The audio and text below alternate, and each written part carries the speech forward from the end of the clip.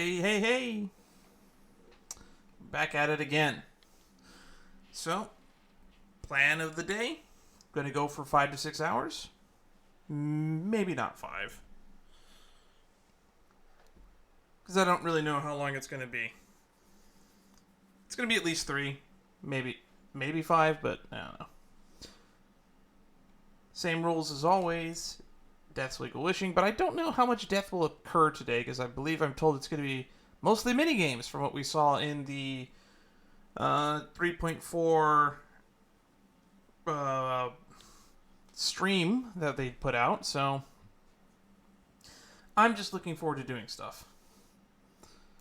Stuff. Probably going to be a bit of a grindy episode, to be honest.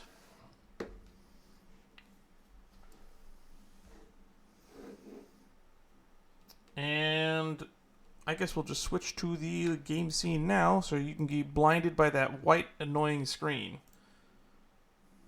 There it is. I have not been playing this game for very long, as most of you who've been following this have been aware. We have only been playing since about November, right before Thanksgiving, so...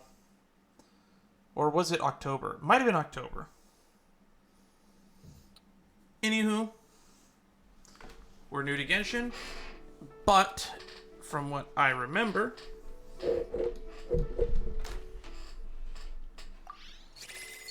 my controller got stuck.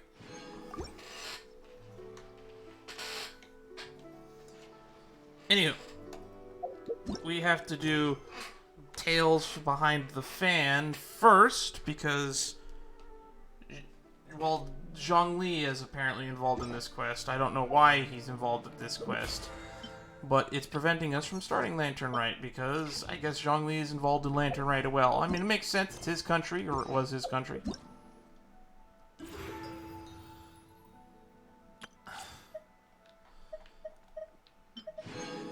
I love the free AXP.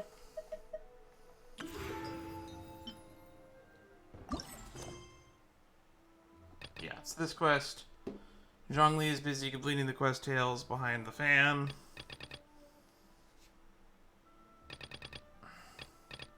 So we're going to start off with Tales Behind the Fan. Hopefully this is not going to eat up too much time.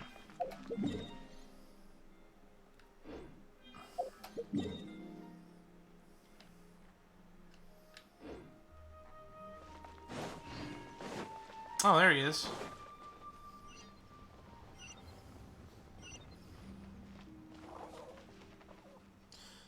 Look, he really is over there.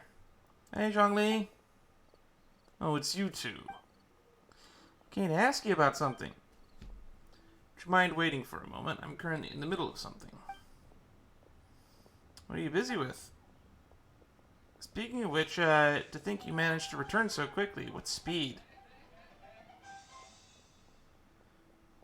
I'm guessing this takes place right after his quest line with Azdaha, is why this is unlocked, is my guess.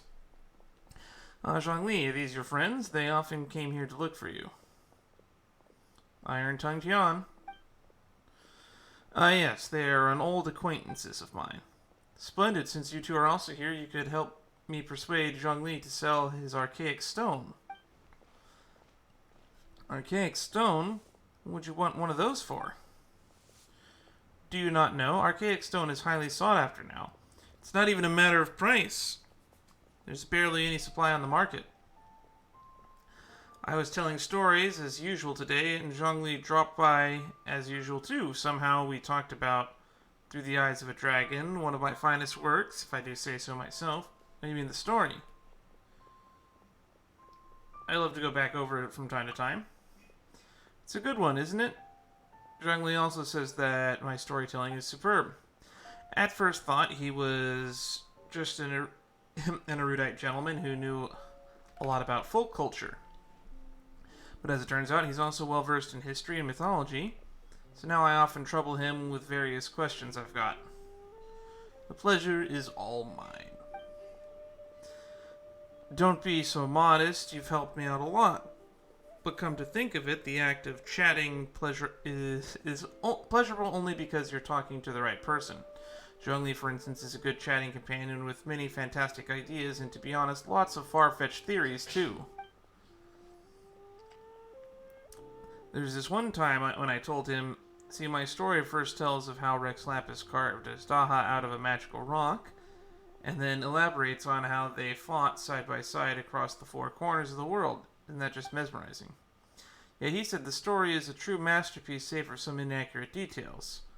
According to some researchers, Rex Lapis may not have possessed the skills required to create such a work of craftsmanship.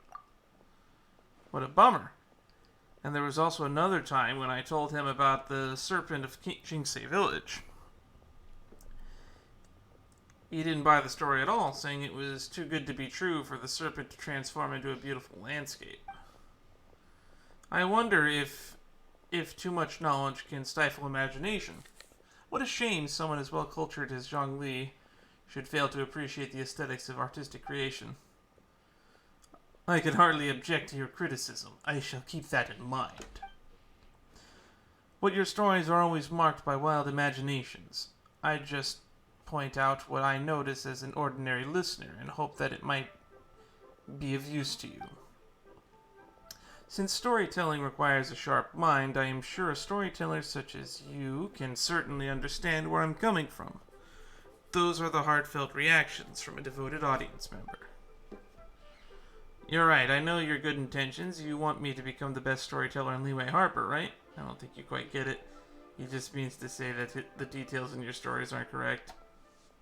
Oof. Why are we talking about stories here? What's this got to do with the archaic stone?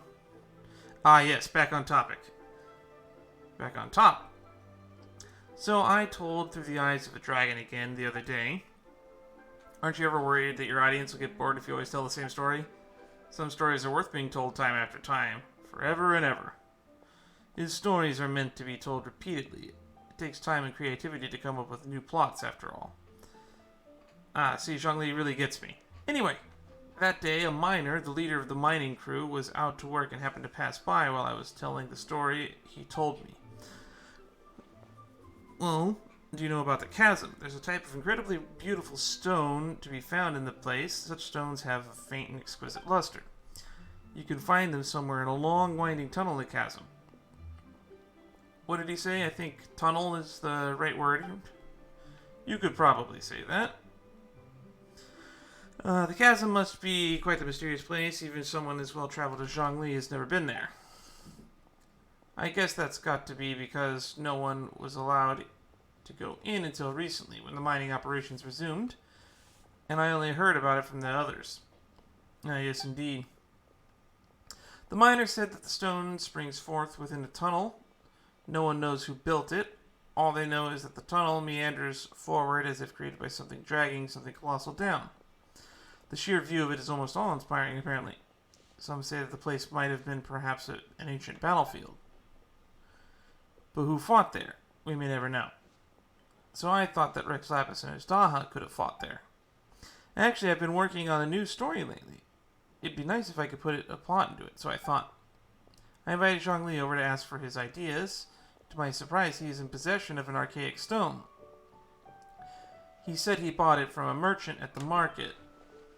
He's got good taste, and I wouldn't miss a true treasure. I was thinking that the stone could make an ideal testament to my story, so if Zhongli doesn't object, I'd like to purchase the stone as a memento. Zhongli, are you really going to sell him the stone? Yes, Tian is an ingenious storyteller. I enjoy his stories very much, and it's my pleasure to be able to contribute to his creation. Eh? That said, if I sold him the stone, it would undermine the credibility of his story. As we have discussed before, Rex Lapis sealed his Daha underground. According to experts, there are many caves and mining tunnels in the chasm. It would be a constant disturbance to people if Ashtaha really was sealed there. Would Rex Lapis not have considered that? Makes sense. You're right, Rex Lapis wouldn't have done something so careless. You got up a point. To be honest, I wanted to exchange my favorite folding fan for Zhongli's archaic stone. Huh, there's an illustration on it. I love to have this fan in hand while telling.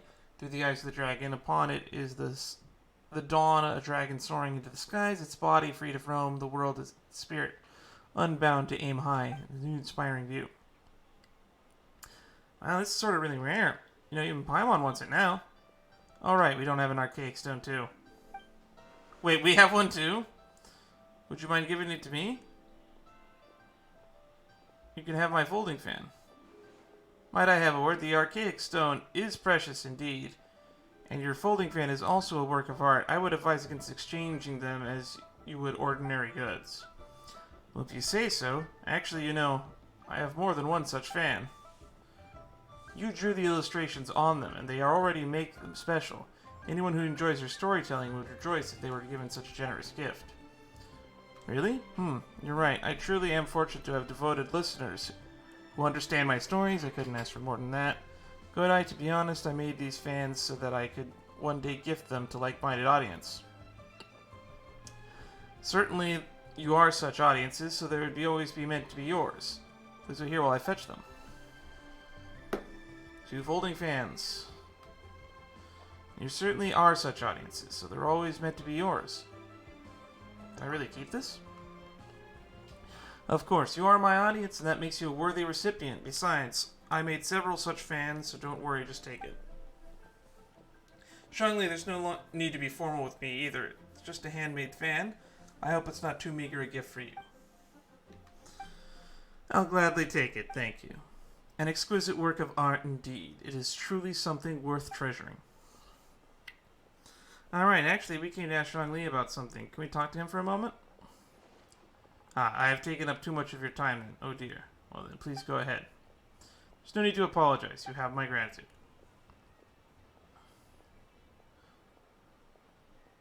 Oh, he's here because we finished that perilous trail thing. That's probably why he's here. Zhongli, were you at the chasm? You saved us too, didn't you? Thank you. Zhao said that he wouldn't have been able to escape without your help. Oh, did he say something? Did he say so? Interesting. How time flies. Even he has learned to open up to others. So what were you doing at the chasm? Was I at the chasm? How curious.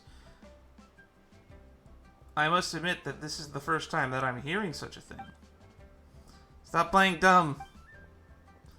Why would I play dumb, This fan is of high quality indeed. He's gonna pretend he wasn't there and that he didn't save Zhao. Now that I'm on vacation, I just take my time and walk around. I'd say that anything I run into is a happenstance of fate, for which I shall take no credit. Come to think of it, it's nice to travel to different places and witness many things in this vast world. They always bring old memories back. Do you miss the past? Not at all. I am immortal now. And being mortal means living in the present. A dragon soaring into the skies, its body free to roam the world and its spirit unbound to aim high. Most inspiring indeed. With much to be perceived in the 4 corners of the world, and much to marvel at amongst the mountains and waters, I believe I must travel still more in the future. Time flies so fast. Oh. Paimon votes we go say hi to Xiangling first. I think we instantly triggered it. Huh? Xiangling? What a pleasant surprise meeting you here. It's almost like we just finished talking to you minutes ago. Oh? Why, the pleasure is all mine. As is the surprise, surely. It must be fate that brings us together in this place. How have you fared as of late? Everything has been going great. Things have been going all right. Setbacks are inevitable over the course of a long journey. If you wish to share what's troubling you, allow me to lend my ear. There is no need to shoulder all burdens by yourself. Thank you, Zhongli. You are too kind. So, Xiangling, are you here to listen to stories over tea again? I had originally planned to set out after this last round of tea. However, I had planned to take a walk to Qingce village and gather some nascent bamboo shoots, which are currently in season. A villager there once gave me a small sample, and they possessed a most excellent flavor. Huh? Nascent bamboo shoots? Why can't you just use normal bamboo shoots instead? I don't know. Wait, Paimon knows! Because Zhongli prefers the finer things in life, right? You're probably right. Okay, Mr. Particular, let me guess. Ahem. The nascent bamboo shoot has a uniquely tender texture and a delicate sweet taste that its normal cousin cannot match. An astute observation, Paimon. You know me well indeed. Lantern Rite is almost upon us, but besides the bamboo shoots, there are a few other items I have not yet procured from Director Hu's list. May I ask if you have already made arrangements for the days ahead? No, I haven't. Well, maybe you could say that, considering how we spent the last 3 days getting every quest prerequisite for this quest to be done. Well, we were planning to use the opportunity to say hi to some of our friends, but before we were able to figure out a schedule, we ran into you. Well then, might I invite you to imagine the sheer delight that is a soup cooked with the freshest nascent bamboo shoots in all the land. Generous cuts of pork belly and crisp, fragrant bamboo shoots placed together in the pot and left to simmer slowly for half a day. I am already drooling. You're doing this on purpose, aren't you? Paimon's onto your plan. You just want to hoodwink us into fetching your bamboo for you. Either. Why, I assure you, I would do no such thing. I merely wish to inform you of the freshest, most succulent God, and he's gonna say it flavorful again. bamboo shoots one could ever hope to taste. You... Ugh. Let's go, Traveler.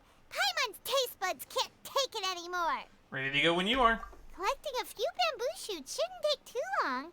Paimon has got to get her hands on some of that soup. Such fine specimens are indeed well worth the excursion. Very well.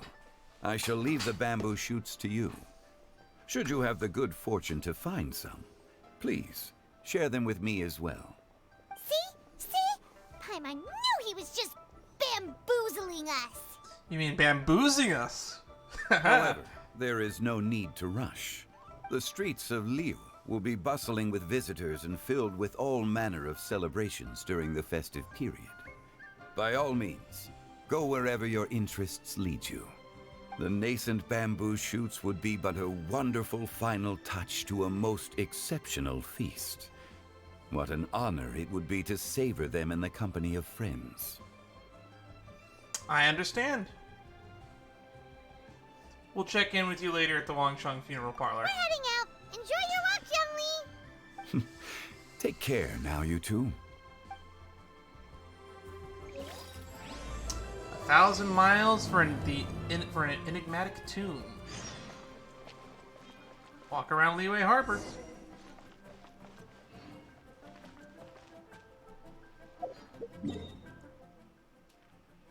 Alright, get some nascent bamboo shoots.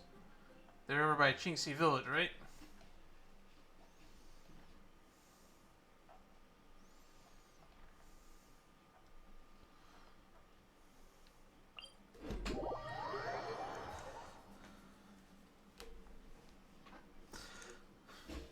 I don't think I've ever grabbed these. We've had power outages a lot around here in the last couple days because PG&E has been doing construction in my area. So, I'm not sure if there will be any more that I have to deal with. Hopefully today is uneventful, and it's all going to be enjoying this Someone event. needs assistance.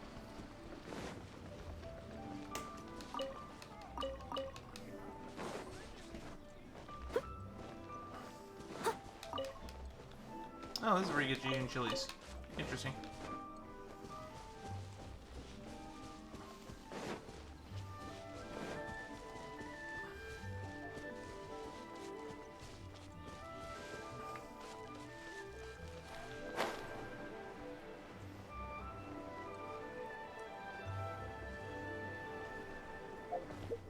I don't know where I'm going.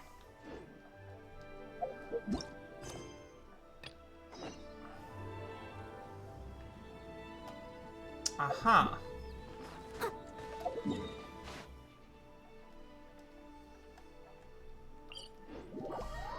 We're going over here. Bamboo shoot, bamboo shoot, nascent bamboo shoot.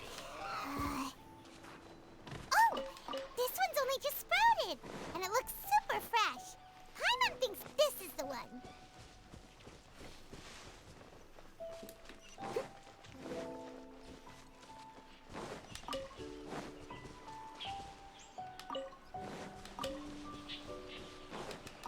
These should be enough. Let's head back. Help! Help! Did you hear that? Someone's calling for help. It's coming from over there. Oh, it's Yayo.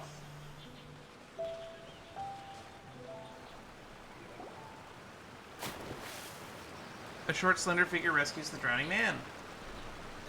Are you okay? Did any water go down the wrong pipe?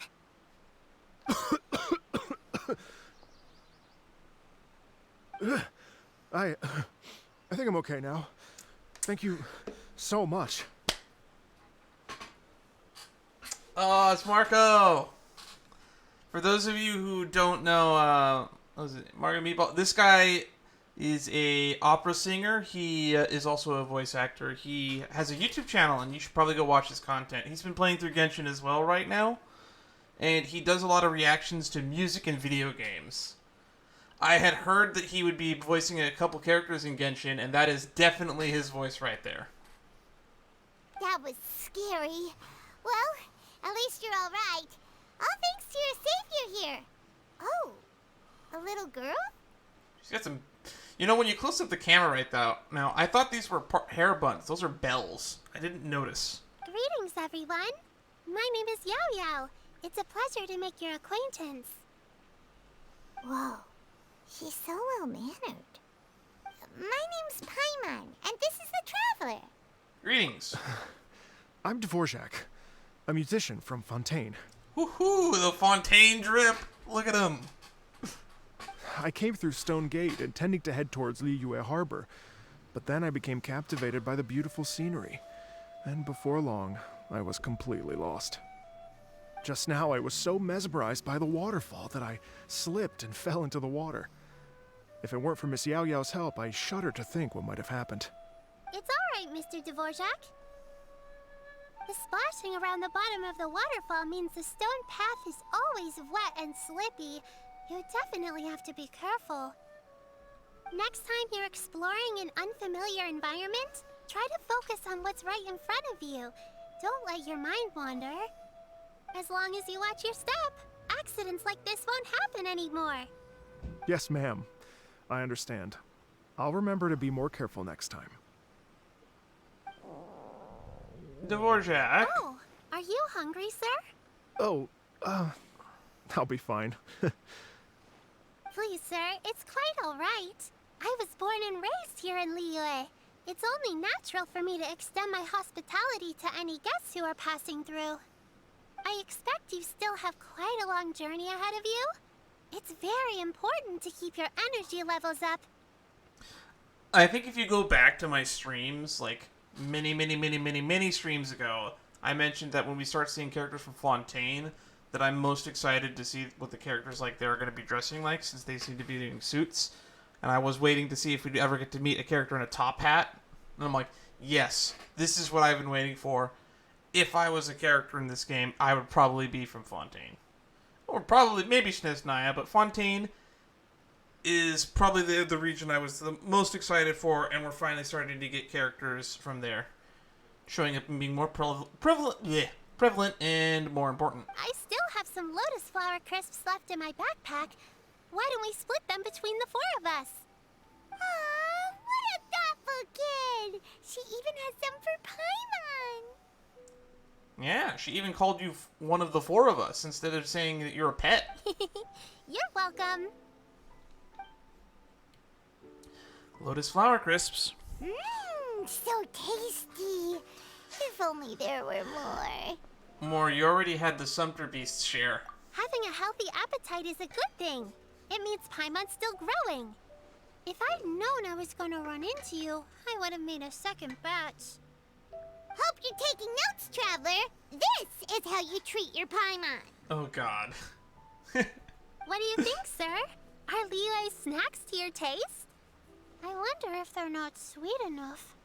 No, they're perfect. When I was traveling through Mondstadt, I had a chance to try one of their moon pies. It had a meat filling, unlike these crisps. But apart from that, it seems like they follow a similar cooking process. Both are delicious in their own way. As for Fontaine's cooking, though, it's been a long time since I've had a taste of home. Sounds like you spend a lot of time on the road, huh? I really love his design. We got the music notes on, I'm assuming, his sleeve cuffs or the end of his sleeves. He's got the whole shooting star motif going on. And monocle and top hat is a joke that I've been saying for a while, that I'm waiting for Fontaine characters so that we could have someone with a monocle and a top hat, and we got it. I do. It's part of my job. I'm one of the main organizers of the Iridescence Tour. The Iridescence Tour. Iridescence Tour? Marco Meatball is the YouTube channel for those, if I didn't already say it. That sounds somewhat familiar. The Iridescence Tour is one of the biggest music festivals in Fontaine. We're looking to expand, though. Our aim is to hold a festival in every nation. At least, all the main organizers share this goal. Unfortunately, it's a long story, so I'll spare you the details. But anyway, so the main reason I'm traveling all around Tavad is to promote our music festivals. But I have some personal reasons, too. Well, what are they? Just tell us already. Let me see. Well, to explain it in full, I'd have to start with a story from my ancestors. I don't want to take up too much of your time. Cutscene? Oh, I love listening to stories. We want to hear it too. Okay, then I'll start from the beginning. The story goes that my ancestor, who was also a traveler, once slipped and fell into a lake during his travels. As he was sinking and gasping for breath, he heard a wondrous tune in the air. They say it was the most beautiful, moving melody he had ever heard. Even in that life and death moment, the ethereal music seized his full attention. And when he finally came to, he found that he had already been brought ashore. Not too far from him stood an unfamiliar woman with an almost divine aura. Once she saw that he was no longer in danger, she left without a word. My ancestor tried to run after her to give his thanks, but although a mere dozen paces separated them, no matter how quickly he gave chase, he drew no closer and remained a dozen paces behind. In the end, all he could do was to bow in thanks to the woman as he watched her walk away towards the rivers and mountains in the distance, before at last he turned around and made his way home. Okay. Once he returned to Fontaine, he began to learn an instrument so that he could spread his story far and wide, just like the bards. After generations of retelling, embellishing, and dramatizing, people have come to think of that lady as something like a fairy. The story's become something of a local legend in Fontaine. It's called The Lady Overlooking the Lake. People now say that if you go down to the lakeside and play an instrument, so long as you play a pleasing melody, you will hear a fairy lady who is hiding out of sight, playing along with you. Wow! It's a nice legend. And at its heart is a true story. Exactly. It may just be a legend to others, but for me, it's a real part of my family history. I wanted to find out the truth of this tale. So I decided to retrace my ancestors' steps and search for that lady's modern-day descendants. Of course, there's no way of knowing where my ancestor fell into the lake all those years ago. So I always knew that the search would be akin to looking for a needle in a haystack. You don't even know which lake it is, do you? I've spent many years on the road now, and I'm nowhere near as fit as I was in my youth. The wish that I've spent half my life chasing after has now become something of an obsession. Damn, this guy's got a deep backstory for an NPC.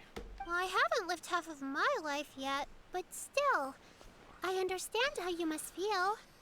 Paimon too! It's like...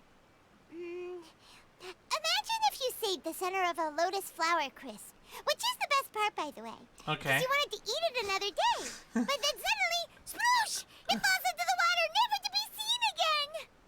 Ether is not entertained. Paimon would definitely remember that for the rest of her life. Paimon. There's no need to feel sorry for me. I've made some progress over the years. For example, I've concluded that the story must have taken place in Liyue. Oh, so you finally found a lead? Which means the lady you're referring to is probably an Adeptus. Which my brain immediately thinks Shenhe, which is possible, but Shenhe doesn't strike me as the type who plays an instrument. So maybe one of the Yakshas? I don't know. Maybe we could ask Zhao about it. Yes, in fact, that's an intriguing story in and of itself. I'd always known that Mondstadt is the city of song and freedom. But more recently, I heard that the Anemo Archon returned to Mondstadt for a festival in the fall, and learned that he himself is a patron deity of music. So I prayed for the Anemo Archon's guidance in the Mondstadt Cathedral, and as soon as I set foot back outside the front gate, I noticed a cluster of leaves being blown in the wind further and further west, towards Stone Gate. A friendly local told me that this meant the wind was guiding me in the direction of Liyue. So I followed their advice and made my way here. Let the wind lead. It was Liyue. Right? You get it. I knew I'd find someone that agrees with me eventually. Are you sure? It sounds a bit too much like one of those fake legends told by those treasure hoarder guys to scam gullible grannies from Jingsa Village. Rex Lapis has returned to the world. Just give me some incense and a little more towards the travel fees, and I will pass your gift on to the Lord of Geo and ask him to keep you and your family safe and well. And so on and so on. Man, those scams exist everywhere. Don't worry, Yao Yao. We have a lot of experience with deciphering omens and stuff. And anyway, you only got scammed if you handed over Mora, right? Actually, to express my gratitude, I did spend rather a lot of Mora on several bottles of fine wine, which I left at the Statues of the Seven along the way. Oh dear. Venti! Well, how about this, ladies and gentlemen? Why don't I bring you all to Yujing Terrace to see Miss Ganyu? I don't know very many people, so I can't help you out much. But Miss Ganyu and the Qixing know just about everything. If you've been scammed, they'll help you get your Mara back. And if the wind was telling the truth, and you want to keep looking for that lady's family, they'll be the best people to ask. It does sound like a good idea. But you've already helped me so much. But based on the importance of this story, I'm already predicting that either Yao Yao is the descendant of that family, or it's an Adeptus, in which the Adeptus is still around. Well, I was gonna take some new medicinal herbs and plants I picked to Miss Ganyu anyway, so it's no trouble at all. You know what? It's been a minute since we saw Ganyu too. It should be nice to pay her a visit before Lantern, right? Then let's get moving. All right. Well, my sincere thanks to you all. I will never forget your kindness. Okay, everyone, please follow me.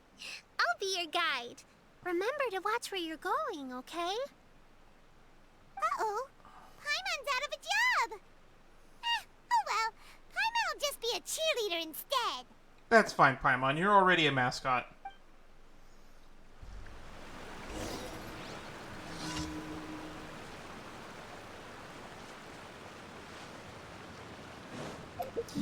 I'm really happy that he managed to voice a character in the game. Wow, I always forget how far away Liyue Harbor actually is.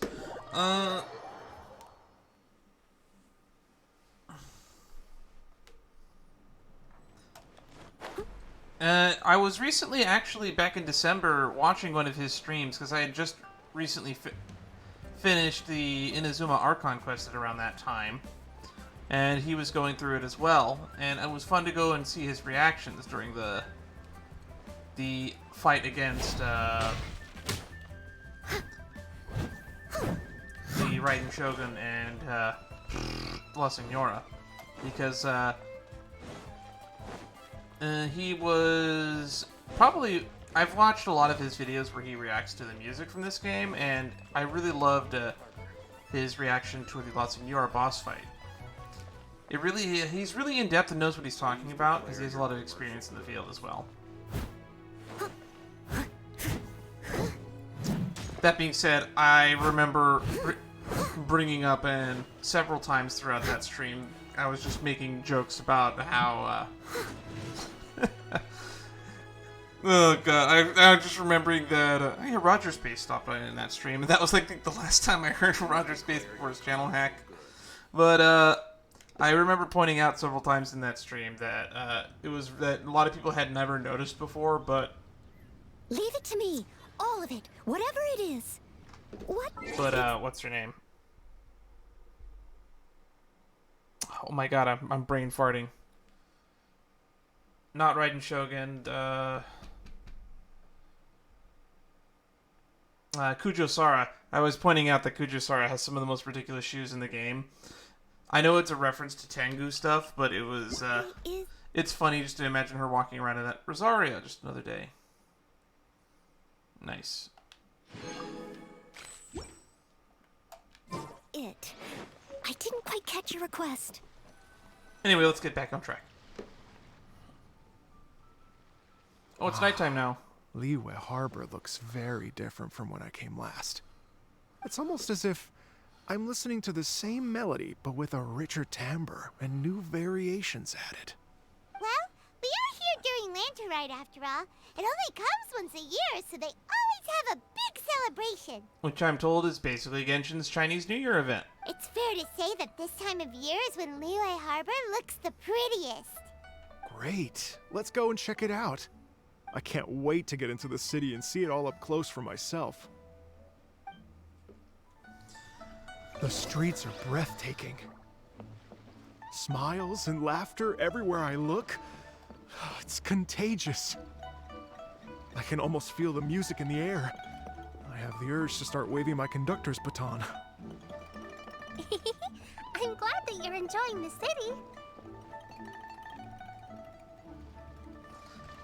I love it when we have character models that follow around with us.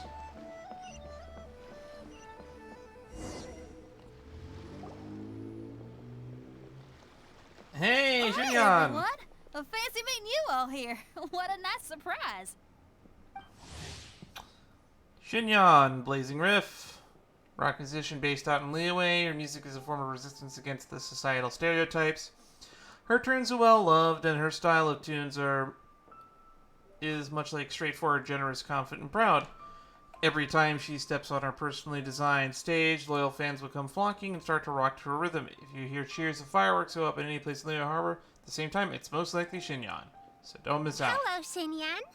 Let me introduce some new friends. They are... Traveler, Paimon, and Mr. Dvorak, right? I've known them all for quite a while. So you already know each other. When I was last here to advertise a Liyue stop for the Iridescence tour, Xinyan was one of the few people willing to give me the time of day. Well, feels like I've been chasing this Iridescence tour bandwagon halfway around the world, but I keep getting stood up. What's going on, Mr. Dvorak? I'm so sorry, Xinyan. We've had a string of terrible luck recently, and every time we've tried to put on a show, something or other has come up to stop our plans from materializing. Is that right? I guess it can't be helped. So, what brings you to Liyue Harbor at this time of year anyway? Thinking of putting on a music festival during the Lantern Rite celebrations? A Lantern Rite music festival? Yes, please! No, I'm actually here on personal business this time. Oh, so no Lantern Rite music festival? I mean, he didn't exclusively say no. I mean, that's not just up to me. Hosting a music festival takes a lot of funding and personnel. Moreover, I've never worked with the Liyue authorities before. Even if I were to start putting something together right now, I think it'd be too rushed. Wait, but we're going to meet the Liyue Qixing, aren't we? And they're the ones in charge. Uh-huh, that's right. Miss Kuching and Miss Ningguang can make anything happen. Oh, and I've gone through Kaching's voice lines, and she's actually one of Xinyan's bigger fans. So she might actually be in support of a music festival. Because she likes change, because she's kind of progressive that way. You mean... what? This is the perfect opportunity! Well, sure, it might not work out, but it can't hurt to bring it up as a suggestion. Lantern Rite Music Festival would be something different. Lantern Rite Music Festival would be a huge hit. That's the spirit! See? Even the Traveler agrees with me.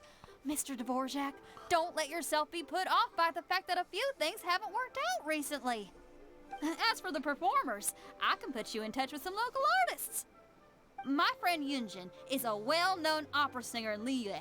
With her support and a commissioned song from the Yunhan Opera Troupe, we should be able to get something going.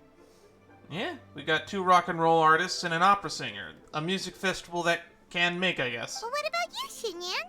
Are you just going to sit this one out? What do you take me for? If we actually managed to make the Iridescence Tour Lantern Rite Grand Concert a reality, you think I'd let anyone else perform the opening act? Wow! There's that rock and roll spirit! What do you say, Mr. Dvorak? Worth a shot. Okay. I'll give it a shot. But the opening act is not something to be chosen lightly, Xinyan. I will judge your work by the strictest of standards, so please make sure you are fully prepared. Are you kidding? I thought you'd never ask. Whew, guess my shopping time's getting cut short. I'm gonna head back right away and start working on this. Yao Yao, if you run into your senior on the way to the Qixing, please send her my regards. Okay, I promise I will. Good luck with your music, Xinyan. You've got this, Xinyan! So about the senior of yours Xinyan mentioned just now. Is that anyone we know? Interesting gadgets. Yes, All it's from my Xiangling. time. She's mentioned you two before. Xiangling's always thinking about cooking. Whenever she gets scrapes or burns, she just leaves them to heal by themselves. She definitely needs someone around her to look after her. I know you must have looked out for her a lot too in the time you've known her. So, thank you for that. Yeah, she's probably one of the characters we've known the longest. We've known Xingling. We've known Xingling since right around the time we beat Dvalin, or a little bit before. Because I think I remember doing her quest line just to get some extra adventure rank XP, because there was quests that were locked behind it.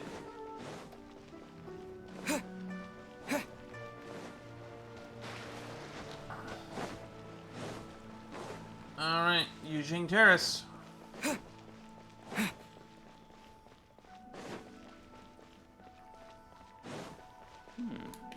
This is a peaceful neighborhood. Oh, Madam Ping!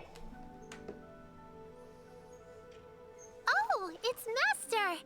Is it okay if I go and say hi to her? Oh, calm down now, dear. I'm not about to run off anywhere. I'm not a bundle of energy like you. I haven't seen you in days, Master! I've missed you. That's adorable. Oh, bless you, Yao Yao. You do say the sweetest things. Ah, look who it is. Visiting friends during the Lantern Rite, are we? Alright. Greetings, You're Madam half Ping. right, Madam Ping. We were also trying to help out Mr. Dvorak over here. We were on our way to take him to see the Qixing. Hello, ma'am. I am a musician from Fontaine and an organizer of the Iridescence Tour. I don't suppose you've heard of it. Master! The Iridescence Tour is a super famous music festival! Oh, an old lady like me wouldn't know much about that sort of thing. A music festival, you say? It sounds terribly exciting. If we could add, I kind of forgot that Madam Ping is an Adeptus. It's also quite possible that she might have been the one that saved his ancestor. But then again, I don't know how old she is, or how long Adeptus live, for that matter. If we could add some musical elements to the Lantern Rite, we could organize the Lantern Rite Music Festival. Oh, right! Madam Ping, how would you feel about that? Okay.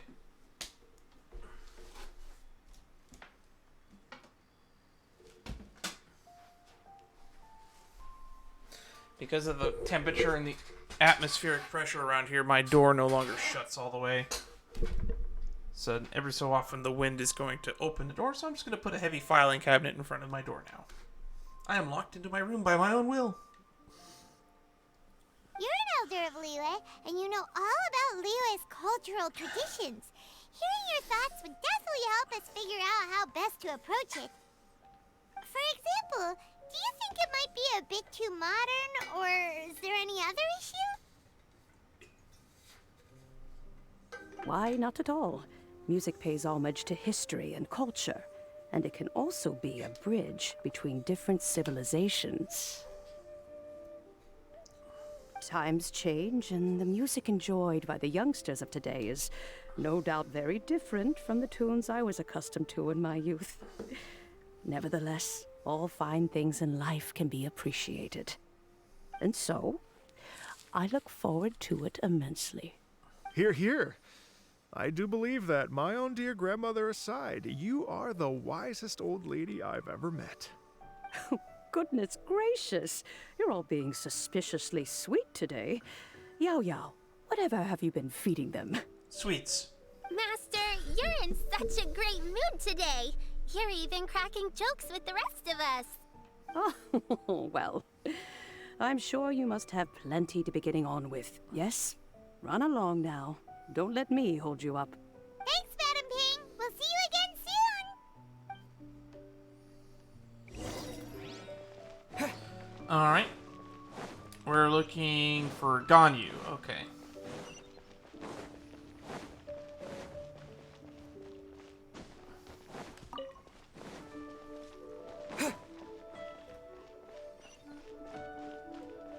Were these always here?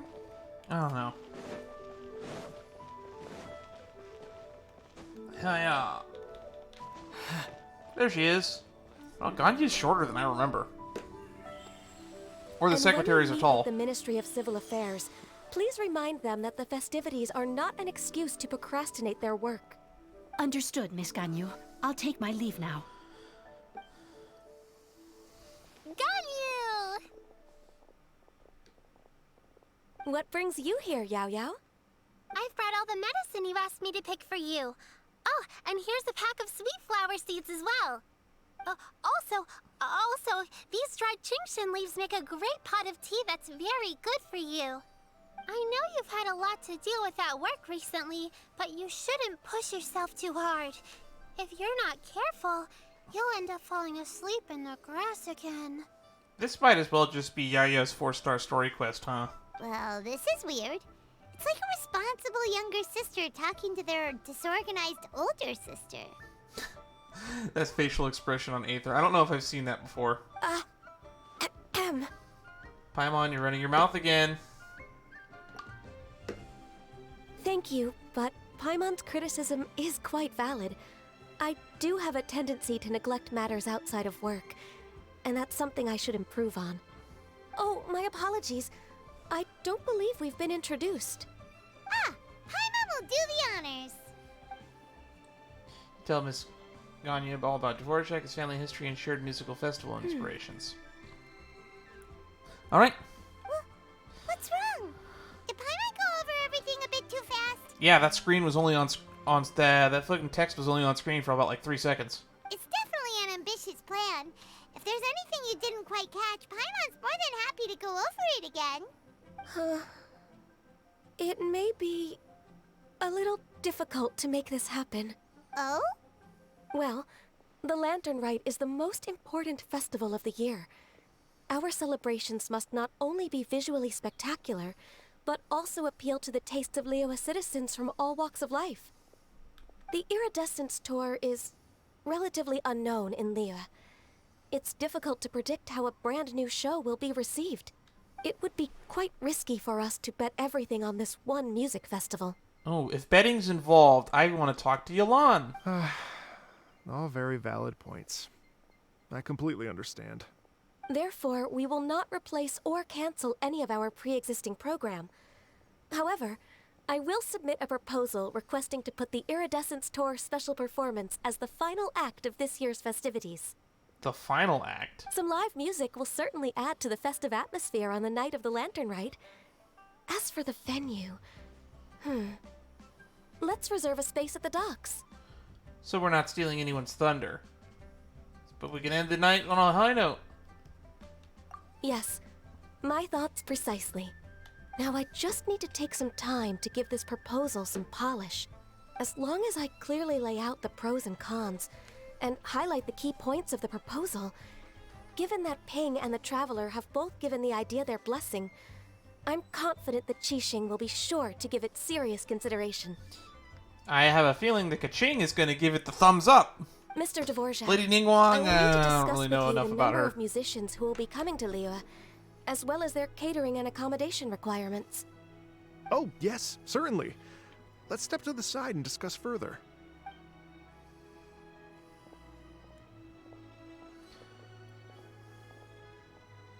As soon as there's work to do, Ganyu's as diligent as ever. I couldn't agree more. Master once said that everyone has things that they are good at and things that they are less good at. So, with that in mind, Ganyu shouldn't feel compelled to become perfect at absolutely everything. Now I'm just getting Vegapunk flashbacks from reading One Piece. That guy's got a bit of a perfectionist problem. I'm good at taking care of people, so that can be left to me. Wow. Hey, Yo-Yo, can you take care of Paimon too? Paimon's getting hungry again. Paimon, are you trying to freeload again? I'm afraid my backpack's empty now, but if you let me know what you like, I can bring you some of your favorite dishes next time we meet. Apart from lotus flower crisps, what else do you like? Everything. Paimon eats anything with the word edible attached to it. Anything sweet, and anything that's made from slimes. Oh, I forgot that she has that stupid, weird obsession with eating slimes. You know? Here's what I've drafted so far. Anything else you want to add?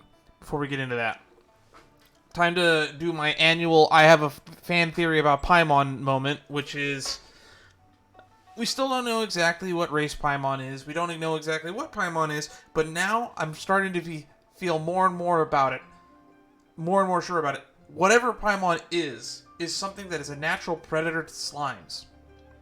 And the fact that we don't see a lot of Paimons floating around means that the slime population might be directly linked to the lack of Paimons floating around. No, this is excellent. I'm racking my brains, but I don't think you've missed a single thing. Perfect. Then we'll leave it as is. I'll go make an official copy. Oh, perfect timing. We were just wrapping up our discussion here. That was quick. Not at all. Every second counts for a complex proposal such as this. I will inform the Qixing of this development immediately.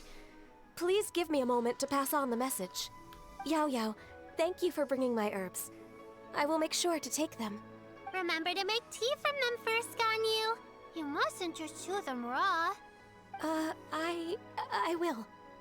I keep forgetting that Adeptuses are weird and they eat the raw plants rather than cooking them or doing anything with them. Okay, I should be getting back. If Yao-Yao stays out for too long, Mom and Dad will be worried sick. Everyone, I'm sure that the music festival will go off without a hitch, so don't worry. And in case I don't see you before, I wish you all a very happy Lantern Rite. Thank you, Yao Yao. Happy Lantern Rite to you, too. We should go get dinner together That was a weird line read.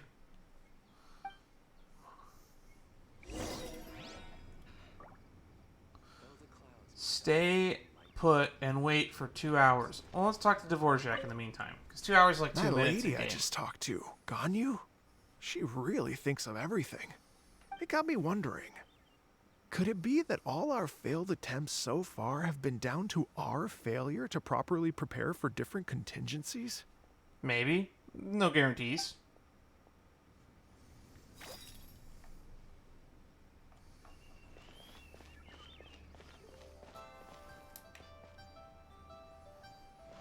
Adjust the time to after 1800.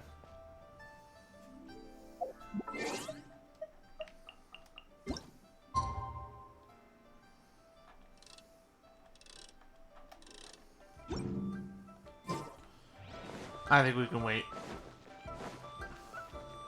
I wish there was just like a clock that was displayed, like maybe somewhere up top next to the mini-map.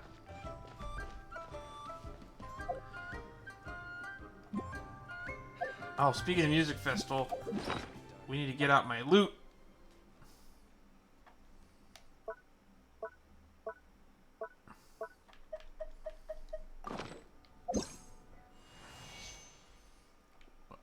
Excuse me, game.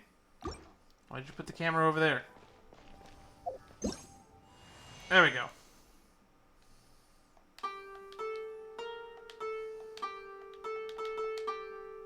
No, that's not it.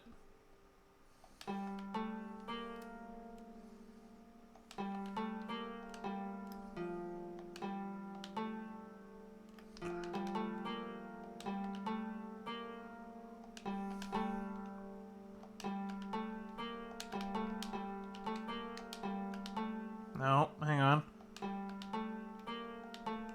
No.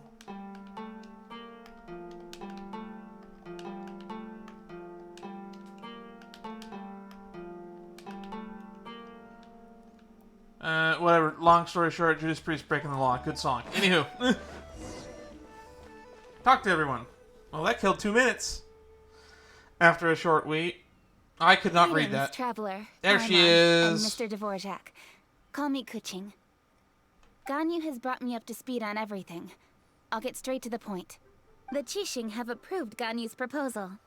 Over the next few days, I will be working with Mr. Dvorak on behalf of the Qixing to facilitate the organization of this concert. Yay! That's awesome! Unbelievably efficient. Kaching strikes again. Please. The Qixing have a duty to deal with matters such as these. We have merely moved things forward to the next step. On a more personal note, I am an avid supporter of all things new and innovative. Yeah, as I have brought up already, which is why I knew you would be a big supporter of this. As such, it is my privilege to work with you on this exciting project. Thank you so much, Kuching. I'd become quite discouraged after our recent failures and was expecting the same outcome once again, so I didn't dare to get my hopes up. Never in my wildest dreams could I have imagined this going so smoothly. It's like a dream come true. Right, time for me to call in the performers. To stage a concert at a high-profile event like this is a rare opportunity. We'll make sure it's a night to remember. Yes! Our music band's finally getting fired up! Yes, indeed. I know exactly what I'm doing from here. For a musician, music will always be the language they are most fluent in. What about your ancestor? And the fairy lady? Oh, that.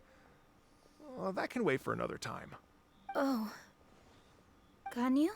What's wrong? They told me all about Mr. Dvorak's situation, but I was so engrossed in drafting the proposal that I forgot all about it. Oh, that's quite all right. I don't even know what the person I'm trying to find looks like, so it was always going to be a long shot. Don't worry about me, Ganyu. Your time and energy are needed elsewhere. I'm sure you already have plenty to deal with between this concert and everything else going on during the Lantern Rite. She knows something, though. That's what that reaction told me. Thanks. It was just that I had a few initial thoughts when I heard your story. For instance, I wonder if this lady your ancestor met might have been an Adeptus. What do you think? I think it's definitely possible, and I already posited the theory earlier. Definitely possible. To tell you the truth, Mr. Dvorak, I am somewhat related to the Adepti myself. I am part human and part Qilin. The Qilin is an illuminated beast. I know how important your quest to get in touch with your roots must be to you, because I've been there myself before, trying to find out where I belonged. Yeah, I remember doing that character quest. I wonder if that was required for this. Did you say the Adepti? And you're illuminated beast? Part Qilin? Are you telling me all the rumors of the Liyue Adepti are real? So it's not just artistic license? Do people not think that Adepti are real? You bet they're real! Trying to track them down is tough, though. Like Julian Karst itself.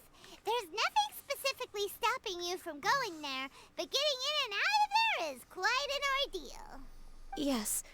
Anyway, if you're looking to uncover a lost melody or shine light on a forgotten aspect of Liyue's cultural history, I'm probably not the best person to ask. I know who is. It's Zhongli. Where are you, Zhongli? But if it's a person you're looking for, then I just might be able to help. I see. I think I understand the situation now. In that case, Ganyu, shall we divide the work between us? Yes, that was also my thought. Great.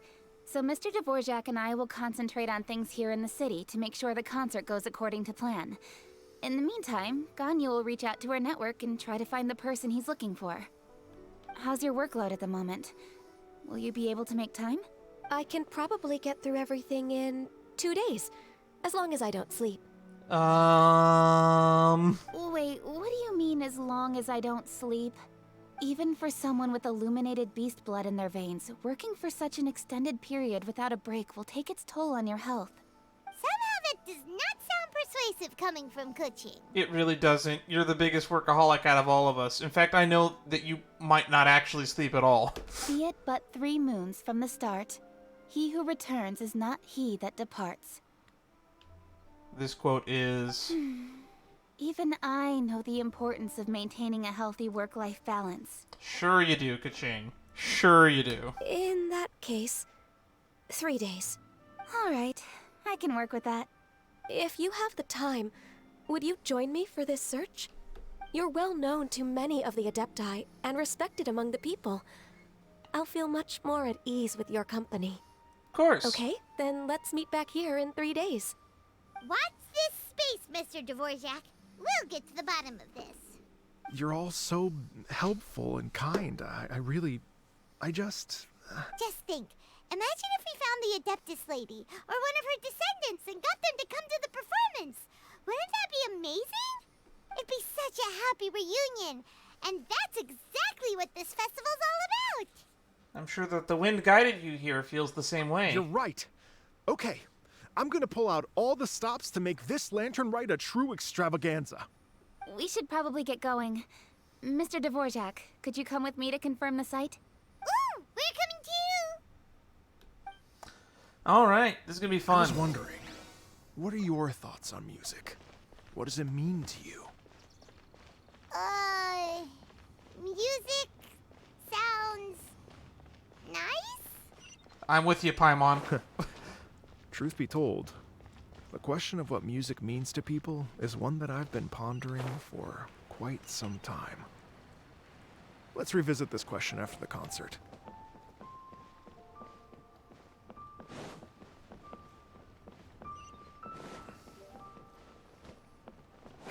Hang on. I want to make a quick stop at the Northland Bank because people told me that there might be something interesting going on there.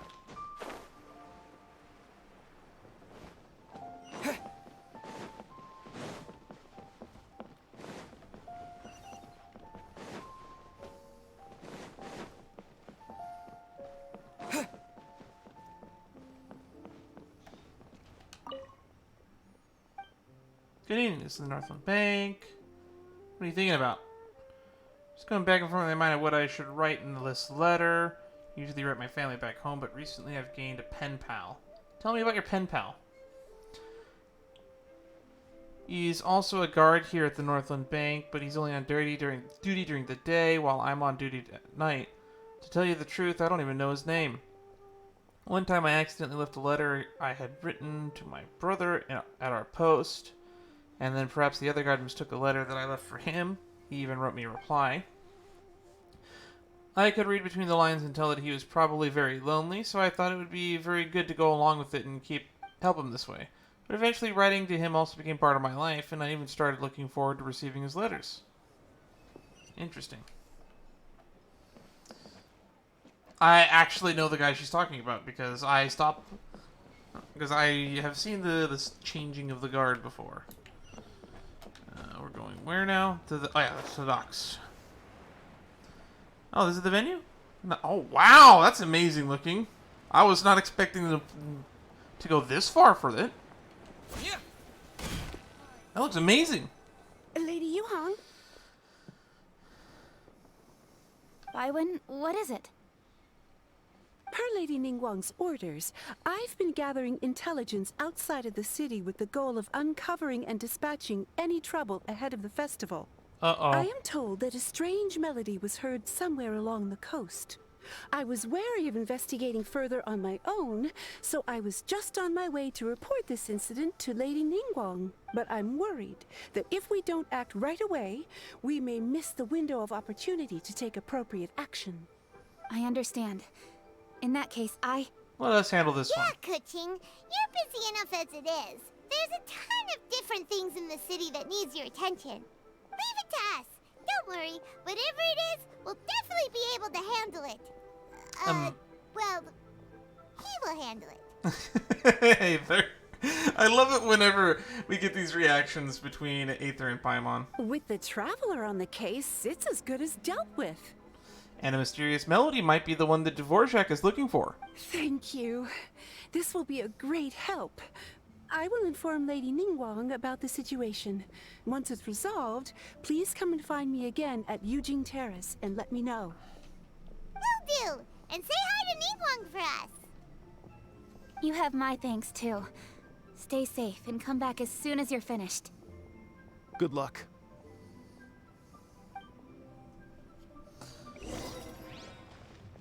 Alright.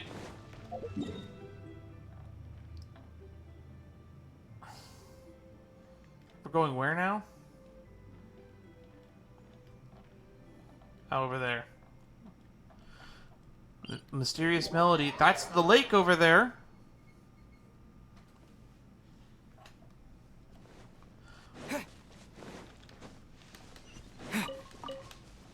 Grab some carrots.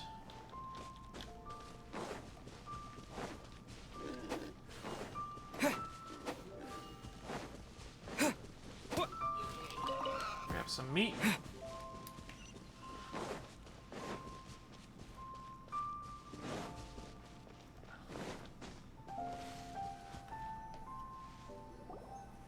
Byron said the strange tune was coming from around here, right?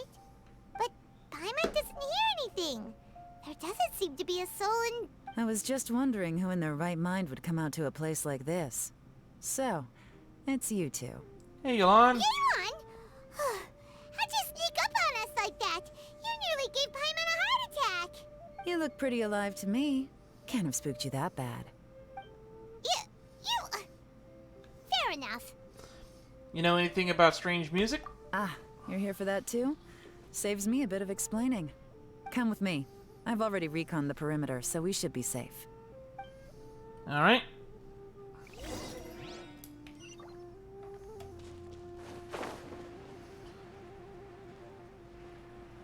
Alright, Luha Pool. The stuff by the door is in pretty good condition, though. It can't have been too long ago that someone was last living here. Okay, interesting. This place is completely empty. There's nothing valuable left here at all. Weird. The doors and the windows are all fine, so there definitely wasn't a break-in. I feel weird that the window has the same texture as the stone wall. How strange. It looks like it's been looted, except for the fact that there's no sign of a struggle. The bad guys could have sneaked in while the owner was gone, but then how do you explain why the door and windows are intact? Seems you've done a pretty thorough inspection. So, any theories on what might have happened here? Yelan, you didn't hide some of the evidence from us on purpose, did you? Really? You guys trust her that little? Why would I make this more difficult for you? We're on the same side here. She has a point. Okay, well... Paimon gives up then. Paimon's got nothing. What about you? Give up as well? It's difficult to theorize with so little evidence. Might have something to do with that melody?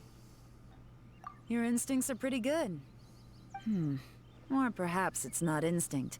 The strange melody is one of the few pieces of information you have available, after all. Let me share a folk story with you.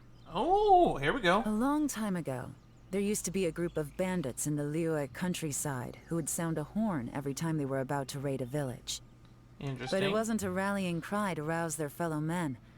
It was a disconcerting tune, meant to intimidate the weak and warn them of their impending doom. To escape with their lives, the villagers would abandon their homes and flee overnight, taking only their most valuable belongings with them. Everything else was left behind. The bandits were eventually brought to justice, but the fear and trauma remained in the villagers' hearts. Also, this is the evidence that you were withholding that Paimon was suggesting. A folk story. Whenever they heard that melody, they would feel like their lives were in danger once again, and flee immediately. I'm gonna take my socks off. I don't like wearing socks in the house. Because if I'm gonna be home and I'm not going out, I like to be able to have my feet breathe so they don't get stinky. I'm probably not heading out again until later tonight. I'll probably get dinner at 9. The culprit of this crime exploited that very fear to get access to this house without having to force their way in. That's quite the story. Makes the sense victims to me. obviously will have gotten quite a fright, but at least they won't be in any great danger. The important thing now is to find this copycat criminal. If we use elemental sight? On any other day, that'd probably be a good idea. Unfortunately, it's not gonna work today. Why does elemental sight not work on the specific planetary alignment that is the lunar night? Take a look around and you'll see what I mean. This criminal is clearly well-versed both in using music to commit crimes and in making a clean getaway. Not only did they stay off the muddy road to avoid leaving footprints, it looks like they were also careful not to bring any gadgets with so much as a trace of elemental energy. Evidently, they were intent on keeping even the most experienced investigators off their trail. But not all experienced investigators have elemental sight. Unfortunately for them, I'm one of the best trackers in the business. They're not about to get away with their little scheme on my watch. So basically, if we want to find the culprit, we just need to follow Yelan. Sounds easy. Alright.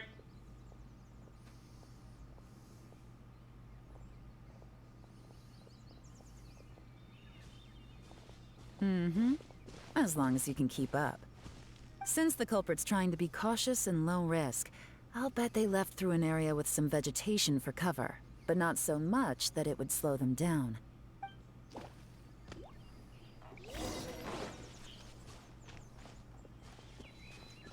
Keep up. I thought you could run faster than this. That being said, her walk speed is faster than mine. Here, look at this. These tracks are superficial, but they definitely didn't occur naturally. Something heavy was being dragged this way, meaning we're headed in the right direction. So they were smart enough to not leave tracks or traces, but then they left these heavy tracks? Huh. Their pace is increased. Normally, people carrying a heavy load slow down as their journey goes on and they start to tire. Whatever's motivating them to speed up must be psychological. For instance, reaching the home stretch. Or they stole consumables and now they have less of them.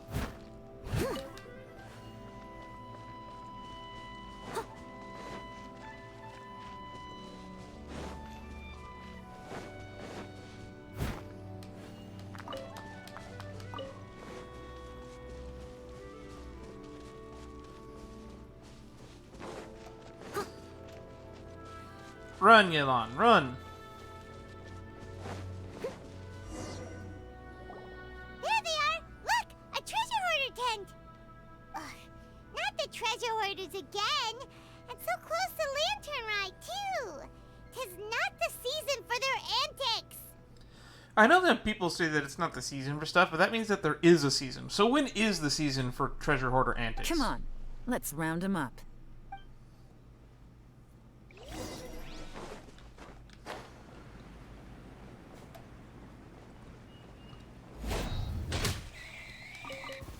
Nailed it.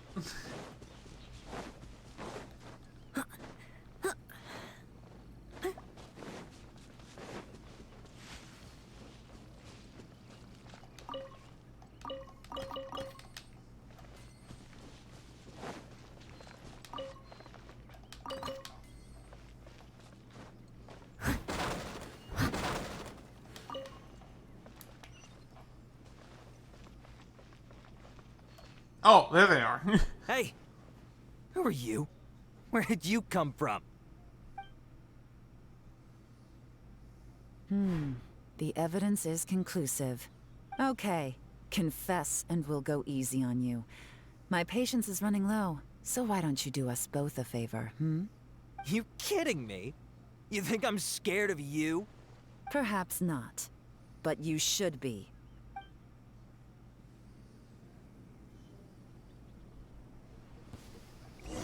Oh, Fu Jing, misled musician.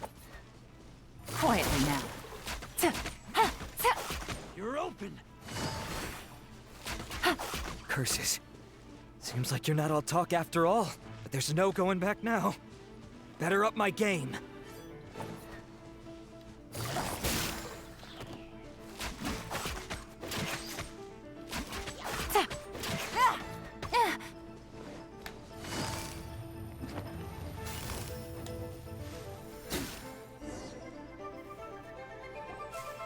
Mercy! Have mercy! Oh, it's a little late for that. I've come this far, I might as well finish the job. I surrender! I surrender, please! I'll do whatever you say! Please have mercy! Tell us everything. You have one chance. And I'm warning you. Don't make me ask twice. I won't, I swear! You know, so... Lantern Rite's nearly here, and like a lot of people, I wanted to buy a few nice things. I know I'm with the treasure hoarders and everything, but I don't really have any kind of experience with robbing people and whatnot. So I don't have the guts to break into somebody's house. Wow, you're really going to complain to us about that? No, not at all. I'm just telling it how it is. See, not all the treasure hoarders are bad guys. We've met quite a few very likable treasure hoarder characters. I'm really surprised that they're labeled like a big villainous group. Okay, continue. I racked my brains trying to think of what I could do, and eventually, I remembered something from back when I was a kid. The bandits would blow their horn, and my grandma would grab us kids and run. I remember the tune, so I figured I'd try it for myself. I mean, just to see what would happen. At first, anyway, I seriously didn't expect that family to pack up and leave.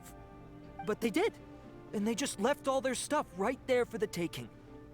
It was too easy, I couldn't resist. It was completely wrong of me, I know that now. I'll return everything that I took. It's all still in perfect condition, and it'll be like it was never gone. Please, give me a chance, huh? Let me make it right. Give you a chance, huh? Sounds to me like you'd rather strike some kind of a deal than spend Lantern Rite behind bars. Yes? Yes? You know how to bargain, I'll give you that. It's just a pity that you didn't confess at the first opportunity. You'll have to take a walk with me. Once we've returned the goods, we'll find the owner of the house, and you can apologize to them in person. After that, I'll escort you to the Ministry of Civil Affairs. Yes, ma'am! You know, as a former victim of this kind of crime yourself, I doubt anyone understands the fear you inflicted quite as well as you do. Does your greed matter more to you than your fear? More to the point, if you can play a tune from memory, don't you think you should be capable of making an honest living? You mean... That's enough hints for you. You'll have plenty of time to reflect on all of this yourself. There's not much left to wrap up, so I'll take it from here. Guess this is where I'll say goodbye. Sure. What is it? Is there something else? I'm still not sure how you first got your hands on this information, so play it safe when you get back. Don't mention to anyone that you ran into me out here. You helped a lot with the investigation and arrest anyway, so personal space, please. It's perfectly fair for you to get all the credit. Just take it. It works better for me, too. See you when I see you, and happy Lantern Rite. Yeon's such a pro at this. With her taking it from here, it's as good as resolved. Not sure why we needed to do Yelan's character story before this mission, but we definitely needed to at least do Perilous Trail. Whoosh! Random event, a strange melody, complete. Although, it's kind of a shame that we never got that treasure hoarder guy to play the melody again. Oh boy, Paimon, you can't just break the fourth wall like that. Whoosh! Random event. Mysterious melody, complete. Why is it a shame? I'm curious myself. Right? How could anyone not be? When we were chatting with Mr. Dvorak, Music seems like such a positive thing. And most music is, right? It can help us relax, feel all warm and fuzzy, recall happy memories, or even just think happy thoughts. Paimon never imagined that music could be used to commit crimes. It comes down to the ill will of the user, I guess. Their bad deeds influence the emotions associated with the music. Oh, really?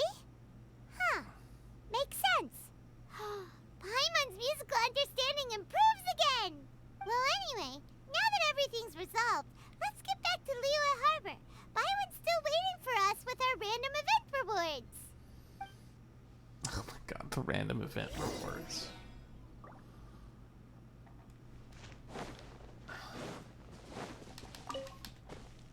Stained mask.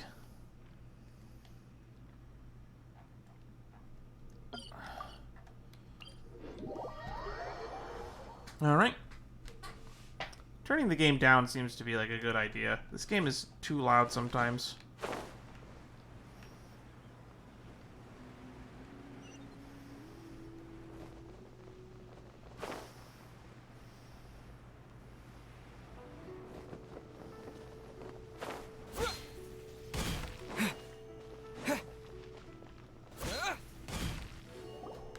I love doing the plunging attack. Owen, we're back! Everything's all sorted! That's great news! Oh, please wait here a moment if you would be so kind. Lady Ningguang instructed me to advise her upon your return. Alright. There she is, Lady Ningguang. My greetings to both of you. Long time no see. No need to be so formal with us, Ningguang. We've known each other for a long time now. You must be super busy with all the preparations for Lantern Rite. Don't mind us. On the contrary, I think it is those that I have known longest to whom I should extend the greatest courtesies. That is a fair point. Alas, on a different day, I would invite both of you inside for some tea and a brief respite from your travels. But you're quite right. Trivial matters aside, there's no escaping the fact that we have a grand concert to organize. Once the performance itself is over, we'll then need to invite the representatives of the Iridescence Tour for a discussion on future collaboration opportunities. The financing arrangements alone could well entail many rounds of discussion. Simply put, there will always be work to do. That's how work works. It's just always there, present. Whoa, you're already thinking that far ahead? Well, we can discuss more current affairs if you'd prefer. Were her eyes always red? I could have sworn her eyes were orange, but my memory escapes me sometimes. I trust you saw this year's Mingxiao lantern at the docks when you arrived at the city? Oh yeah, that big thingy that was right behind the stage? Yeah, it looked like a goose. Which Adeptus is it modeled on this time? Sea Gazer. I believe you're familiar with the name. Legend holds that he was free-spirited and easygoing. People described him as a cheerful soul and a loyal friend.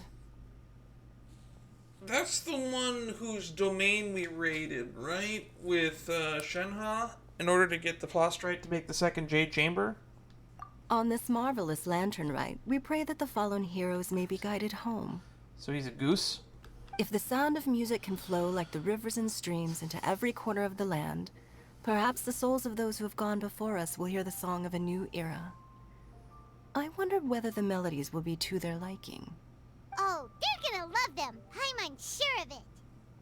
At least, if the guy you mentioned is anything to go by, the Adepti and heroes of the past sound like a positive and free-spirited, cheerful bunch. They're sure to be open to new music.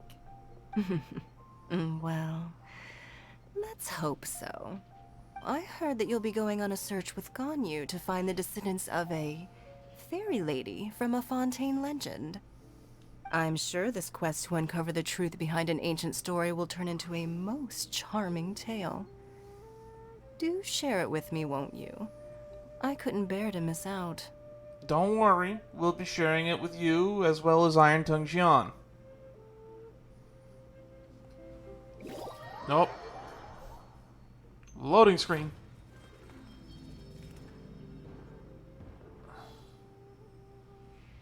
What is happening? exquisite night chimes.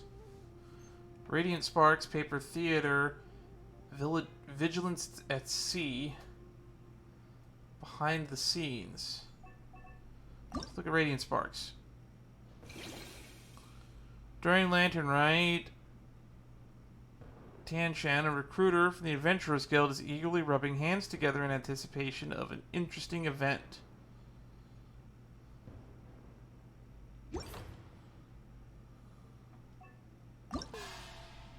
A few words in the foreground. A man's melancholic yearning, adepti and demons, the heartfelt romance played out with paper.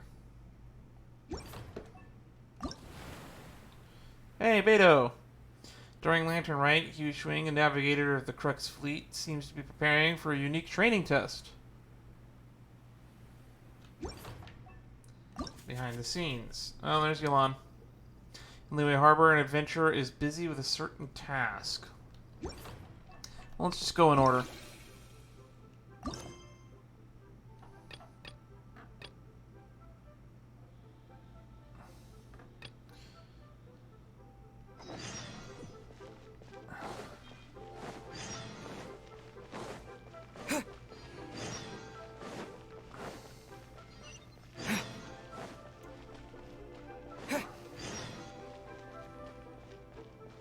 Go to the North Wharf.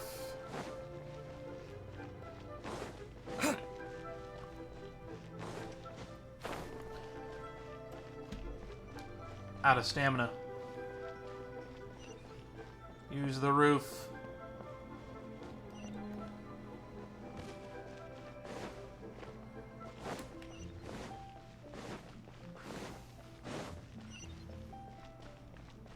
I think these are the 4 minigame quests, right? Is that what this is?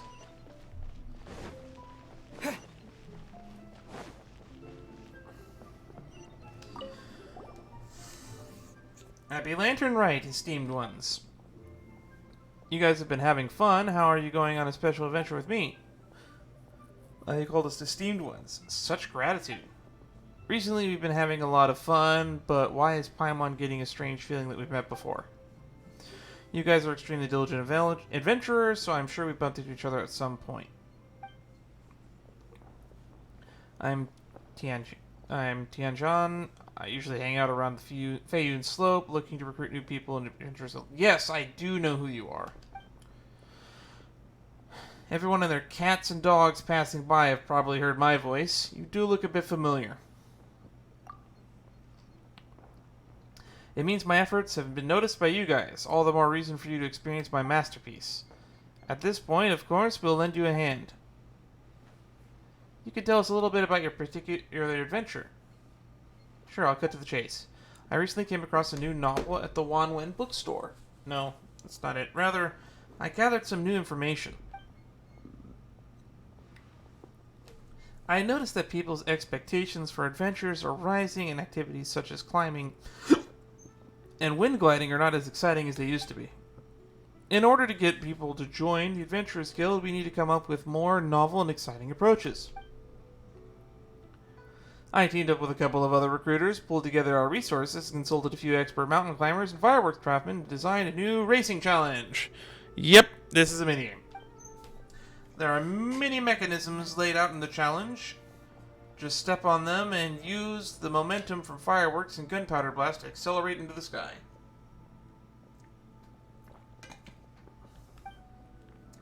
Fireworks, gunpowder. So for the challenge, you want to blast people into the sky. Firework flying Paimon! Rocket propelled Paimon! RPP. Why are you so excited? You're also going up. Although with your strength, an explosive barrel bursting out in front of you wouldn't faze you, but who knows? Might just blow you away. Not to worry, the explosion's contained inside of a tough device. I've taken the necessary precautions to make sure it's safe and injury-free. I've also filed a patent with the Ministry of Civil Affairs and have publicized this event many times. Please do not steal my idea. Original concept, do not steal. There are so many hurdles. You really put a lot of thought into this. As far as I can tell, it's just doing a racing challenge with us. Just doing this racing challenge will stir the spirit of adventure and even the average passerby. Esteemed ones, your reputation precedes you. If you guys take point in racing challenge, you will be sure to attract a lot of people. I've also prepared rewards for the challenge. They'll be sure to encourage more people to go in the adventurers. Join the Adventurers Guild. Firework and gunpowder race. Let's go. Boy, time for Paimon and me to get blown sky high. Hey, Paimon sees you laughing. As Tianshan said, it's perfectly safe. Don't you want to give it a try? Then it's a deal. Without further ado, please give it a whirl. There are a lot of tracks for you to try. I'm sure that you'll have a good time with them. In a couple of months worth of results, it's a win-win.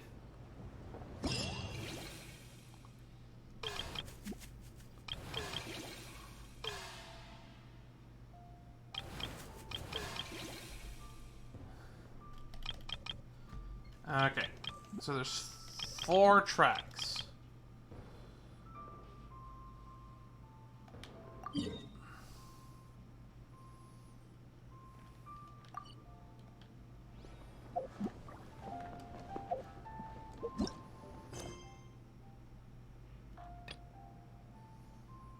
Two days later, so I guess we can do these.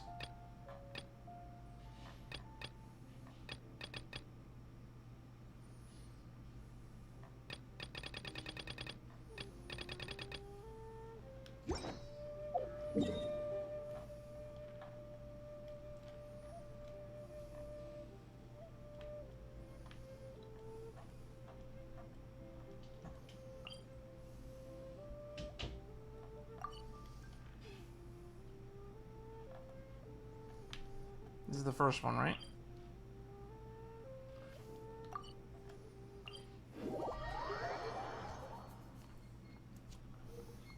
Good thing we have most of the map unlocked, so that's going to make this not that bad.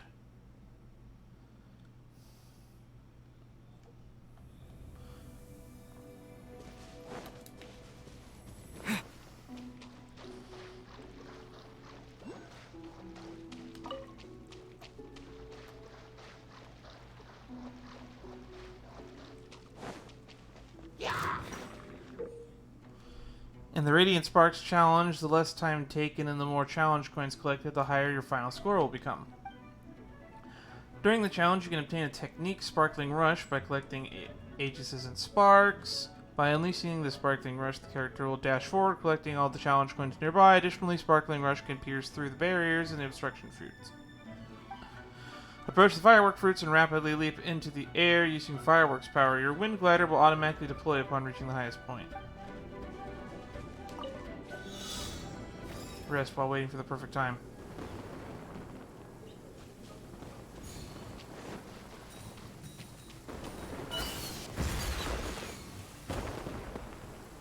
Ah!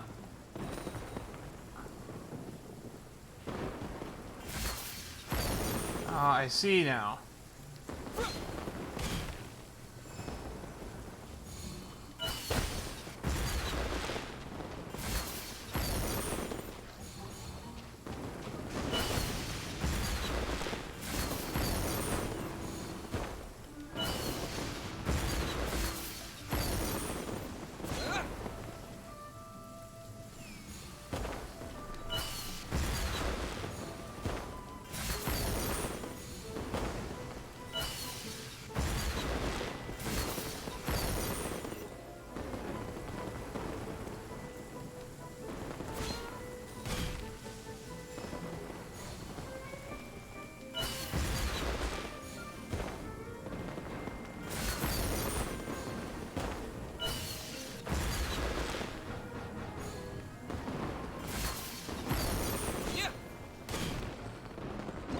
Well, that was pretty fun.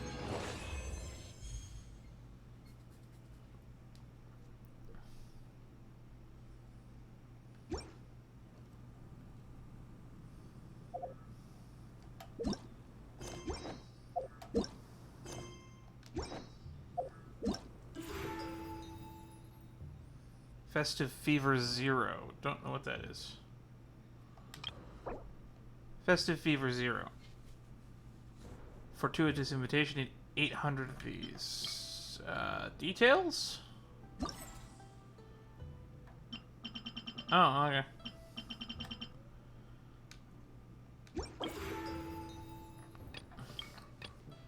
Attain 200 festive view.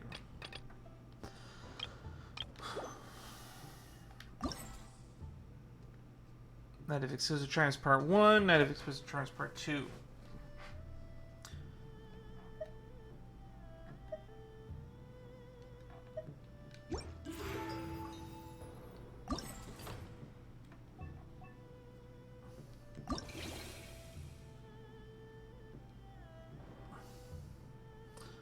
Score 1,000 points. Ah, that's how I get to claim it. 2,000 points. 3,000 points. Nice. So we completed this one on our first try. That works well. So actually go to challenge. 1,000 points. So we gotta get 3,000 on each of these. Okay, that makes sense. So goal is to get 3,000 on each of these. And then we get enough festive points, we get a free character who I actually still am unsure who it's going to be. Because I could get C4 on Yunjin, a character I don't use. Or I could get C3 Yanfei. I'm not really sure. I should be working towards this.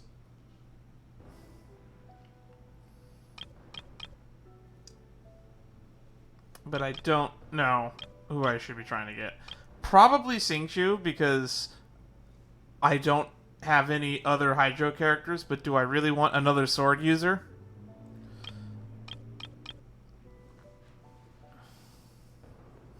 But right now, leaning towards Yunjin. Not really sure if I should be doing anyone else.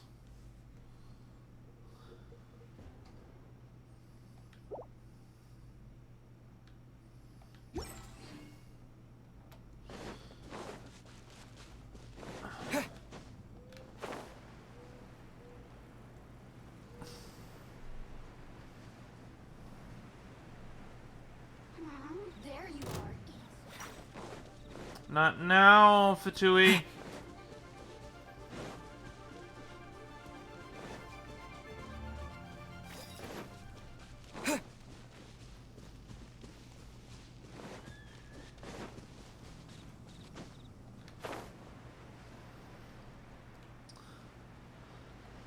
I never noticed that the water was this shallow here.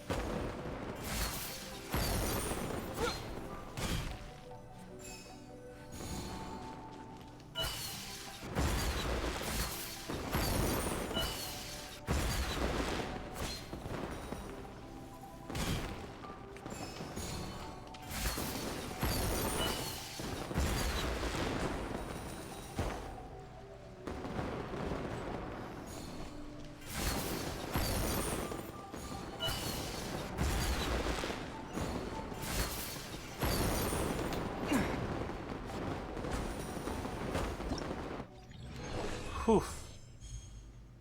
Nice. Well, that wasn't that hard. Hey, and that actually got us all the way back over here.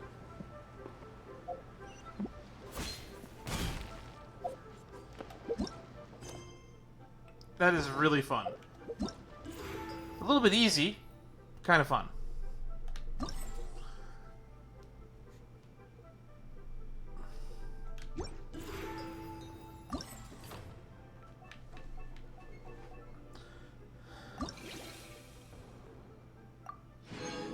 Oh, and it's giving me upgrade ascension materials.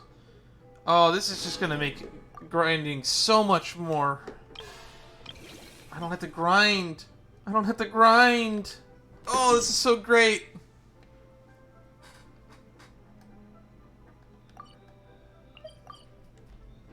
That's practically in Sumeru already for this one.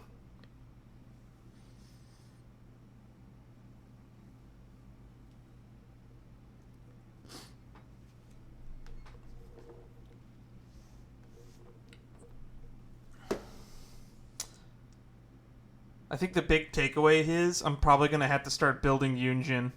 I think that's what this is telling me. The game is telling me you should build Yunjin.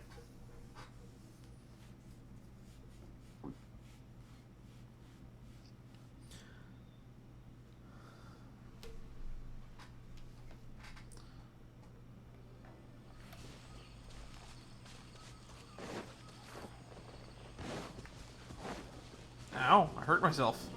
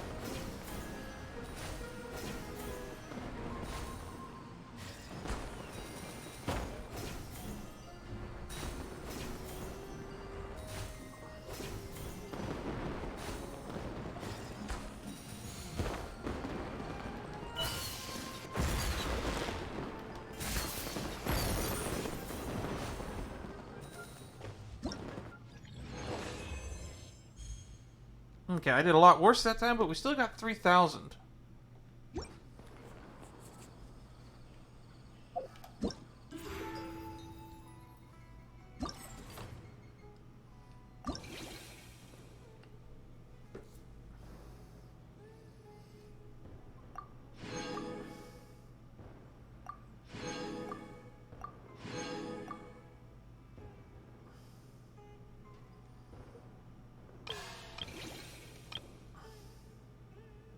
Unlocks in 6 hours. So this one's not available yet.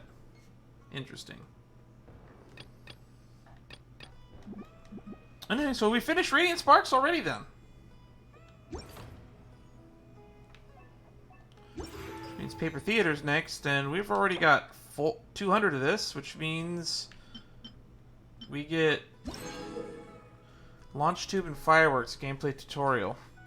You can use Launch Tube to ignite fireworks. You can purchase the Launch Tube from Granny Shan.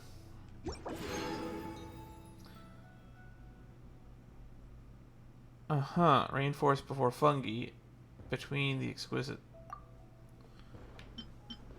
I don't know what this is for. Attain 400 festive fever.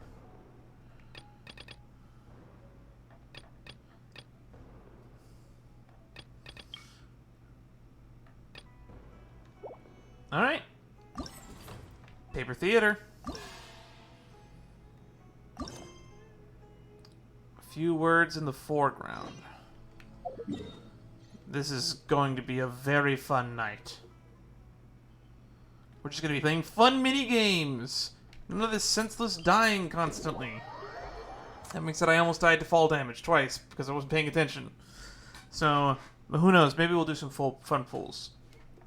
You know, since I'm probably not going to die and we're not going to pull, we'll just do a bunch of pulls at the end on the standard banner because I have been getting a bunch of those since we don't really pull on standard banner all that much.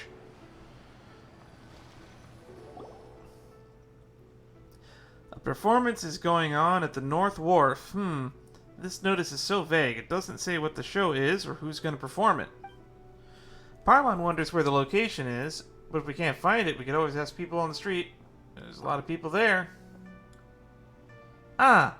Also, Paimon sees it. Whoa, so many people have gathered here. Maybe it's just for the show.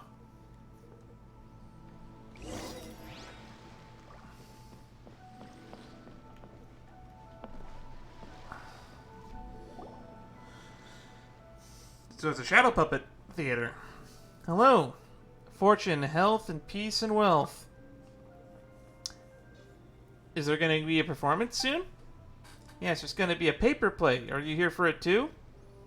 So this is the opera called Paper Play. Is it a Leeway opera? No, paper plays and Leeway operas are not the same thing.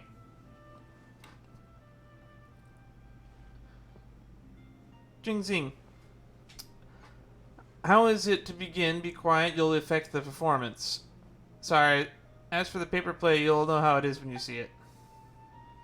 Honored guests, we will be performing the Brave Beard today. Brave Beard, you say? Before the show, if you want to head to the restroom or grab a beverage, now is a good time. We will wait for no one when the show begins. That is a good idea. We're going to leave this on screen, and I'm going to use the bathroom. Because when is a game ever going to give you a better opportunity than that?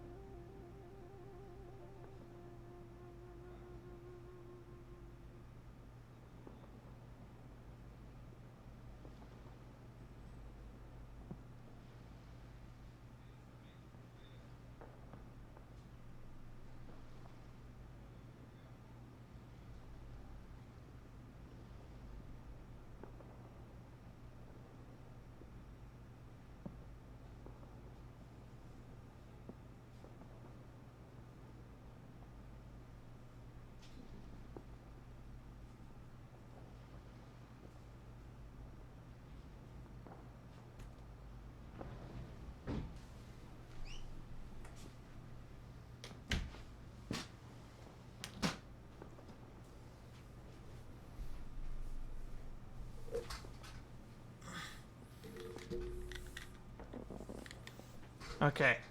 I hope you guys took that opportunity to go to the bathroom. Because it's not that often that you're going to have a game literally tell you to go to the bathroom. And I guess if you're watching this on YouTube later on in the future, maybe I'll take the bathroom break as a chapter you can skip through. Maybe I won't. Who knows? So this performance is actually called Brave Beard. But Paimon has never heard of this story. Shh, we can still hear you even at a whisper. Keep it down. You can talk during the intermission selection. Sorry. Intermission selection? The story of Bravebeard is quite long. In fact, it'd be too long to do it all in one go, so Yingong will let the audience pick which scene they want to see during an intermission. Jingxing, try to listen to the play. Oh, I won't butt it anymore, I promise. So, dear guests, what part of the Bravebeard story would you like to see today? Would you like to see Mountain Bound or Worshipping Adepti? Maybe Exorcising Demons or Ascension? As long as you can name it, I can perform it. I want to see Bravebeard fight monsters, so... He's so handsome and wins every time. You've seen Worshipping Adepti and Exorcising Demons so many times already. Haven't you gotten tired of it? I want to see the part where Bravebeard goes in home and sees his sister. Bravebeard has a sister? How have I not heard of this? I definitely haven't seen that before. How impressive, not many people would have requested Homecoming after all. Only the real fans know about it. Alright, just in time for Lantern Rite, we will now perform the plots featuring monsters. We shall spin the tale of lovers ending up together. There are 3 characters who shall appear on the screen. This aside from our Bravebeard, with whom you are familiar, of course. There is also the lonely girl named Yibing, and the honest gentleman named Nanfang. Do you understand any of this? Paimon's still confused. So this is a story about a guy called Bravebeard, right? It looks like there's a lot of supporting characters as well. But as far as there's only one performer on stage, is there a folding screen? How's it going to work? Someone here has never seen a paper play before. Someone in the back asked how I, a lone performer, can be in different places at once and make this performance work. Well, our paper plays may not be as exquisite as the Leeway operas, but we certainly have our distinctive flavors. You may know that the characters in the Leeway operas are purported by real people in the flesh. The actors in our performances, however, are portrayed with their paper figures and pasted silk. And Leeway's operas take place on a large wooden stage, a stage for our performers. Paper, that's why we call it a paper play. I am the narrator. But I am no actor. You will meet the 3 paper actors in just a moment. Yingling, I don't think they know about the Bravebeard either. Would it be okay for you to introduce them to his story? You know, the one you always start with? It's called the establishing moment. I've always enjoyed that too. Please perform it for us, Yingong. Establishing moment. Establishing moment. I love how excited the kids get. It is said that the sky is the limit, but the woes of the world are also limitless. There was once a man named Hong Guang, suffering from human injustice, who resorted to dwelling amongst the mountains and rivers. By chance he became a disciple of an Adeptus, changed his appearance, and grew a black beard. Thus he became known as Bravebeard. At the behest of the Adeptus, he struck down monsters and scared off demons with his sword. The Bravebeard trained for many years and finally acquired the philosophy of the Adeptus. Right before he returned to the Adeptal abode, he was summoned to recall the past. It turned out that he still had an attachment to his common folk society, where he had a sister at home. The poor sister, Yibing, was now alone and helpless. She thought that her brother had lived a miserable life and never imagined that he would return home. As to what happened next, I shall show you right away. I'll just stand there, clap. Bravo, clap along. Yay! Is there a rule about when we should clap? Okay. Thank you all. We're supposed to continue the show, but I can tell that these 2 guests are still a little perplexed. I think it would be better if you asked these 2 to volunteer from the audience by coming forward and assisting in the direction of the scene. I'll give you both a good look, and you get to help the actors move forward on the stage. What do you think? Why don't you invite me? I know all about paper plays. You gotta remember to invite me. You gotta. You've been up there too many times already. Quit making a fuss and enjoy the show. That's fine by me. Help direct a scene? That sounds so novel. It's also fine by Paimon. And I shall ask you two to prepare. As soon as you two are in position, the performance will begin. A few words in the foreground. So you ready? Yeah, let's do this. Ladies and gentlemen, boys and girls, I present you Homeward Brave Bird. Oh my god. Oh, they're not all unlocked.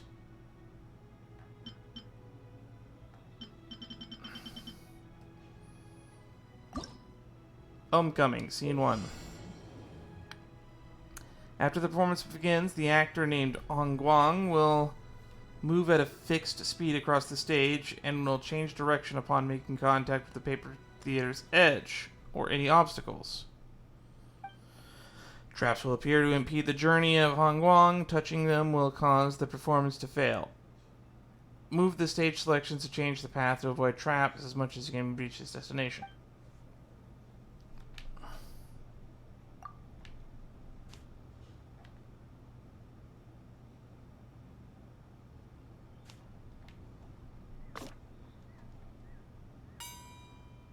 Oh, that's crazy.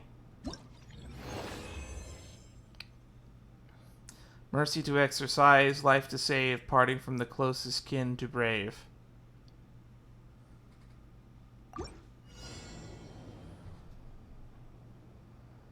Enter the room.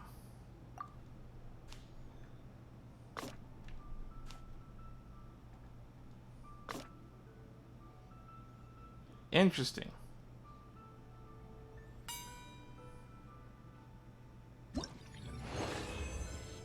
Not the hardest thing in the world, but interesting. Over the mountains and distance vast, one in a dream to meet at last. This one's locked. To Yi Bing.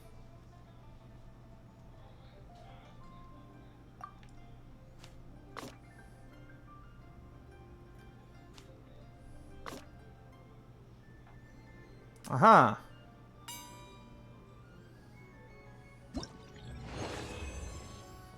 Yi Bing, your brother's home. Hong Guang can leap from an upper level to the stage of a lower level via gaps. But if he falls through a gap on the lower level of the stage, he will fall off the stage, which will result in a performance failure. Obtain the treasure chest.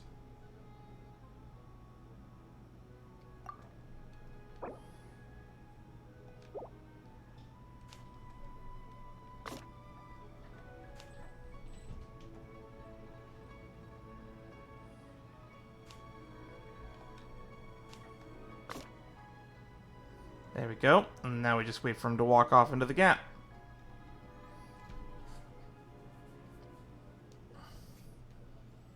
That seems easy enough.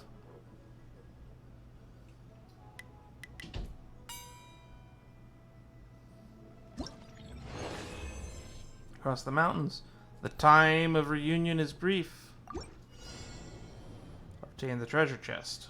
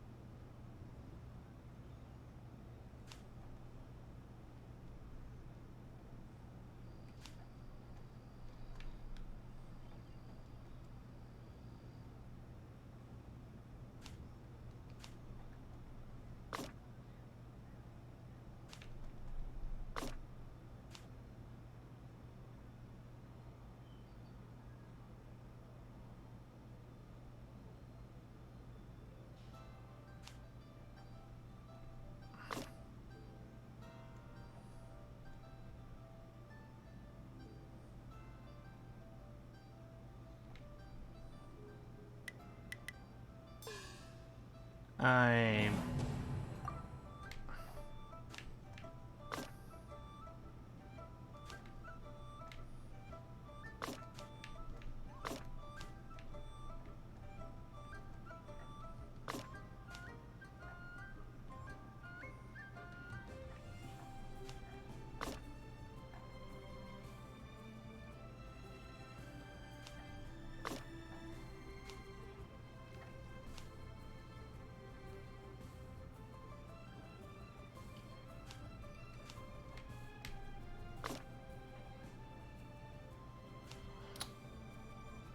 Huh.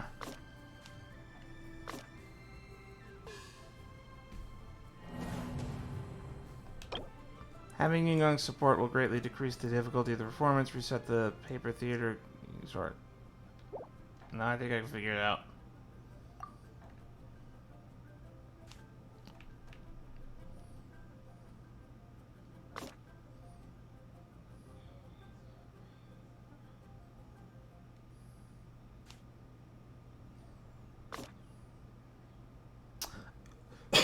I think I figured it out.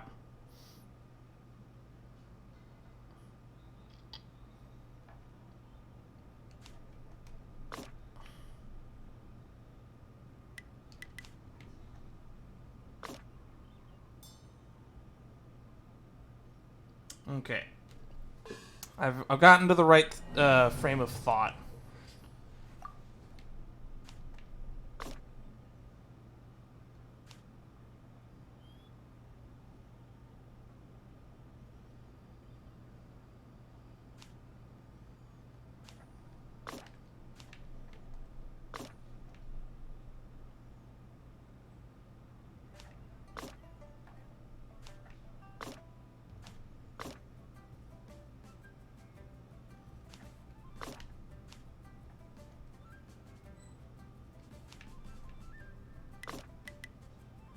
There we go. Yiping today is wholly alone. Yiping is today wholly alone. And how shall I return to the Adepti's home? Okay, these are actually getting kind of difficult. Obtain the treasure chest.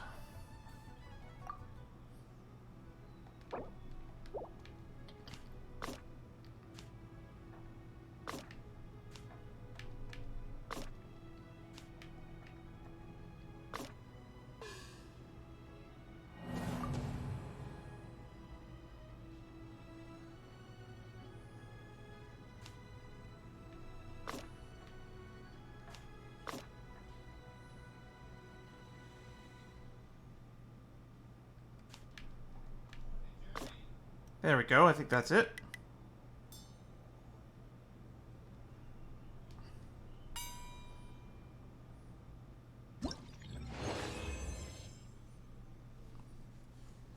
A lover you must find, a partner for life, for tears to wipe when sorrow is rife.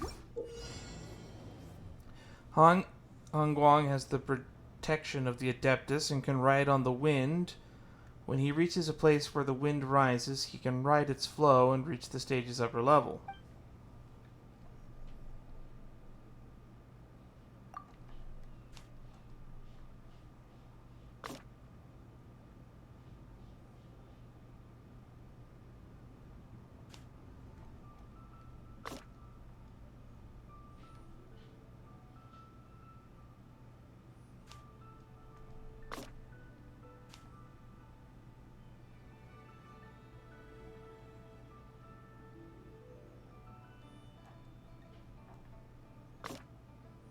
Mm-hmm.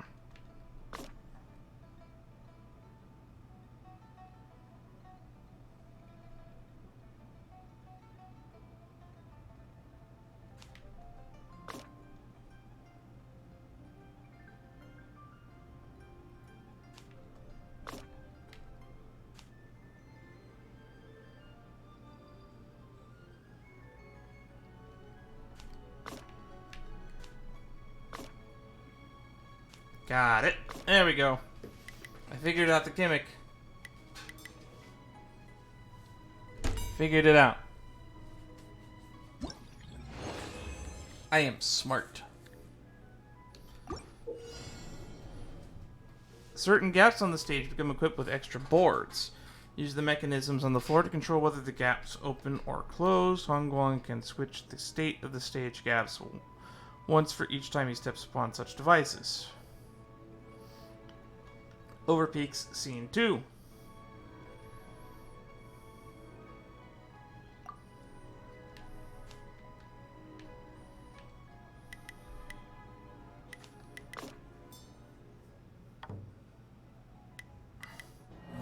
I don't know what...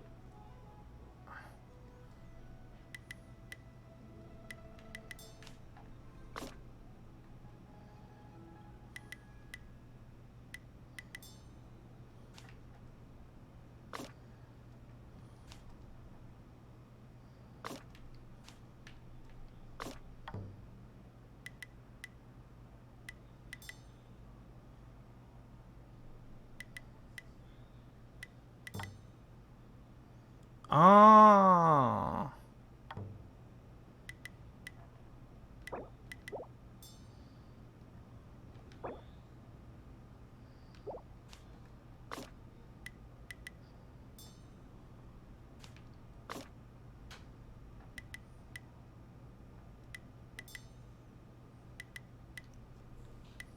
I get it now.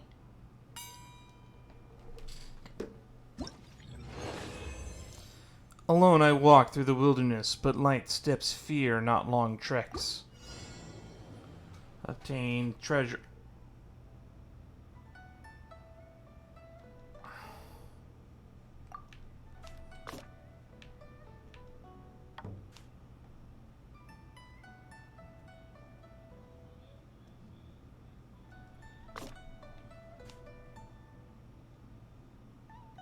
Okay, this one seems bullcrap.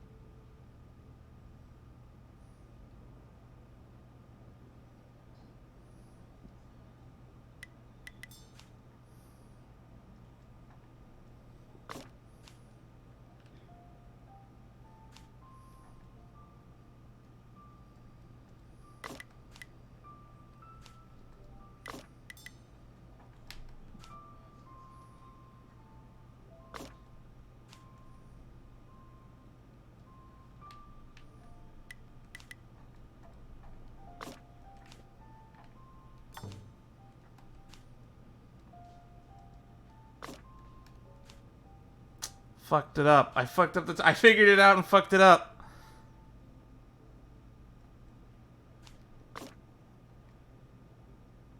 Oh. Wait. I actually wasn't paying attention and accidentally solved it. We take those. We take those. Non-Fang. And Yi Bing. I shall unite as they will it.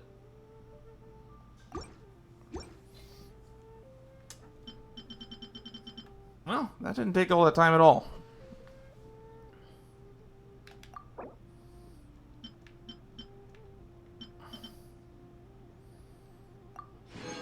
Homecoming!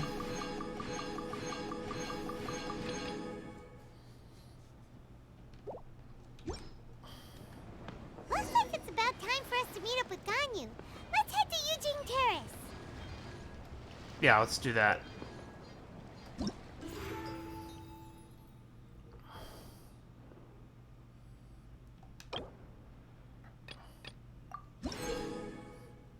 Launch tube and fireworks.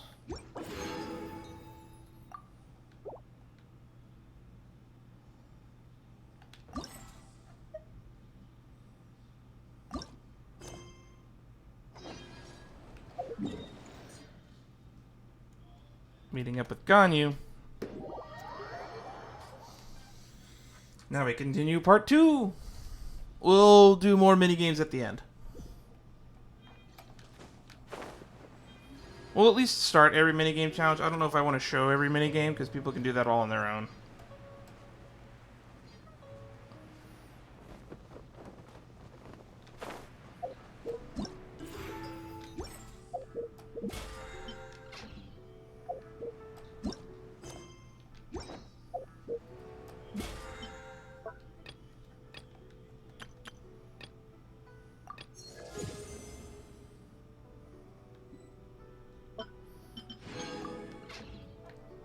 This event sure has resupplied my Mora stocks, that's for sure. Ganyu! She's asleep, isn't she? Well, we killed 2 days.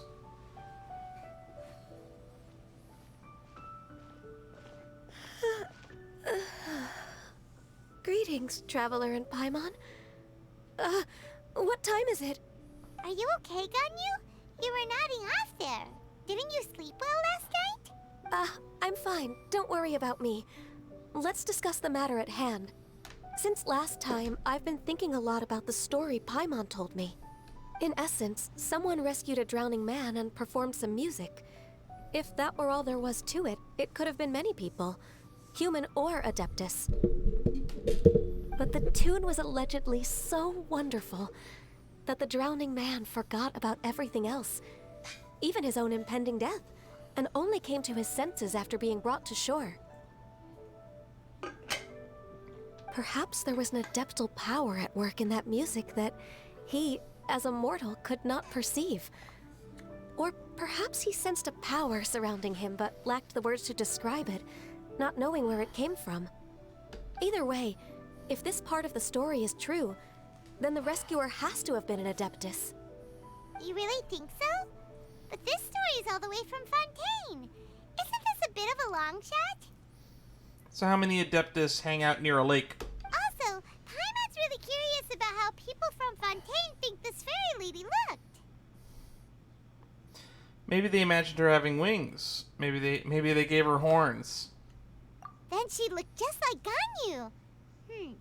Guess that does technically make sense. Actually, Ganyu, if you had to save a drowning person, how would you go about it? Huh? Me?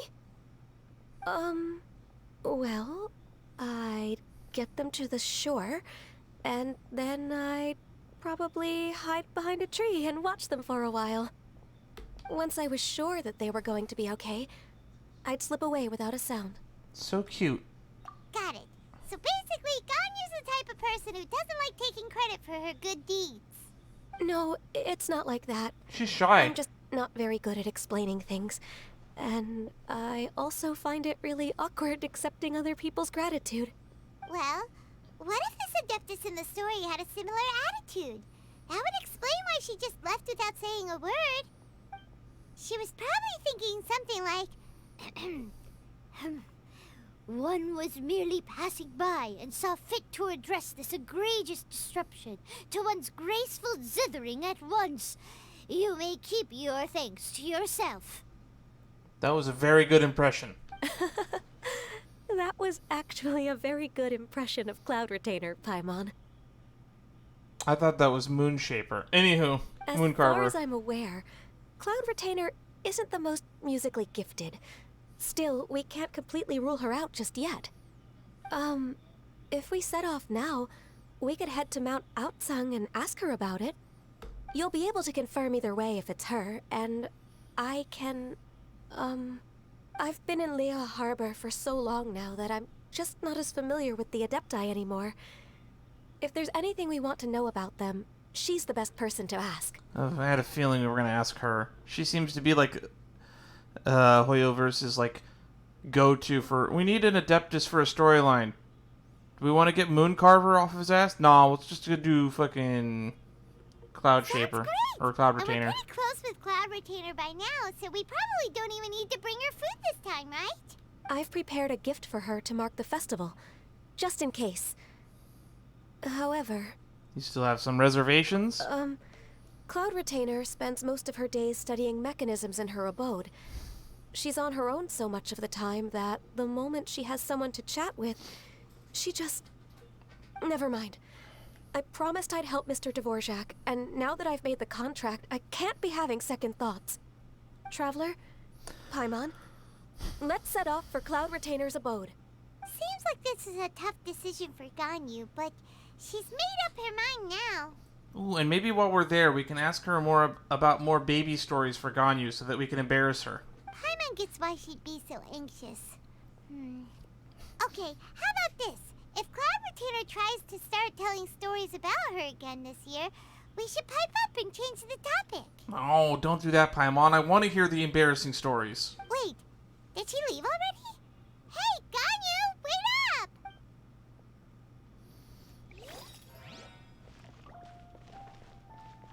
Wait, what? He's currently involved in other quests. Please check for details. And the Adeptal summons. Please complete it first. Of course. If you wish to meet Cloud Retainer again, you must prepare a food offering. Ah! Not this shit again.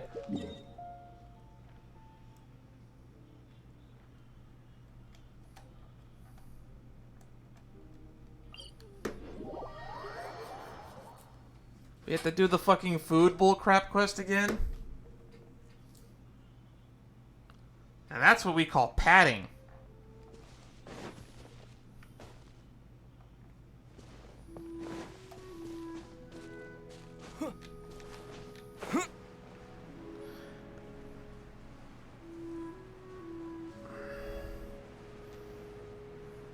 Delicious jewelry soup.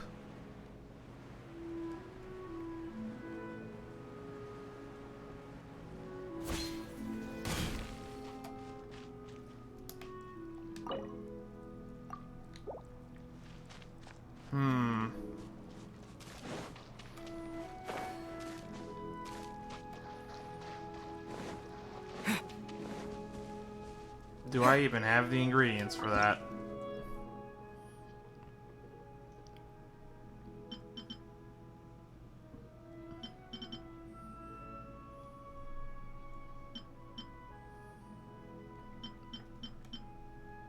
I need tofu.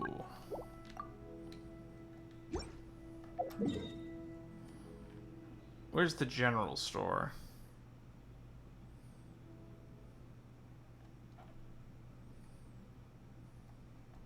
Probably over here, right?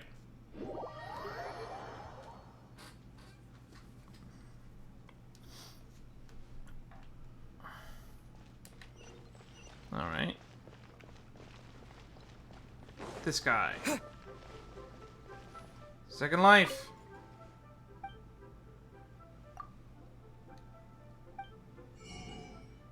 Tofu. Never buying this again. And just in case.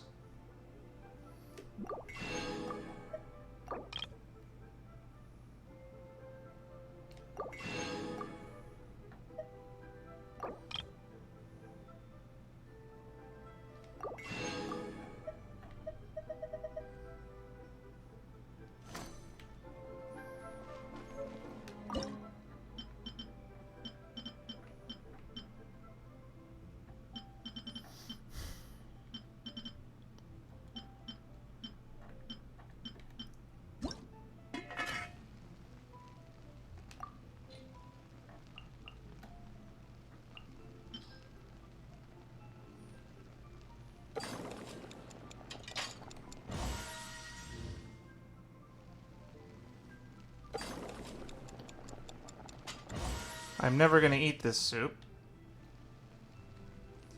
But we're gonna get the proficiency up. Just because if I have to cook it again in the future, it'll be nice to have.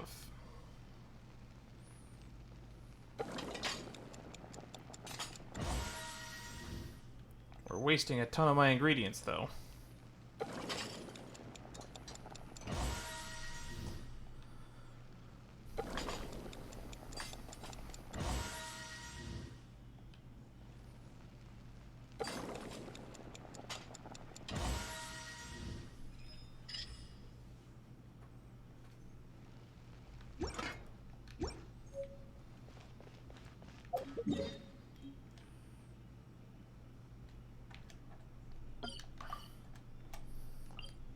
It's so weird that we have to do this weird cooking side quest every time we want to talk to this dumb NPC. One must make the proper accommodations if one wishes to speak with oneself. 'Tis only proper to bring a proper offering before one, if one wishes to seek audience with one.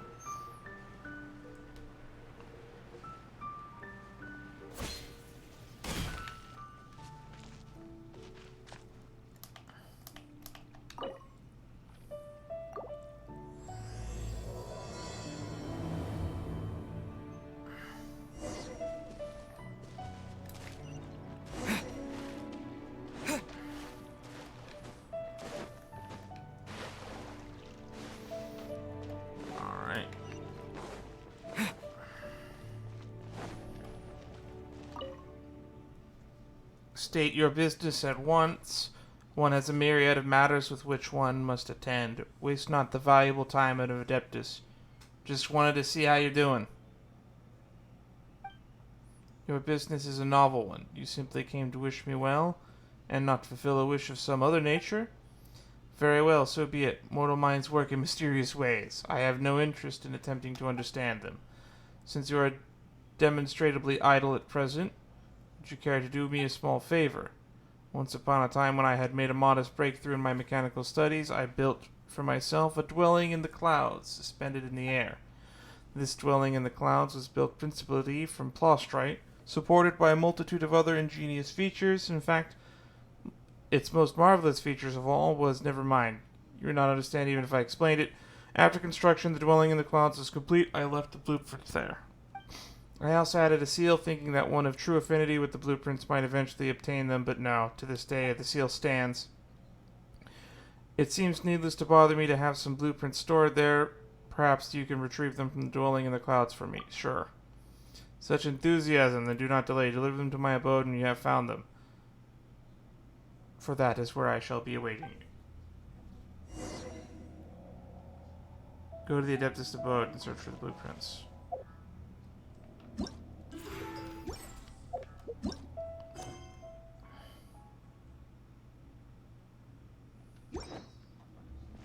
I think I've done that already.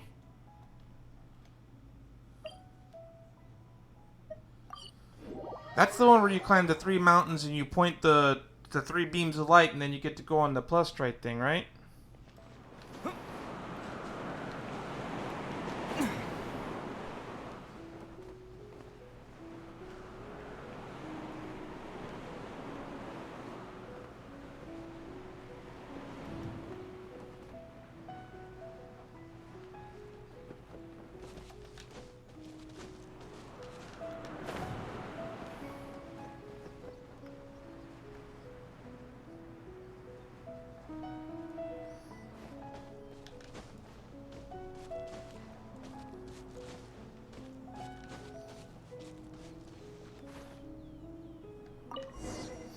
These must be the blueprints.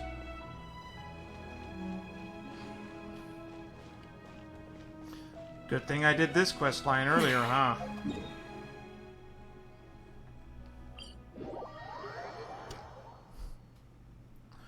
The waters of Jingxi. Can I just climb over this mountain?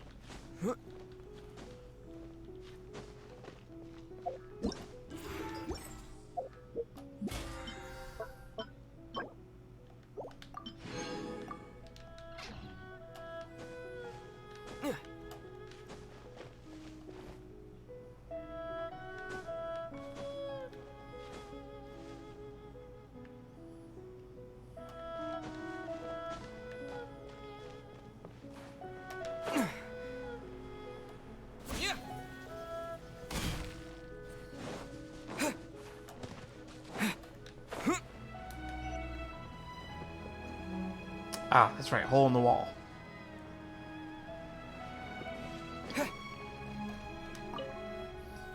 I see you have obtained the blueprints. Now hand them to me forthwith. Why did you leave them up there to begin with?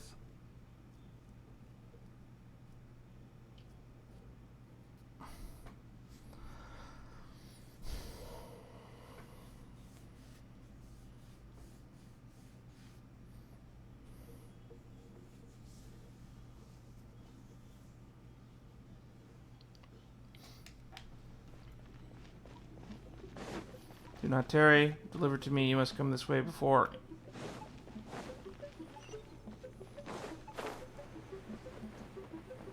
Shit. Forgot to turn it on. I'm a dummy.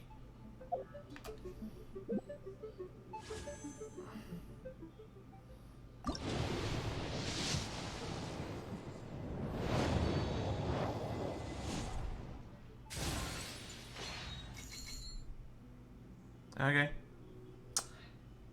I deserve that. I deserve that.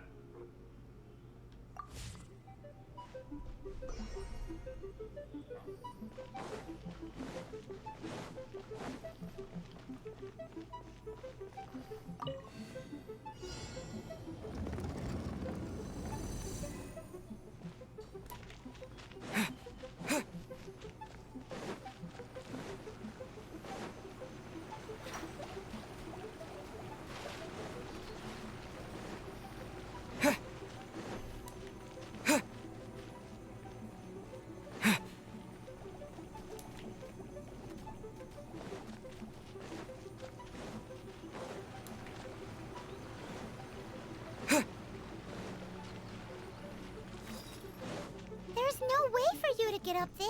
Where's a wind current when you need one?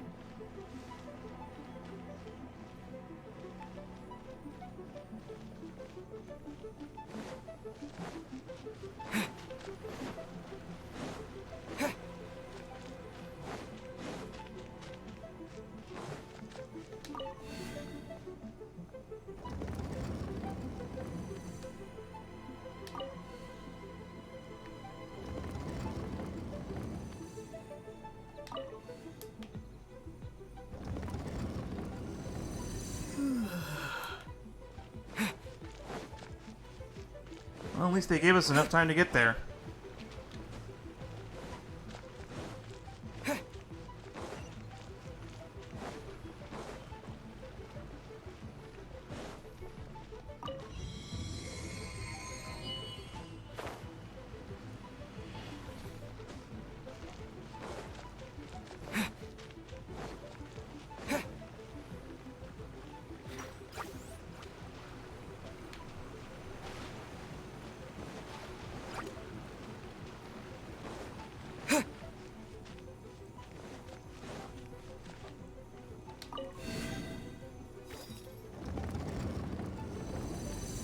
I am running out of time.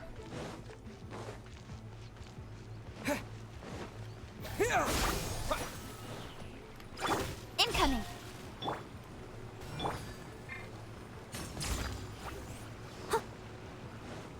I'll catch up.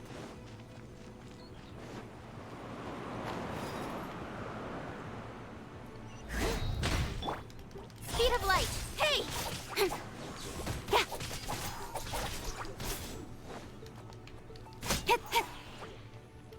Incoming. Yeah. Ha. Hit.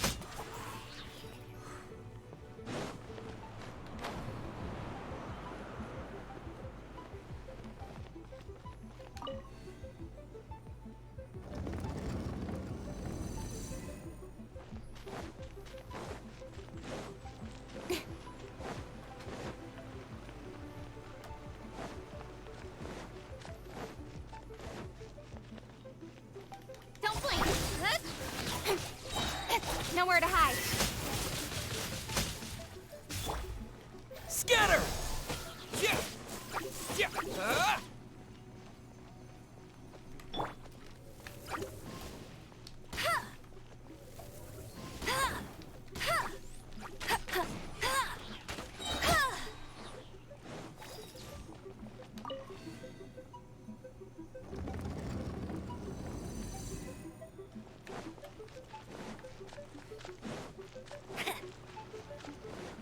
Let it rain.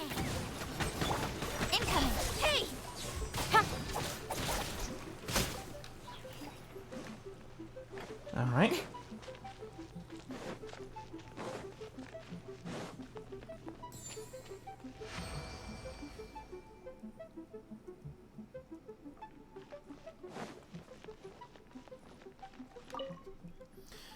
These are indeed the blueprints of my dwelling in the clouds. One is pleased. Still haven't said what you're gonna... Must you continue to question me? Sigh. Very well, considering you did make an offering. One has heard that a certain jade chamber that hangs in the air above Leeway was built by mortal hands. One has also heard that mortals value the size above all else, and have on this basis proceeded to declare that said chamber is without parallel in all the world. Such are the limits of mortal comprehension, that they fail to fathom the ingenuity of an adepti. Jade Chamber my foot. A glimpse of the most trivial of my mechanical accomplishments would reveal the Jade Chamber to be an utterly tedious and mundane piece of work. Sore loser much? Nonsense! I am no loser, nor am I afflicted with sores. I merely pity the foolish. These mortals, blind to Adepti ingenuity, bedazzled by the crudest of craftsmanship. I fear that this will cause mechanics amongst immortals and developed in the woefully mistaken direction. Well, my voice is going. Falls me to point them down the right path. The matter at hand is concluded. Leave at once.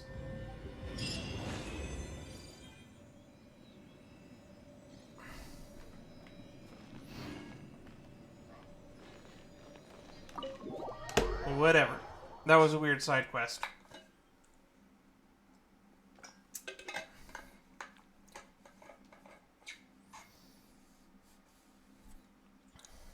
Well, it's probably going to improve my reputation in Leeway for having done that.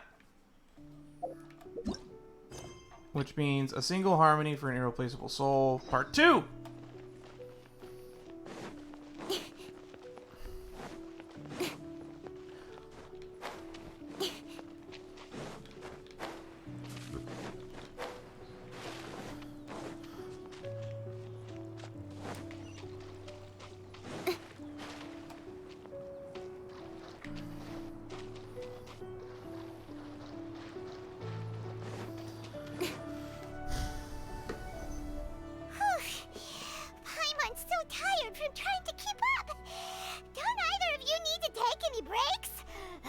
Paimon, you can fly.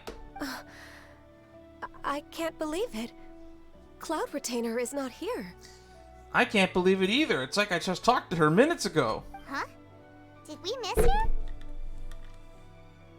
She doesn't like to travel, so in the past, it's always been the other Adepti who come to visit her during the festivals. Could she be busy with something else right now? True. Now that I think about it, Cloud Retainer would be quite capable of taking care of anything on her own. There's no need to worry about her. Since she's not here, I guess the next step is to check all the other Adepti abodes, one by one. Groan! Uh-oh. Will it involve a lot more traveling? Yes, Paimon. Got it! Paimon has a great idea! Let's ask Xiao. Please go on, Paimon. Our goal here is to find the Adeptus that helped Dvorak's ancestor, right? We should limit our search to the ones that live near the lake. We can't hear any music right now, but if she's really as nice as the story suggests, she'd definitely come to help anyone who was drowning, right? Yes, I think that's fair to say. So, all we have to do is get the Traveler to pretend to fall into the water, and the Adeptus will come to the rescue! If you're so sure, why don't you try? You know perfectly well that Paimon can't swim! Paimon would sink like a rock! I just think this is a bad idea. Just trust Paimon! The water's pretty deep over there. Quick, swim to the very center! We're really going through with this fucking plan?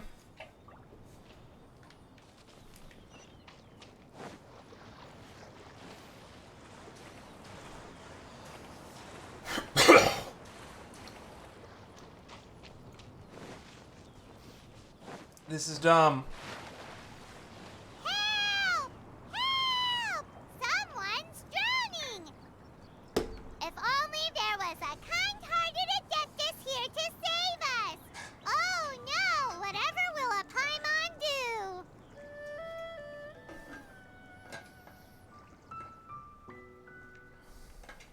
do? What is going on? God damn it.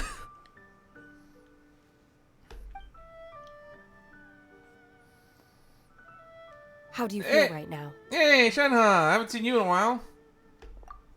Shenhe! And the Conqueror of Demons. Didn't expect to see you two here. Why don't you say something? Please don't make Paimon explain it. Please, make Paimon explain it, because I'm mad at Paimon right now. Okay, fine. Paimon will explain. Thank you. We're looking for an Adeptus who's good at being a lifeguard and playing music. But if the Adepti aren't gonna stay home, then how are we supposed to find them? It wasn't me.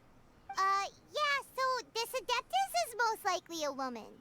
And I am not an Adeptus, as you both already know, Traveler and Paimon. Okay, so this is Paimon's fault. Yes, thank you for admitting it. No way Paimon would have suggested this idea if she'd known how awkward this was gonna be. Sorry about troubling you both. Glad you're okay. You leaving already? As far as I know, the one you seek is no Yaksha. And one last thing. Your actions here caused others a great deal of worry. Do not repeat them again in the future. Okay. Well, we asked for Zhao's help. As ever, the conqueror of demons comes and goes, just like the wind. Right. I didn't dare to say a word just now. How's your training going, Shenhe? Have you made any plans for Lantern Rite? We could spend it together in Liyue Harbor if you'd like. I had planned to spend the festival with Master this year. However... Oh, speaking of Cloud Retainer, when did you see her last? Earlier this morning. She set off for Mount Hulao at dawn. I noticed she was using an Adeptus art of some kind to protect a mechanism that looked like a boiler. Maybe it was a gift for Mountain Shaper. I did not inquire. So we just missed her. Please excuse me for a moment. I think I'll leave the gift in her abode. Sure. Thank you. Alright. It sounds like Ganyu and Shenhe have gotten a lot closer recently. Yes. During the summer and winter, I continued to train with Master. In the other months of the year, I have been learning to adapt to human life in Liyue Harbor.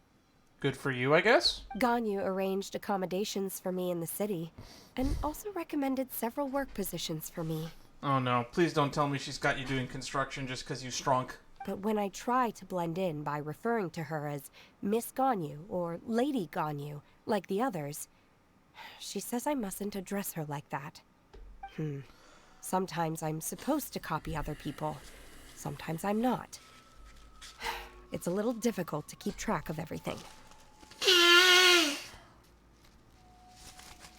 Ugh.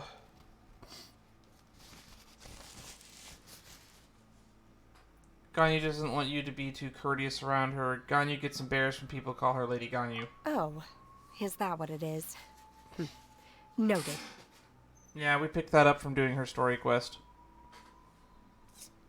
So, you came looking for Master today because you wanted to ask her about the Mystery Adeptus. Is that right? Yep. Oh, speaking of that, have you ever heard any music while out training in the mountains? Music? What is that? Oh god. Oh god. I do not have time to explain the concept of music to you. It's... Melodies. Kind of a happy or relaxing sound. Or, a nerve-wracking sound. Or even a terrifying one. Paimon, let anyone else explain this, please. Okay, I'm done. I also left her a note so that she knows where to find us. We won't miss her again. Yay! That's really helpful. Thanks! We were just talking about this thing called music, and based on Paimon's description, I do believe I hear it every day. Please follow me. I have a bad feeling about this. Oh, really? Great, let's go! Paimon, your description was ass.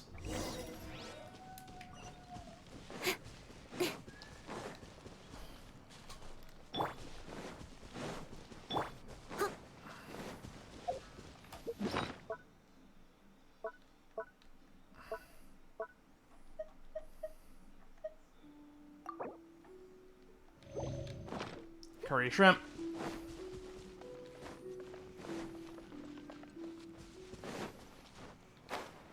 Alright.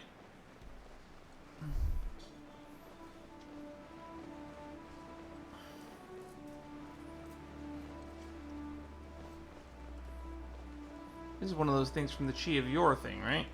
I never finished that quest.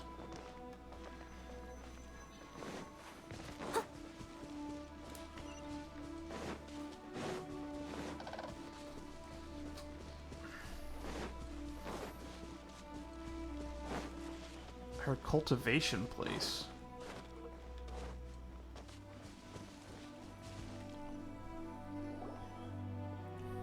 This is the place. I enjoy training here to the sound of music.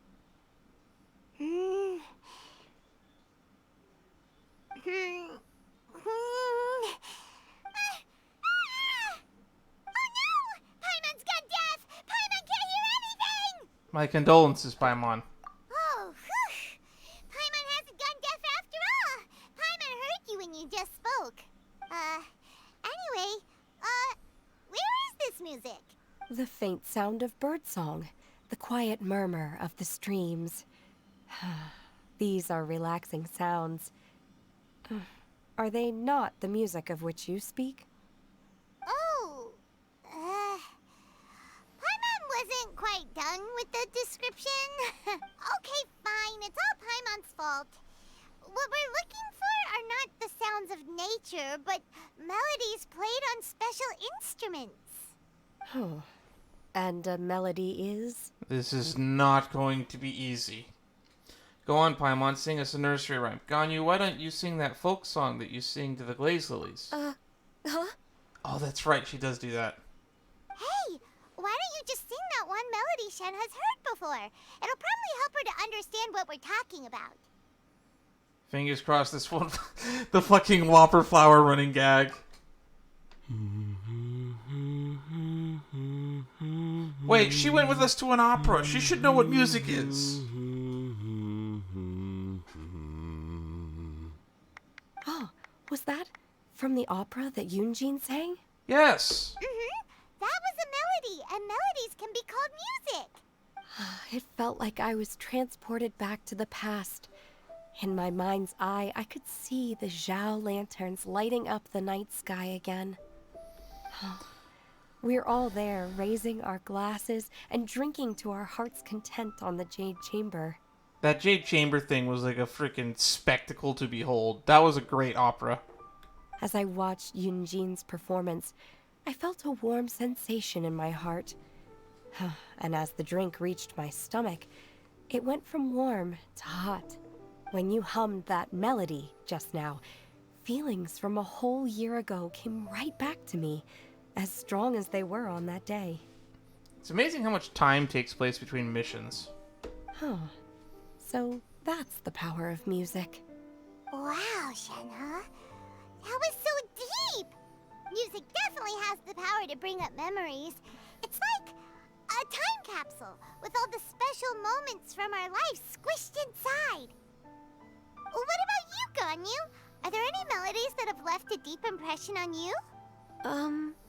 I don't remember if my parents ever sang any lullabies to me. I know some local folk songs. And a few other things come to mind, too. The songs of the sailors down at the docks. The little ditties that the vendors call out in front of their beloved shops. The tunes of folk artists performing on the streets.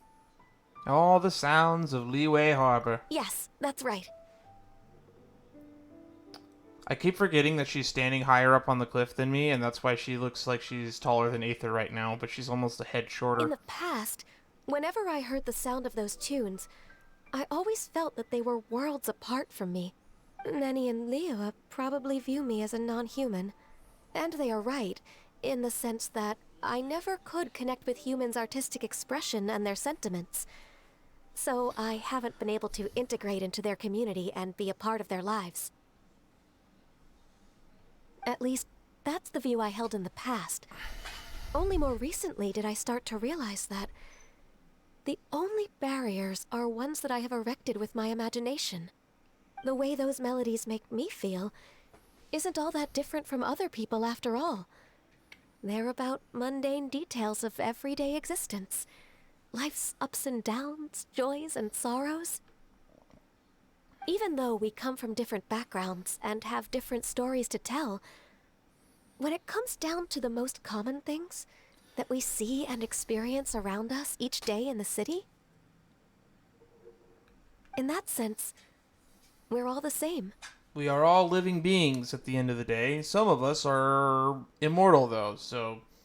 You go, Ganyu! You're really making progress. You have loads of friends in Liyue Harbor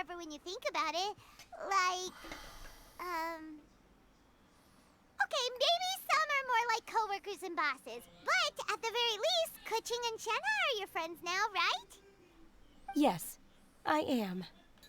Technically speaking, we should refer to each other by the conventional forms of address used among fellow disciples. But now that I know what constitutes a friendship, I do believe we are more friends than co-disciples. Thank you, everyone. Once the days are warmer, I would like to host you at my home in the city. Please invite Kuching as well. I've planted many types of flowers. I'm sure some of them will be to your taste. Maybe not invite Kaching then. You are too kind. I couldn't possibly. Nonsense. You are my friend. I have cultivated and cared for the flowers just as you taught me. Once you've seen them for yourself, I am sure you can advise me how to do an even better job next time. I will save some for decoration. We can feast on the rest. Then, thank you in advance. Wait, what is that saying again? If you insist? Do people say that? I'm not completely sure either. I feel like a real third wheel right about now. It doesn't matter, okay? You got the point across. No need to split hairs. Paimon's more concerned about your idea of a girls' night out. Eating flowers? Really? Does this have anything to do with you both being the disciples of that illuminated bird? I do. Aether sharing my brain cell for once. I doubt Kaching will be munching on any flowers. Who dares refer to one not by one's Adeptus title, but merely as that illuminated bird? Whatever you say. Master. Our greetings, Cloud Retainer. Ah! There it is! The illuminated bird has landed! Double down, Paimon. Double humph. Now she has the gall to use it rather than she. Even after being chastised once already? Barely a moment has passed since we last met, and yet your impertinence has reached new heights. Very well. If you refuse to learn your lesson, one shall scold you no further. One has received your message from Ganyu. On the matter of the Adeptus you seek, one suspects to know their identity. Well, shall one lead the way? Yes, please, Cloud Retainer. I still have to complete my training for today, so I will bid farewell to everyone here. Very well. Await my arrival at one's abode later this night. On this special occasion, you should indulge yourself with some savory dishes. Happy Lantern Rite, Shenha. If you want to release a Shao Lantern, come and find us anytime. Thank you, everyone. Happy Lantern Rite to you too. All right.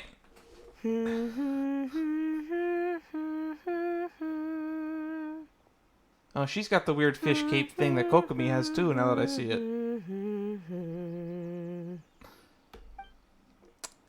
I gotta go listen to that again. I'm gonna pull that up on YouTube after the stream ends. That opera that Yunjin pulls on for the Damsel of... What was it? Domination? Destruction? Devastation. Damsel of Devastation. I think. Head to the designated location.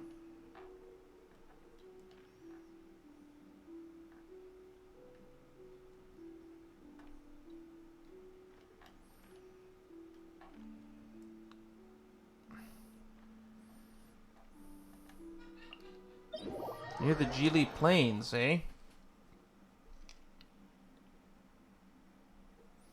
Is this an Adeptus that we haven't met before?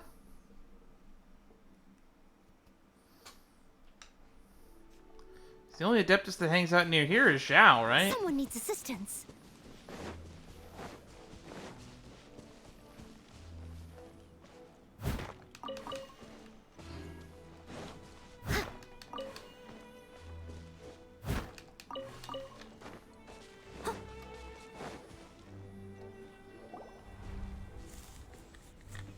Is this Quaily Plains?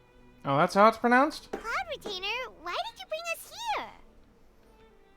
Ganyu is of course familiar with the name Guizhong, but have you ever heard of her? Definitely heard it somewhere. Guizhong is another name of Agentis, the god of dust. She was extroverted in nature and adored social gatherings and inventions alike. Long ago, this region was yet a prosperous assembly. Guizhong often invited her friends to visit her home, reserving for us seats around the largest stone table. That's the thingy that we investigated with that one NPC when we first arrived in Liyue, the goddess of dust. Sea Gazer would always bring out his latest treasure and place it upon the table. He could be quite the braggart. Though usually a mild-mannered fellow, when it came to those collectibles he was so fond of, he always loved to show them off. Paimon remembers that name. So that's what Sea Gazer was like. He was an old friend and a former rival. One has many memories of him. Once he had brought out the treasure, it would predictably become the center of attention. Neither Guizhong nor one was content to let him just steal the spotlight. So we would then also present our proudest mechanical creations. As Adepti, we were each gifted in our own ways, and naturally proud of our accomplishments in our respective fields of expertise. As a result, one often quarreled with Sea Gazer. His treasures were not even of his own making. He just used his exploration skills to dig them out of the ground. How, pray tell, could he compare to me, when every single one of one's accomplishments were crafted by one's own hand? Someone's jealous. Cloud Retainer, you are getting competitive again. One digresses. Regardless, every time an argument occurred, Guizhong would come over to watch us during our mutual lambastics. On some occasions, she would join in, and on others, she'd take one of us by the limb and start uttering the most ridiculous nonsense. What kind of nonsense? No kind of nonsense were we spared. Sometimes she would brazenly opine, why argue between yourselves when neither of you could ever hope to beat me? Other times, she would make unsolicited suggestions, such as, once you two are done arguing, let's go to the foot of the mountain and grill some meat. She always sought to make everyone happy, and one must say, she had quite the gift for it. No matter what nonsense she said, one never felt bothered or offended. It also helped that she never referred to one as that illuminated bird or lady bird. Come on, get over yourself! Anyway, just as our impassioned arguments would reach the apex of acrimony, Marchosius would bring his delectable dishes to the table. Marchosius? Who would dare snub the stove god and his wondrous creations? At the sight of him, we would all immediately drop the argument and prepare the table for a night of feasting and drinking. Yep. Back then, one was always bothered by how the cups Rex Lapis brought were always too square for one's taste. Can you see yourselves ever enjoying a drink from a square cup? I don't think I'd really mind, to be honest. It actually sounds kind of cool. I think I had a square mug once, where it was like just a square. It was about like this tall with rounded edges. Then you are most tolerant, but that is its own virtue. Even one could never find fault with Marchosius's cooking. As we ate, Guizhong would continue to find topics for conversation, filling the table with humor and laughter. Each of those old fossils had their character flaws and points of obstinacy. So why was it that whenever we dined together, we always had a marvelous time?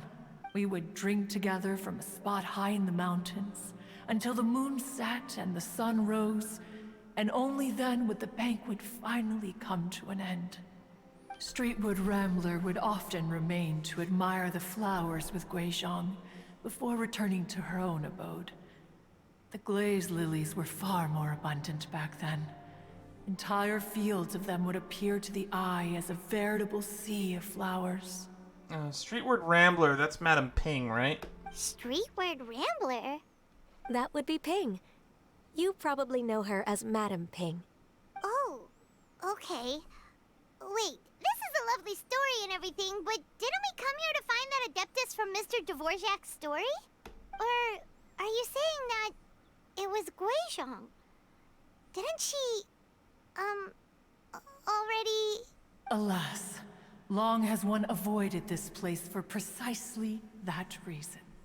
The sights here are a reminder of a time long gone, and evoke much sorrow. One should have guessed that you would disrupt one's poignant moment of mourning with your incessant questioning. Man, Paimon, you're really good at annoying people. No matter. One will share the whole story with you now. Uh-oh. Cutscene? In times gone by, one quarreled oft with Guizhong concerning mechanical principles. We each had our ideals, and neither would yield.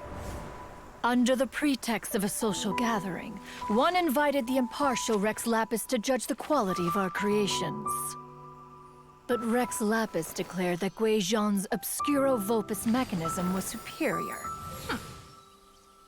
Though one was too proud to acknowledge it, in one's heart, one knew that Guizhong was indeed the superior talent in the mechanical arts. As for the story between Guizhong and Streetward Rambler, that begins with a certain bell. In Guizhong's opinion, while mechanisms were no substitute for human composers, they were yet capable of producing simple but fine melodies. But Streetward Rambler believed music to be an expression of the soul, an emotional enterprise that could never hope to be replicated by machinery. They argued endlessly, until one asked Rex Lapis to intercede. He confiscated the bell and designated it for ceremonial use. Thereafter, one would often find them convening in the mountains, discussing music, mechanics, and all the affairs of the mortal world. But these good times were not to last. War broke out between the gods, and soon engulfed the Guili Plains. Guizhong was overpowered by the enemy, and fell in battle. When Streetward Rambler and I arrived at the scene at long last, all that remained among the ruins was her lifeless body. After this, at Streetward Rambler's request, Rex Lapis granted her the cleansing bell for safekeeping. That's why she has it. To honor our friend's memory, that's why Ping one has made the a bell. few finishing touches to her ballistic device. Many lantern rites have passed since then. Many greetings and goodbyes. Upon what do you gaze?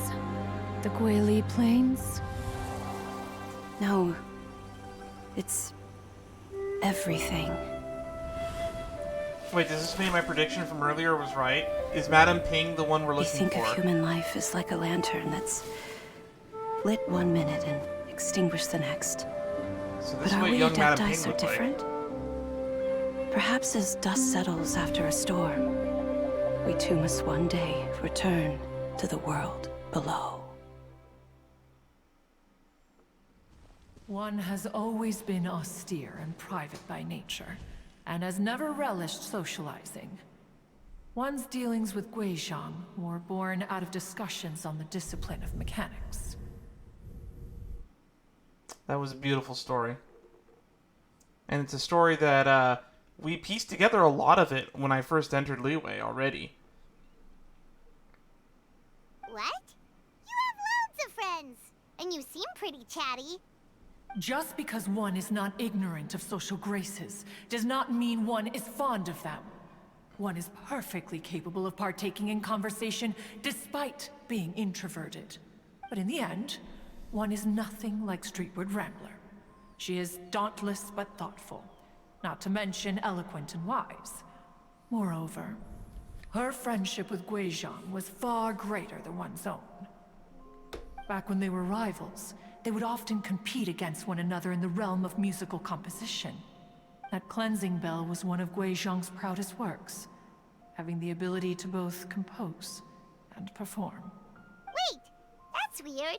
Didn't Madam Ping say she pestered an old friend for that bell?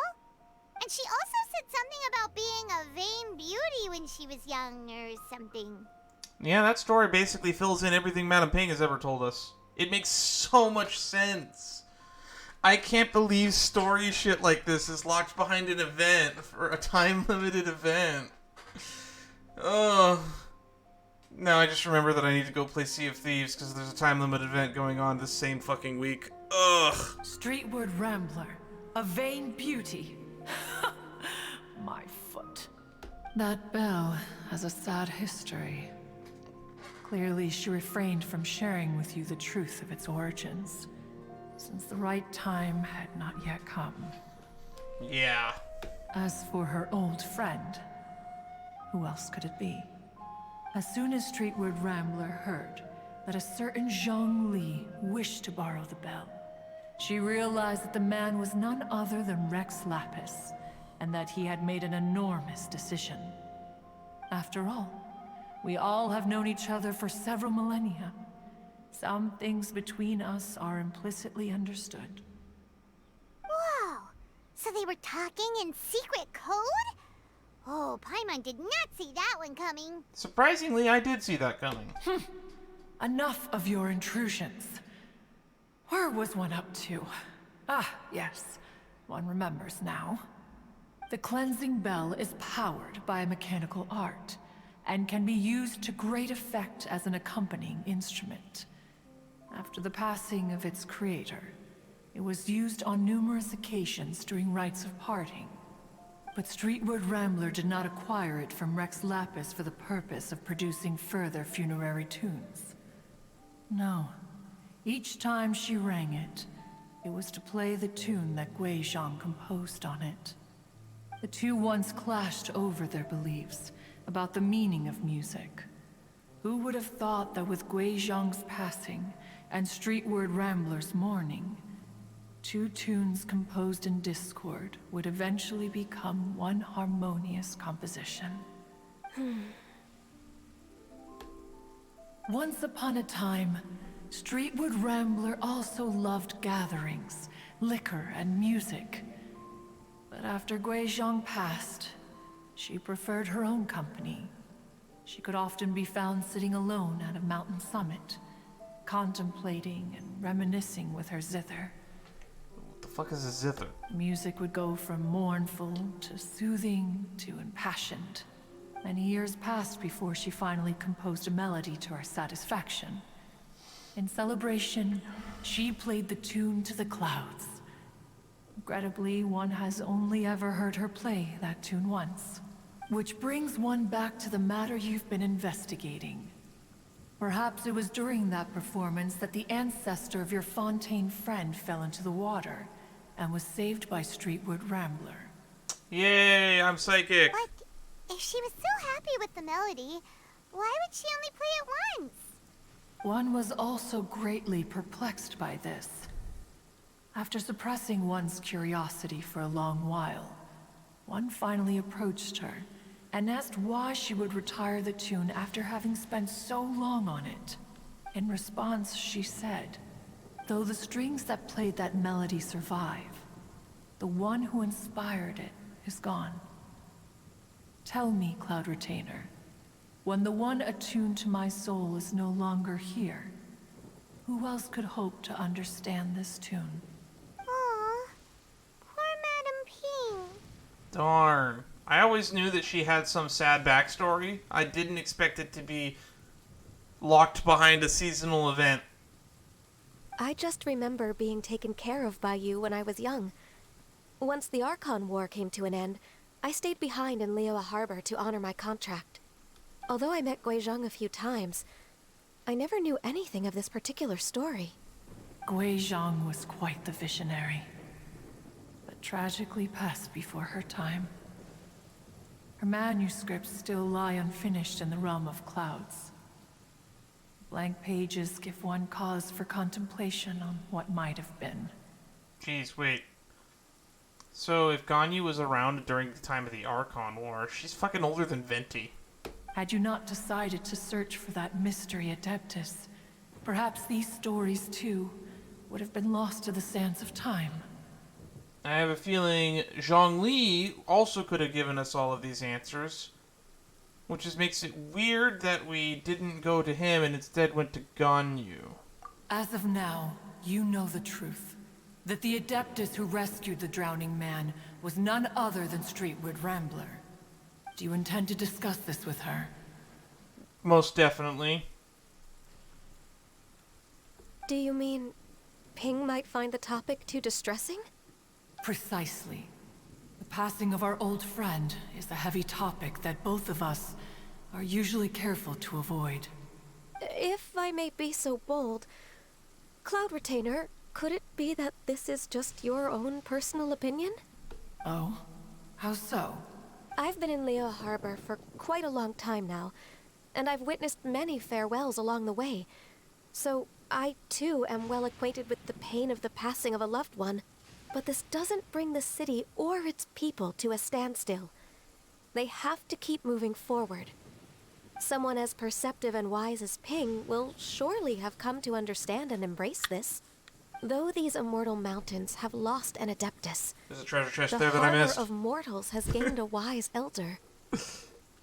No loss can ever be undone, but there is always much that can still be gained. Ping has helped countless people, and will guide many others in the years to come.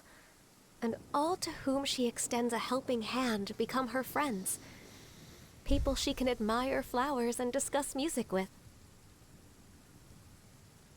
Though it is heartbreaking to lose a kindred spirit, life goes on, because there are new friends waiting for you further down the road.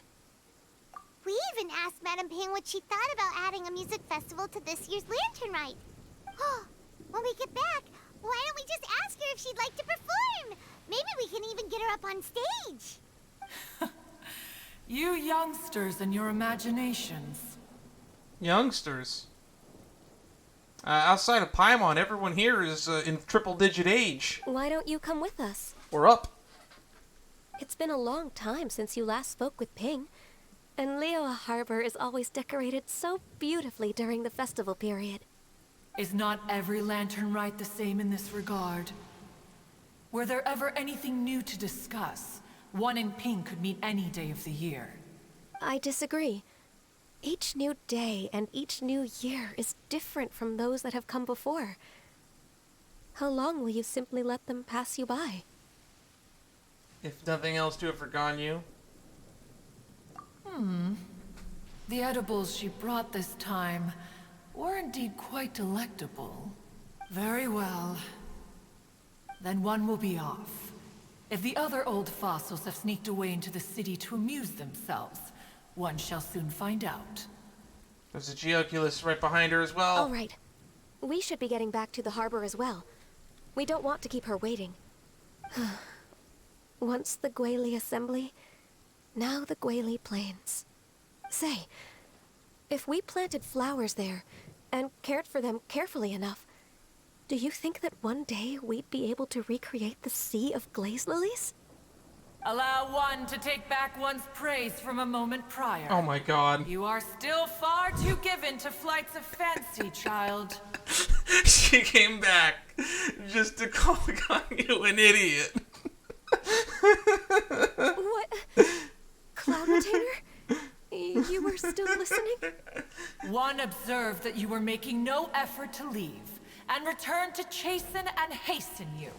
This time, one is departing in earnest.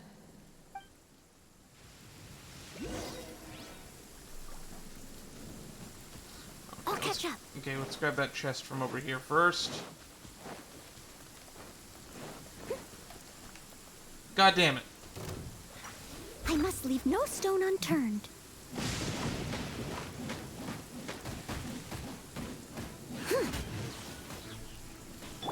Propagate!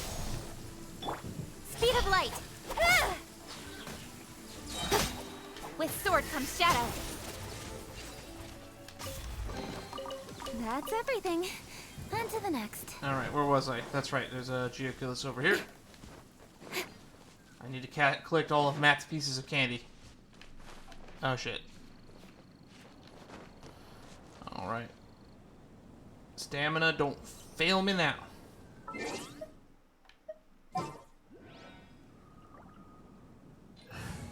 Operation Get the Geoculus.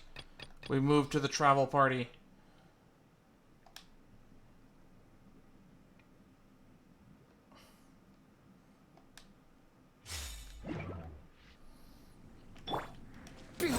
All right.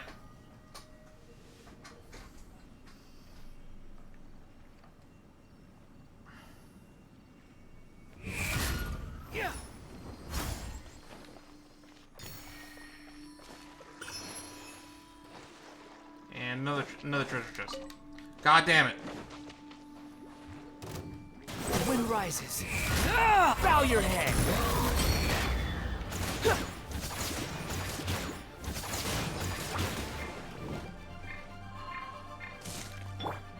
Get him!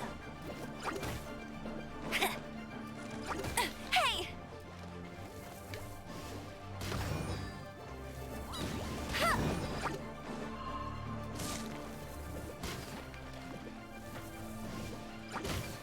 I'll race you there!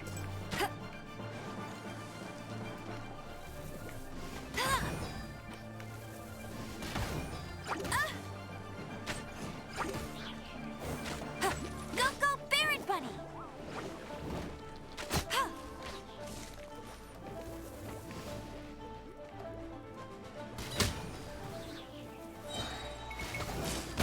No one escapes my sights!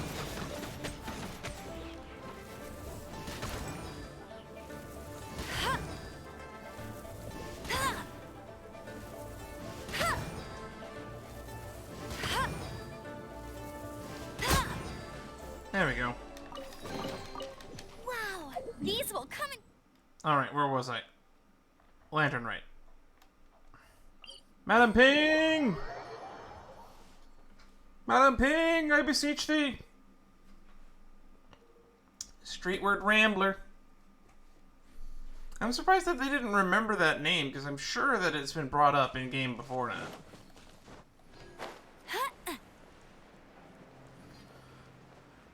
I think it was during the Yanfei quest, actually, for the teapot, where it gets brought up. But then again, I guess the teapot domain quest might not be required for this, so that probably is why it didn't come up.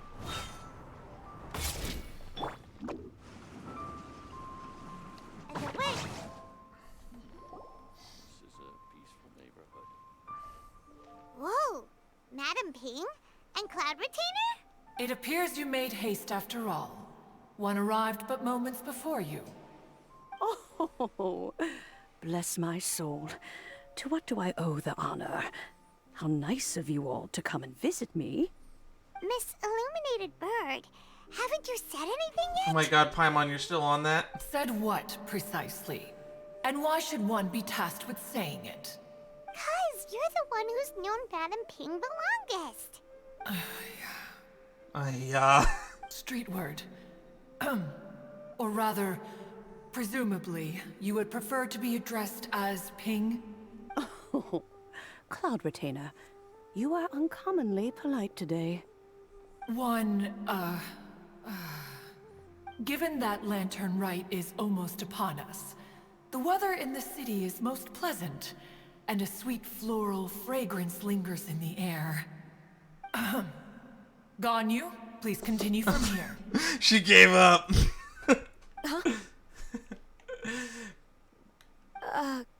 All right. So, this all started because we were trying to help Mr. Dvorak find the Adeptus who saved his ancestor's life. Alright. Cloud Retainer informed us that the one who played that melody and rescued the drowning man was none other than yourself. Ah, let me think. Yes, I do believe I recall that encounter. What a long time ago that was. I'm surprised that you still remember it. Even more astonishing, perhaps, is the fact that this story has survived this long at all, when mortal lives are so very brief. It appears that she has proven herself right once again.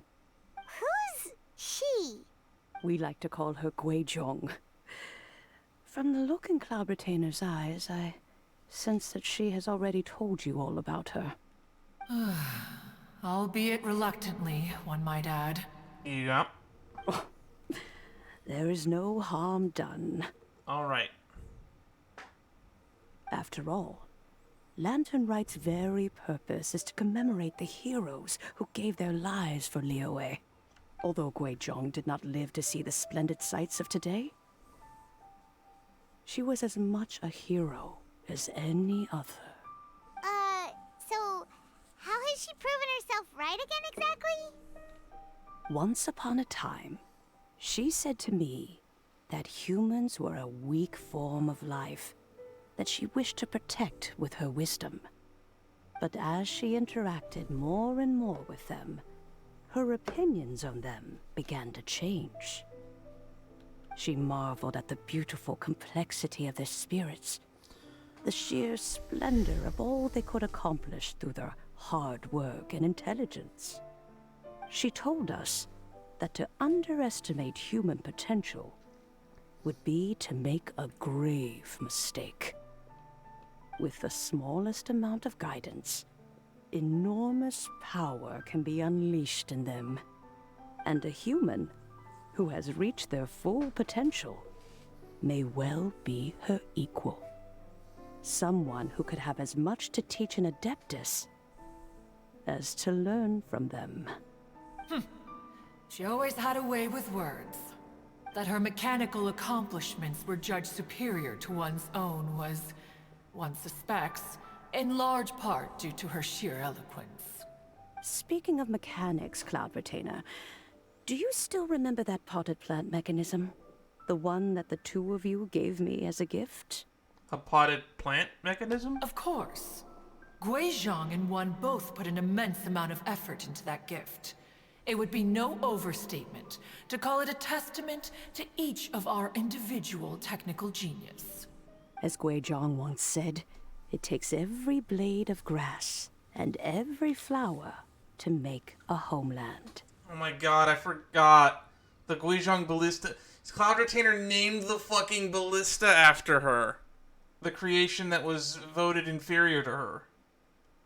When I see the sight of Liyue Harbor before us today, I am reminded of this. Oh my god, there's so much lore packed into this. Madame Ping looks very emotional right now. Well, she's been through a lot in her time.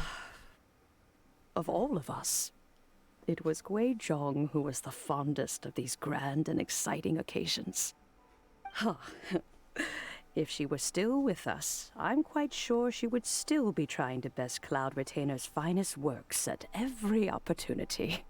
Liyue Harbor is always filled with the sound of music at this time of the year.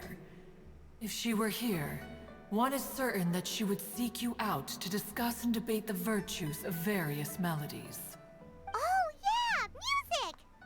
We've been dying to ask. What was the melody that you played back then? Oh, also, with you being such a music expert and all, why don't you join the concert as a performer? I can make arrangements right away.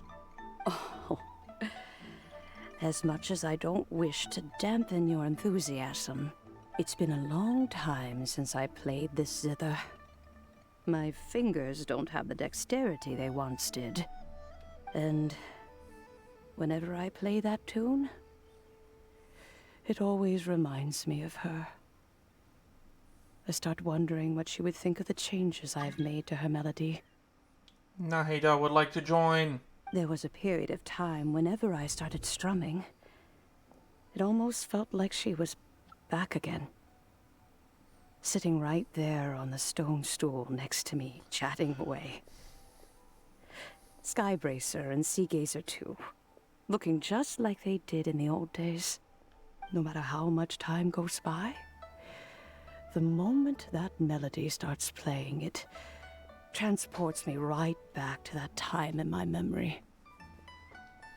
So the past still weighs heavily on your heart? Oh, I would be lying to myself if I claimed to have completely moved on. But that is not to say that grief doesn't get easier with time.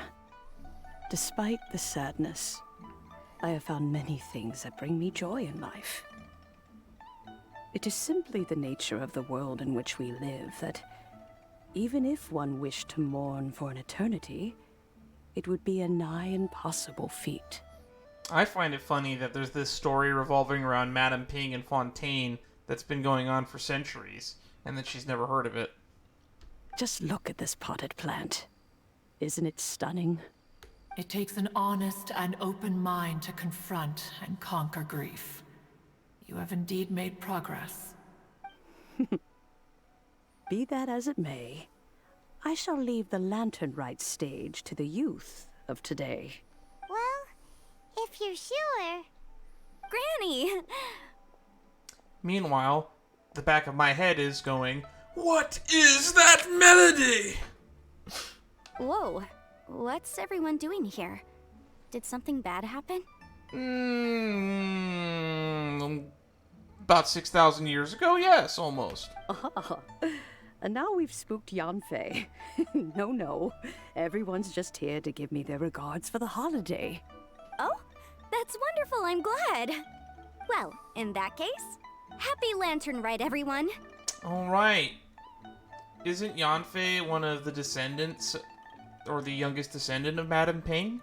And Yao Yao being her disciple, meaning if we get Dvorak to meet Yanfei, that would mean he would have technically met with his goal, which would have been to meet the current descendant. I mean, we could introduce him to Madame Ping herself, but he already met her, technically. Happy Lantern Rite. Happy Lantern Rite. Oh, I just remembered that I have some work to do at Yuehai Pavilion that I need to discuss with Yanfei. I haven't been able to find a chance until now. I will leave Mr. Dvorak in your capable hands. Cloud Retainer, Ping, we will be off for now. Huh? Does it have to be right now? Which case is this again? Hey, Ganyu! It seems Ganyu still has much to learn when it comes to the art of deception. Yeah. She used Yanfei as a get-out-of-jail-free card there. Literally and figuratively. What a pity. She has learned nothing of one's ability to carry a conversation. Since it's been so long, Cloud Retainer, why don't you stay? I'll make a cup of tea and we can chat a while. Gladly. This was one's intention as well. When you next see the Fontaine musician, please give him my regards. I'd like to wish him the very best with the concert. You got it, Madame Ping. Thank you all. I think you've listened to enough of my nattering for one day. As for that melody, I will play it for you all another time. Goodness knows I need to practice it first. Wow, that'd be great! We'll look forward to it.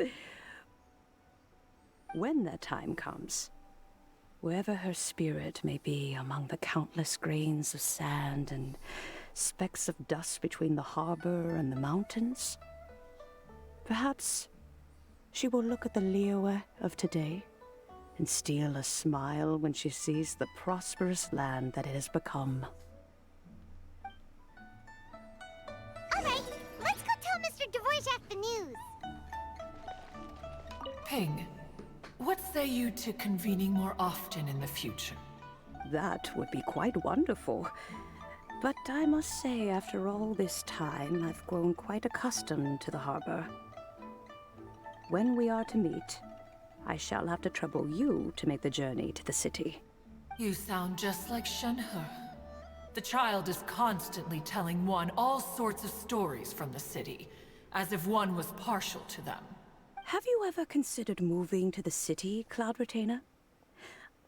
There are plenty of people here to talk to. I think you would find it quite the antidote to the monotony of solitude.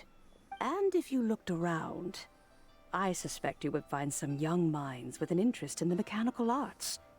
Some of them even worth training. Yeah, the blacksmith actually in particular was capable of replicating her devices.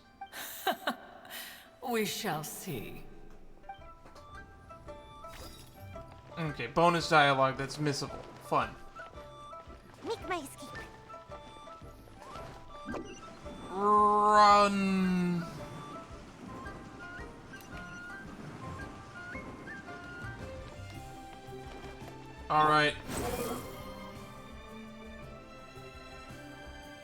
Go to Dvorak. Where is he?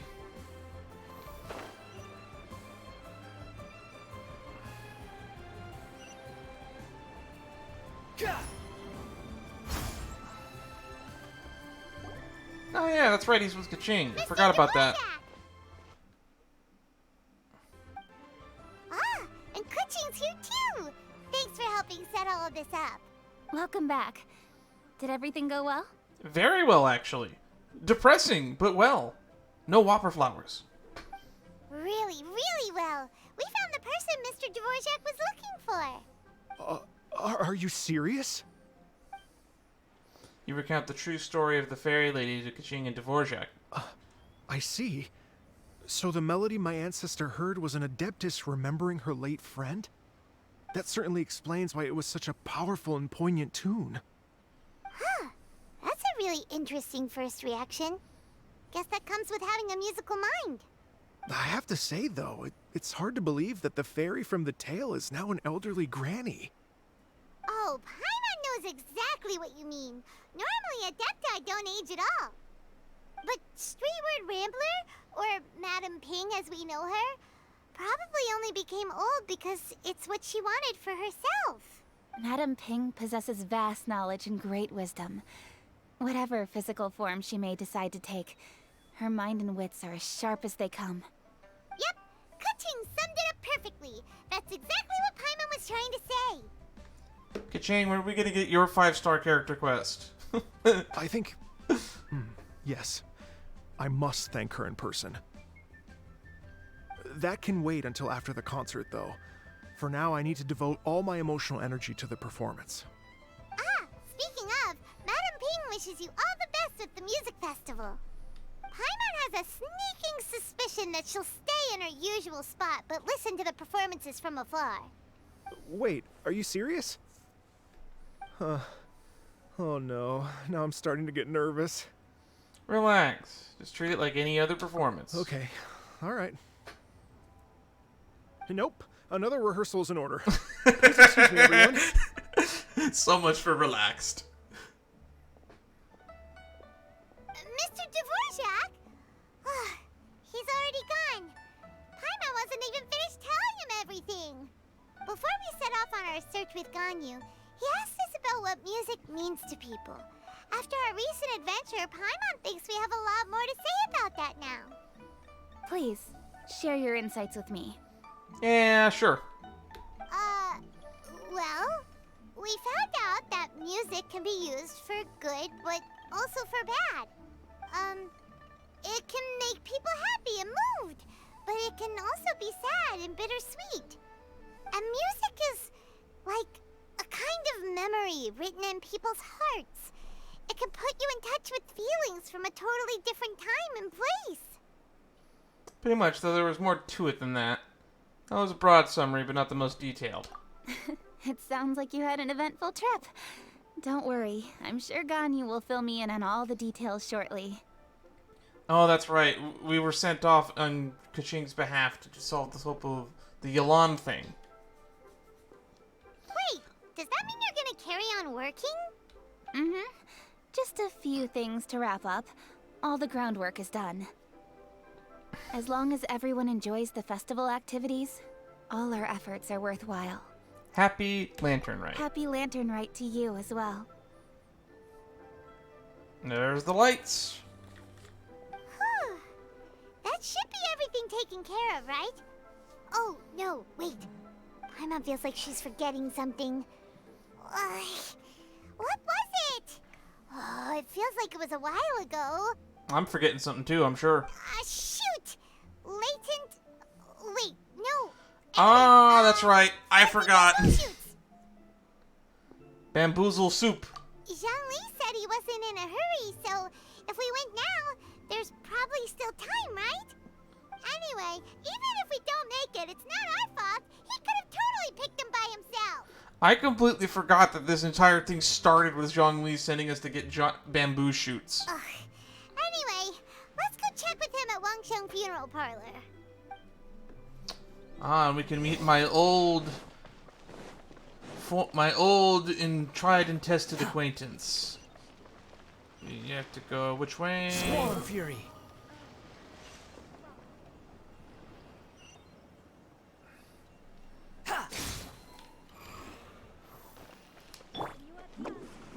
Which way? To the Wangshang funeral parlor. Can't catch me.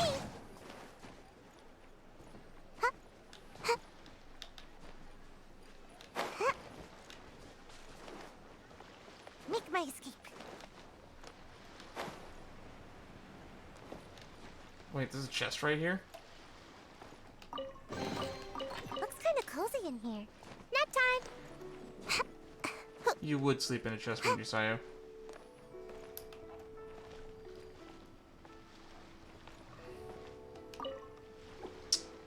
We meet again. Wangsheng funeral parlor cat lady. The cat appears to not be here this time.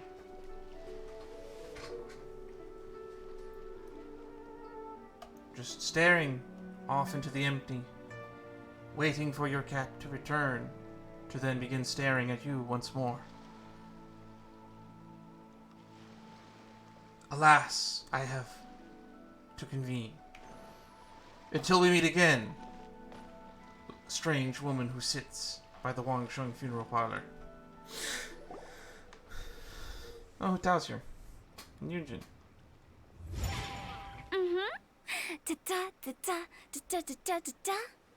So, why are you getting involved? I know that you have a song that you sing on your idols. Oh. All right, let's take a break here. Oh wow, look who it is! Are you here to hang out with everyone's favorite funeral director? That wasn't what I came here for, but why not? So you're just casually practicing your rapping skills at the entrance to your funeral parlor? She wants to be a rapper. Broad daylight? Okay. You're freaking me out a little. Wow. After everything we've been through, you don't see me for a hot minute, and you're back to being scared of your own shadow. I'm not afraid of you. We have all this open space, a clear view of the mountains behind and the sea in front. Not to mention we have several invisible audience members enthusiastically cheering us on. It's the perfect spot to rehearse. You just had to add the invisible audience to that, didn't you? Invisible audience members? Gotta say, it took me a few days to get used to Director Who's way of talking. Xinyan was pretty spooked too when she first got here. Just like when she sees a frog, but a giant frog with sharp teeth. Oh yeah, she's afraid of frogs. Come on, knock it off. What's wrong? I've never seen someone look so confused before. Well, don't worry, because Director Who's here to explain it all. There once was a Fontaine musician who went around town on a mission. He came door to door for his iridescence tour, looking for acts to audition.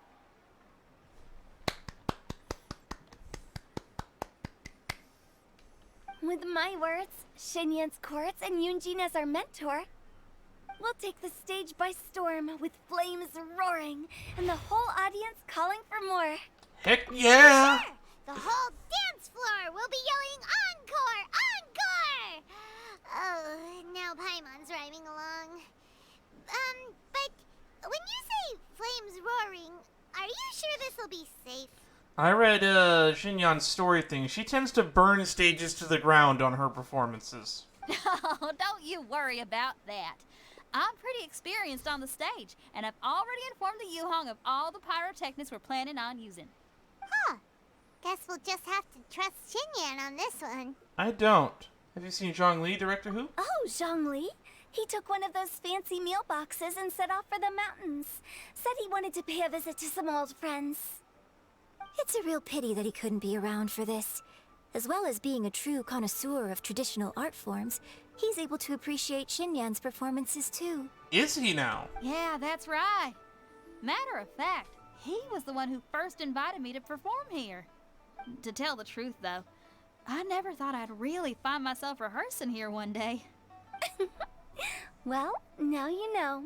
The Wangsheng Funeral Parlor is a great location. All of you are always welcome to come and hang out here, especially if you're in the mood to try something new. Yeah, that's why I always hang out with that lady on the bench who stares at a cat. I can speak to that. Hu Tao is always full of fun surprises. And jump scares. And jump scares. Actually, Xinyan, I have some lyric ideas for your part. Do you want to go through them together? Oh, sure thing. I'm all ears. Oh, Traveler in Paimon, I believe Zhongli was heading to Mount Hulao, so make sure you're hiking up the right hill. When you see Zhongli, please pass on this message to him. It's up to him whether he wants to support us at the performance tonight, but I expect him to make time for the upcoming banquet we're planning. No excuses. You should join us too. It'll be a riot. If there's one thing I've learned from being a funeral director, it's how to throw a party. Exactly. She's gone! Oh, no, she's back. It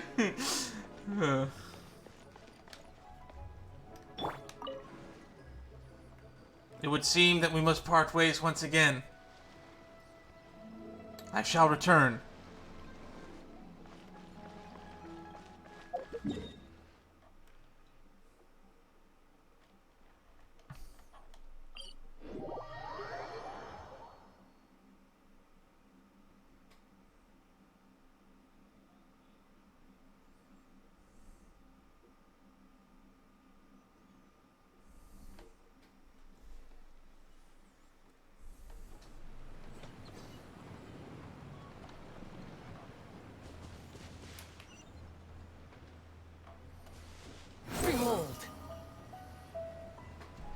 Mount Hulao, so he's going to Mountain Shaper's domain.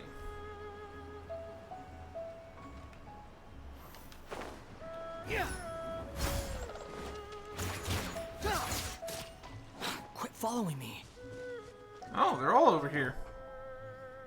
Paimon sees them! It's illuminated deer and illuminated bird number 2! Oh my god, Paimon, you gotta stop doing that.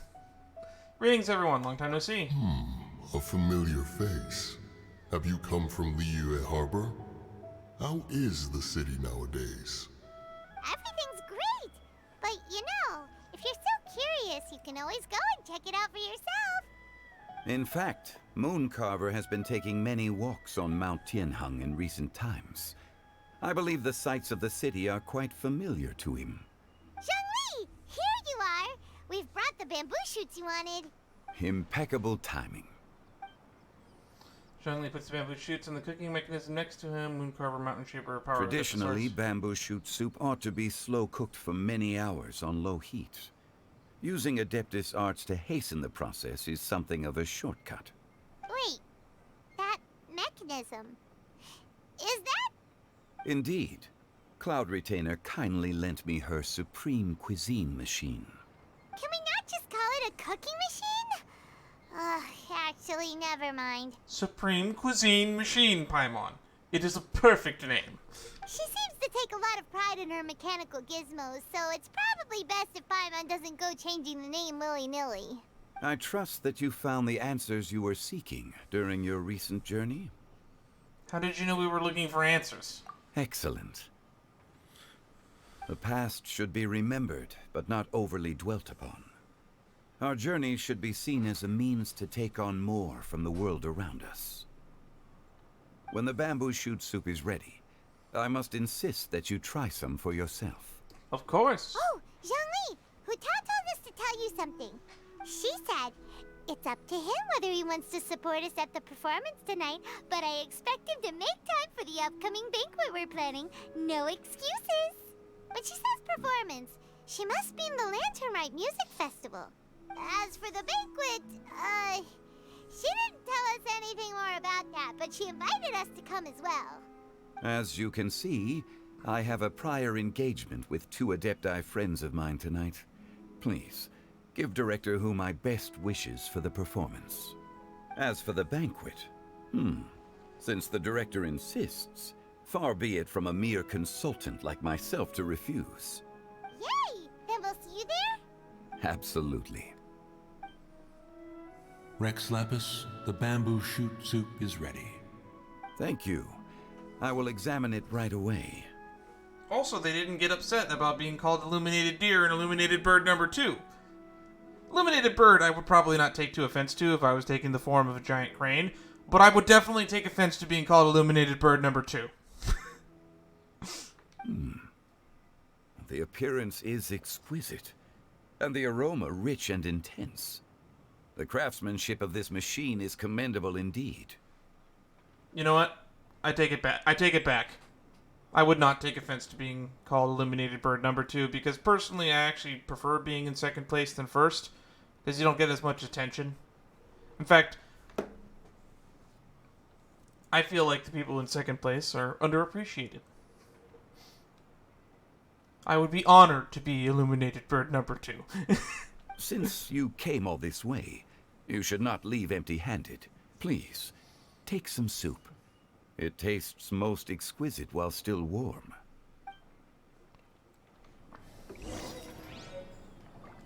Piping hot bamboo shoot soup.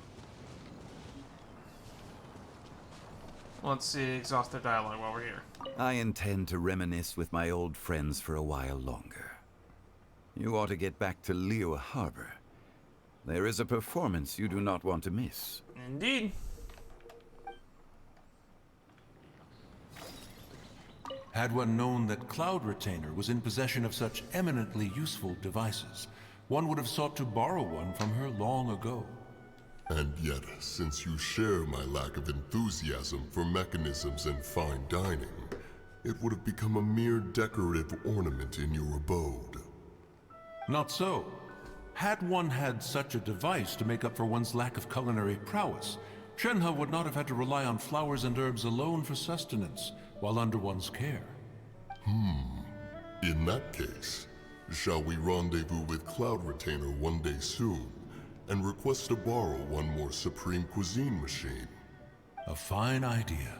A fine idea indeed. Ah, the times they are a-changin'. Oh yeah, there's probably something directly above Mount Udao. I wonder if this is where Fontaine is. Or Fontaine might be over here. There's definitely something in the region to explore right here. I wonder what it would be. Although, actually, while we were doing the 3.4 quest, it was confirmed that the Tanit called the Snezhnayans to the north, so Snezhnaya might be right over here, directly north of the desert, which would be kind of jarring. I would hope there's something in between, like a snow of tundra and the fucking desert, but who am I to judge level design?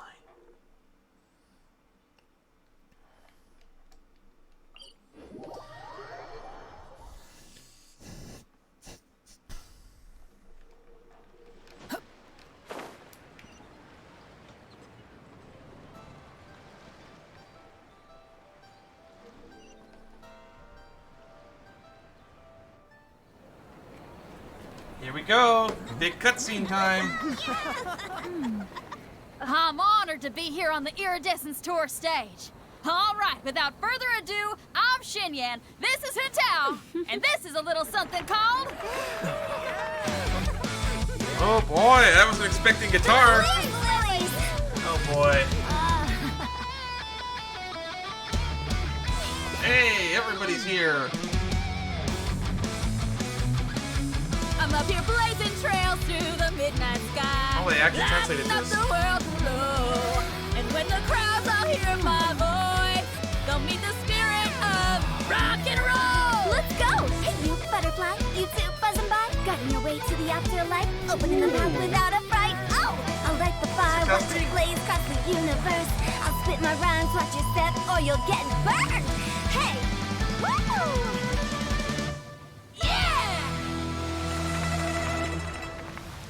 Nice. Does anyone have any plans tomorrow? With another year behind us, I think we deserve a celebration of our own. My treat. Interested? The Tianquan footing the bill? I can't miss out on that.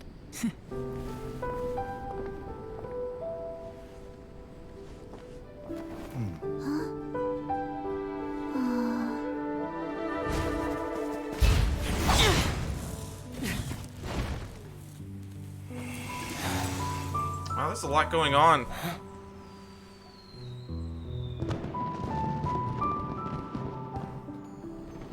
I forgot that we kind of pissed off Xiao at one point just because of the whole fake drowning thing.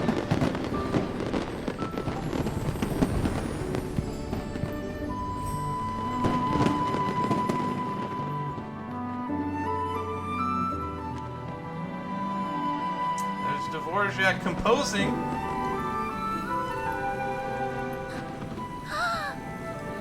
Where are you off to, Yaya? Master, listen!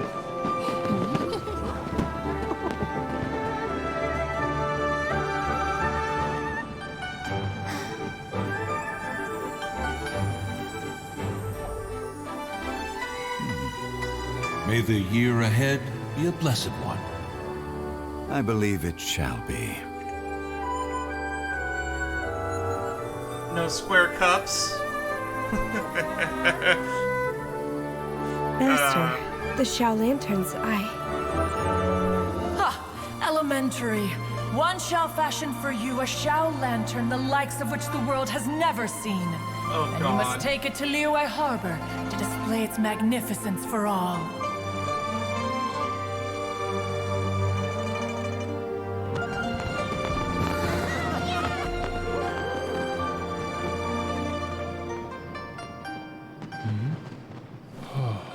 The music. Listen! That must be Madame Ping!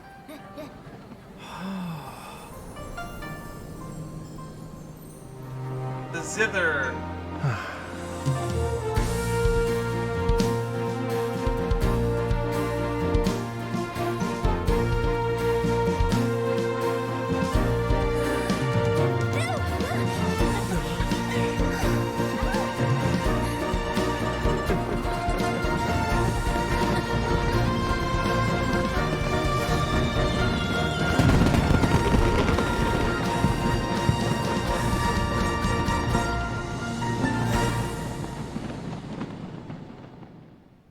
That was great.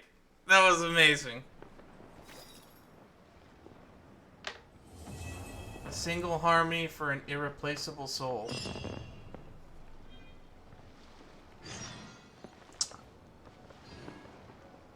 Between the facades of familiar faces. Oh, what's this?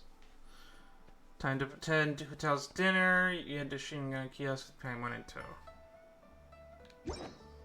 Well, let's exhaust some dialogue first. Okay, now I need to get a move on and write my next song. Listen to you. You only just fulfilled one lifetime dream. Are you really thinking about your next goal already? I was fully expecting that to not be translated. I was 100% surprised that they actually did a full EN translation for that song. Don't try to tell me you ain't the same way. I bet you've already thought up a name for your next opera, haven't you? You know me too well, Xinyan. The Adeptus Seeking Voyage. How does that sound? Oh, man! Yeah, I can already picture it. I've also got just the finishing line for it. I'll close with, and the celestial melody echoed through the clouds forevermore.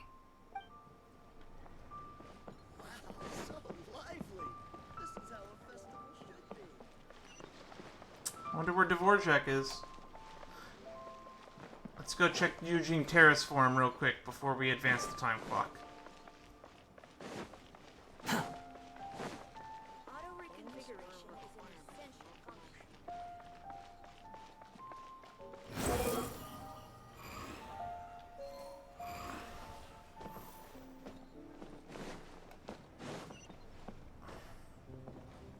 Squall Fury.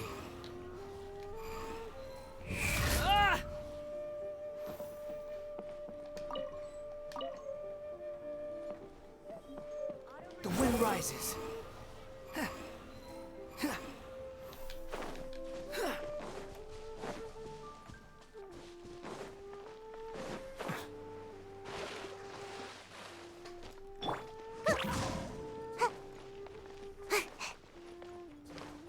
Oh, they're not here.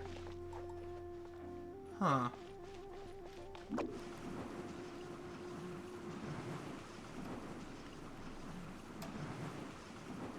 Well, since we have some more time to kill, let us do Vigilance at Sea.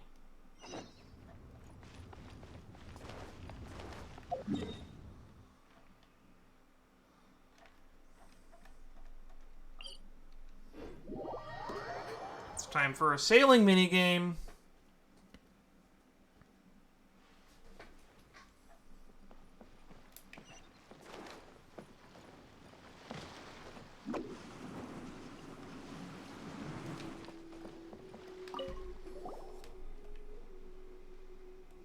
Long time no see.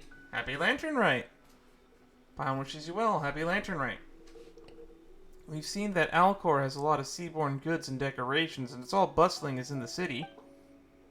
Looking great, no? All the decorations were handpicked by a captain. She wanted her brothers and sisters on duty to feel like they were at home for the festival.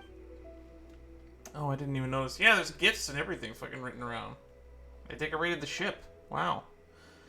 Not only that, but before Lantern Rite, Captain gave us each a bonus and organized several big feasts.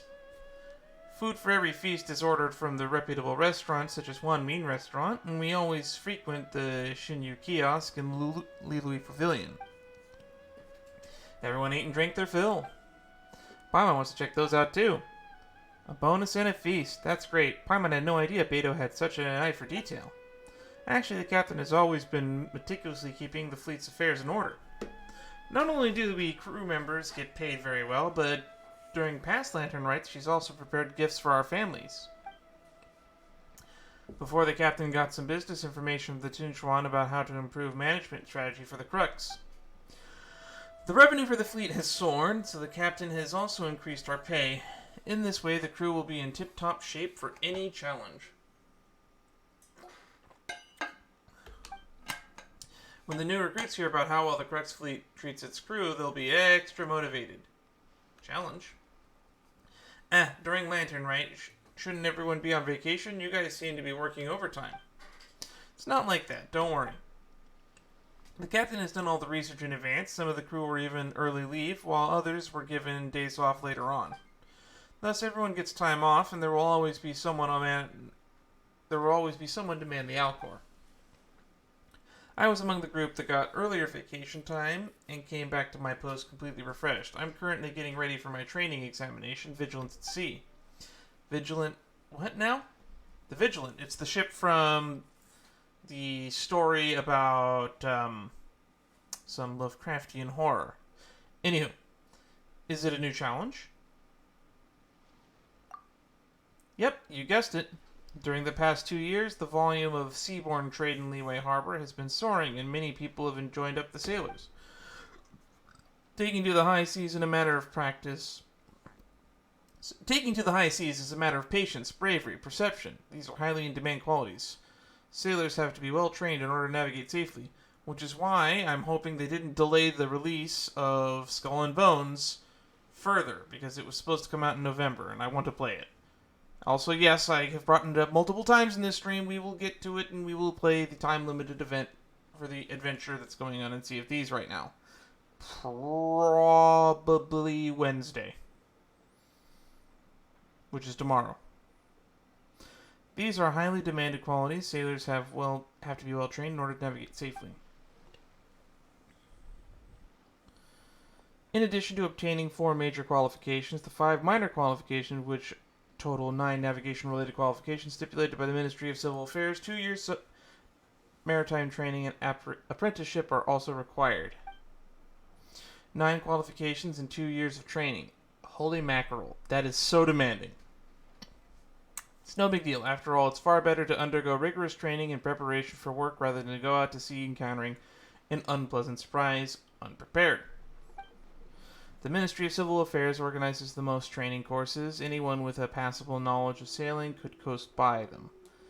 These subjects aren't too difficult. Of course, some ships will also have to traverse dangerous waters, which will hopefully give them experience. Given the experience the Crux fleet is in dealing with rough sea situations, and we in the Ministry of Civil Affairs have organized an intensive navigation system training program. Sailors who pass the training will get deep sea navigation qualification certificate upon completion, as well as some rewards prepared by the Ministry of Civil Affairs. Considering I have the best knowledge of the surrounding waters, the captain has tasked me with planning these training examination. Wait a minute, speaking of sailing, you two are pretty good with the Wave Rider, no? Do you guys want to give it a try? If you don't mind, I would also like you guys to give me some feedback about this test, positive or negative. That way I'll be able to improve it in a timely manner. Well, Paimon wants to see how much the skill the crew needs to navigate the high seas. And there's bonus reward too, win-win for us. Let's give it a try. Such figure, then I'll mark you guys down for the Vigilance at Sea examination. Please do your best.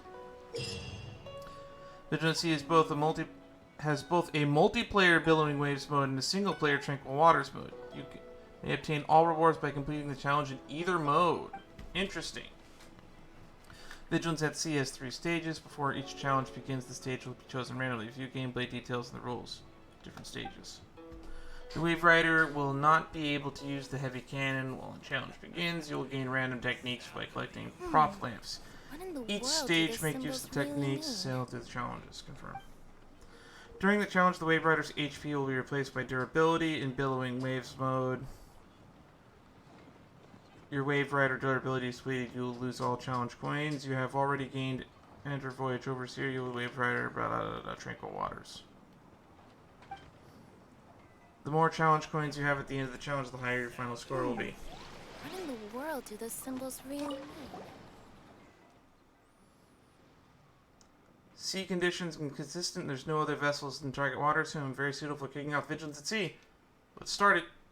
Alright, be sure to give it your all. Billowing Waves, Tranquil Waves. Tranquil Waves mode, you will start the challenge in single player mode. In Billowing Waves mode, you will start the challenge with other players in co-op. Let's try this. We'll try it in single player. We might do a multiplayer one. I don't really know.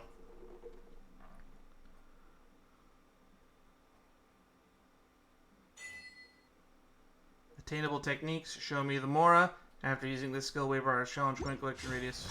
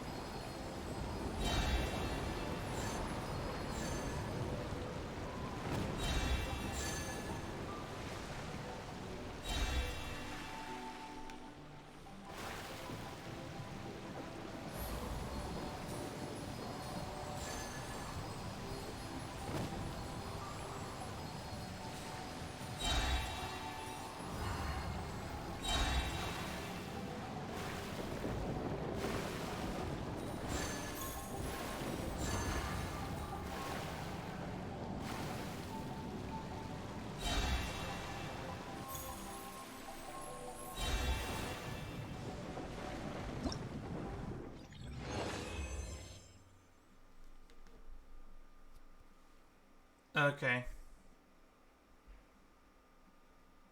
I needed 300.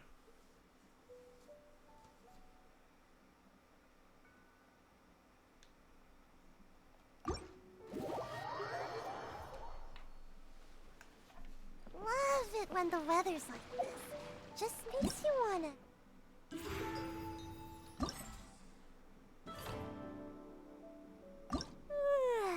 Don't...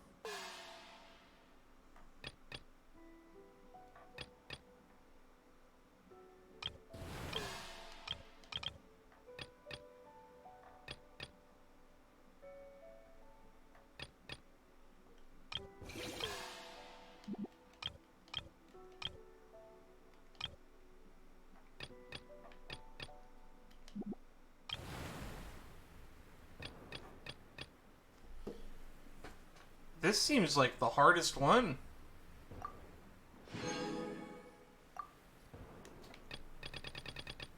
How do they expect me to obtain a score of 5,000? For a while.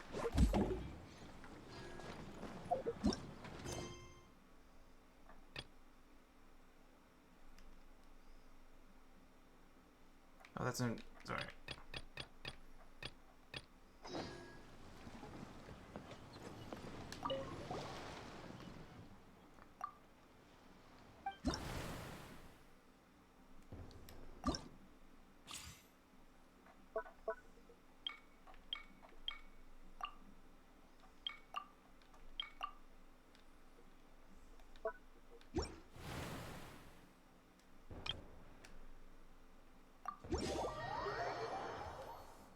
Okay. Fortify. Not take damage for a while. Full throttle after using the skill something something something.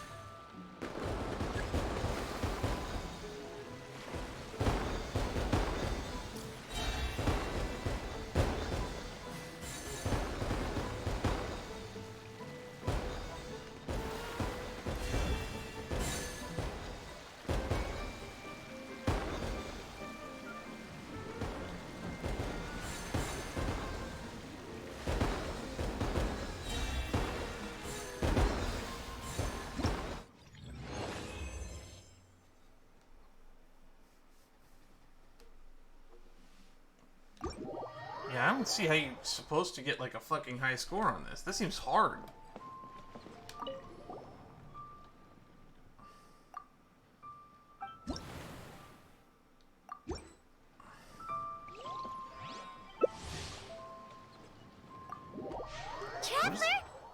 How does the multiplayer one work?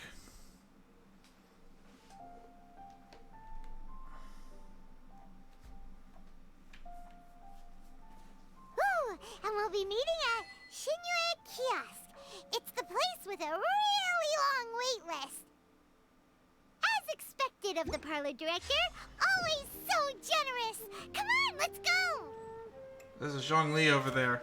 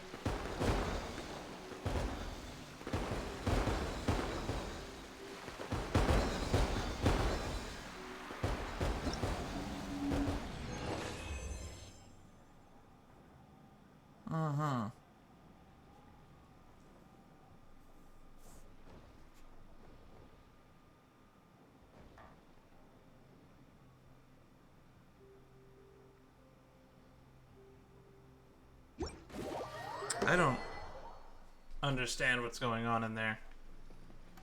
Yeah, this minigame seems like a lost cause to me.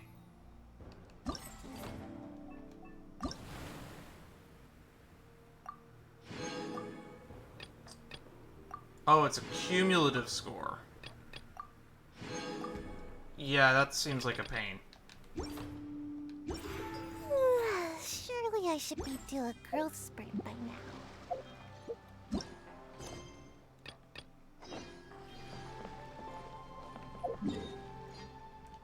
Alright, looks like we can continue this.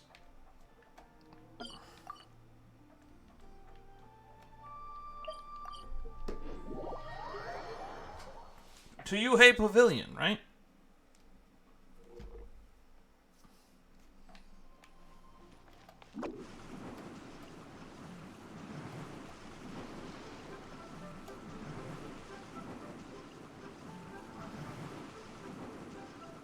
I'm out of here.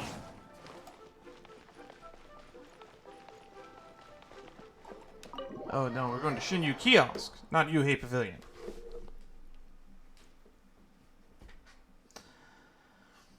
Only ever been in here like a couple of times.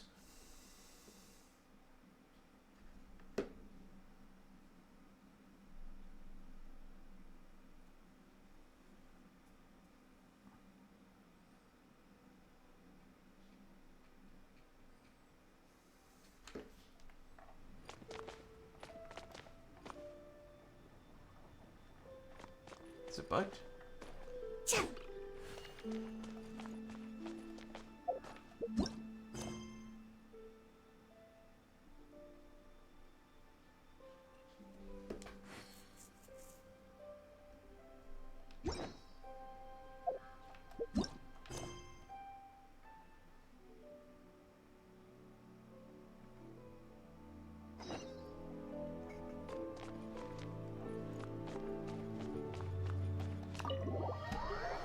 Did I miss the time frame?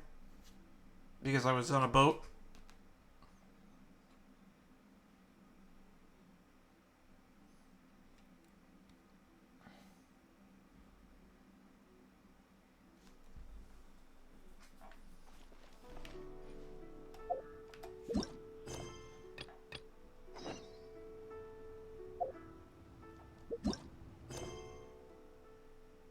Ah. I'm dumb. I forgot that I was in co-op mode. Me dumb.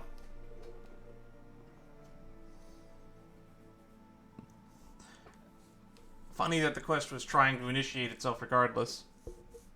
It started in fucking co-op mode. Weird, right?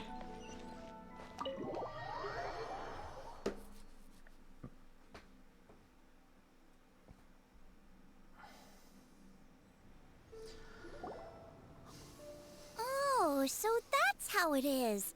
Thanks for the suggestions, Mr. Zhongli. I have them all noted down. I've long heard that your knowledge encompasses all things old and new, Mr. Zhongli, but I never knew that you were well versed in the art of cooking, too. It is truly an honor to make your acquaintance. Is this really the first time these two have met? No need for formalities. I too feel humbled to be in the company of such talented young people. Oh, you flatter us. If it's possible, may I trouble you to provide a few words of guidance for my practices in exorcism? I think you're the only character here I haven't met yet. Chong Yun, thank you, game. Young thaumaturge, Chong Yun was born to a clan of exorcists. He travels the land working to exorcise demons. He is an honest and serious lad by nature and is both hard-working and persevering, never shirking from any sort of hardship.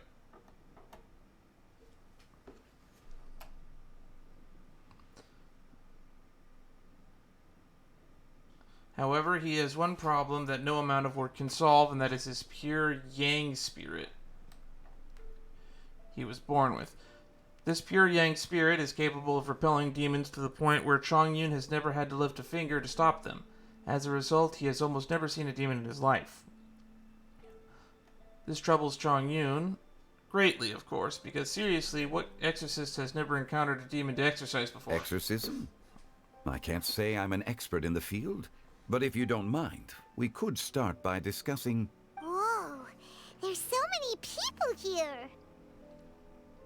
All we knew was that Hu invited Zhongli over. Paimon never thought we'd be meeting so many old friends.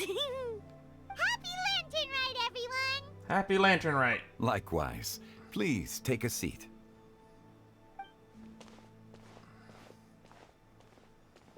Happy Lantern Rite! Are you having fun?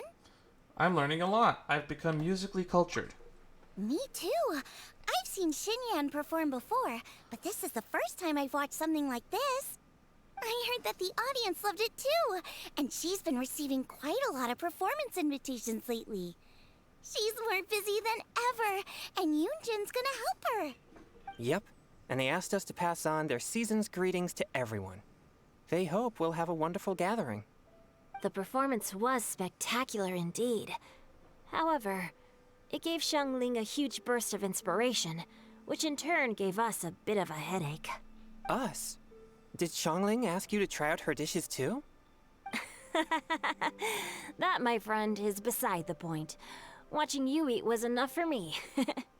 Come to think of it, I probably shouldn't have burdened Chong Yun with eating my share too. Oh, you fucking pawned them off on him, you bastard. Hold on, Xiangling came up with a new recipe? Let Paimon try! See? Someone here knows how to encourage people. Thanks, Paimon. Paimon is only interested because you like eating slime. Oh, and I have to thank Mr. Zhongli too. He gave me lots of useful pointers that really drove it home for me. Oh, so that's what you were talking about before we arrived. Yes. Since we'll be dining together, the topic of our conversation naturally revolved around cooking. Xiangling's ideas are truly unconventional. Her choices in both ingredients and spices are comparable to a melody dancing on the tongue. My suggestions were nothing more than the icing on the cake. Oh, the two of you always deliver. Now I'm getting embarrassed. Anyway, I'll get everyone to have a taste after I've adjusted the recipe based on Mr. Zhongli's advice. That sounds like it might become a little safer to eat. How about I sample the dishes next time? Speaking of eating, Paimon feels like we're missing someone. Yeah, where's Director Who? Oh, Hu was the one who invited us, but she's not here. And where's Guoba? Oh, Guoba volunteered to help Dad at the restaurant. You know, lots of people come over to eat during Lantern Rite. Without Guoba helping out, I probably wouldn't have had the time to accept Hu Tao's invitation. As for Hu Tao... The director went to collect a guest. She asked me to stay here and host you for the time being. Seems like it's almost time. It's probably Xinyan that she went to grab, right? Huh? And maybe Yunjin? Hu Tao went to fetch someone in person? Oh, that must mean they are super important. Could it be Kuching? Ningguang? Or Captain Beidou? She didn't clarify. And as her subordinate, I couldn't just pry into the details, could I? Sitting in the other restaurant, Bert's open, struck by a hurricane. We're here! Oh, we're not late to the party, right? It's your party! Good thing the Conqueror of Demons and I are both as swift as the wind. Oh my god. And whoosh, we made it just in time. You went to grab Xiao? Really? Oh. I see. So the important guest is the Conqueror of Demons. I've been looking forward to meeting you. The director didn't mention anything when she invited us. What a pleasant surprise. Gathered here with us tonight are not only young and accomplished individuals, but also the protector of Leo's peace, Adeptus Alatus. To convene here with all of you is indeed a great honor. How did she manage to convince this guy to come to a social gathering? The most Oh, never mind. I guess we'll figure it out ourselves. A few days ago at Wang Shu Inn.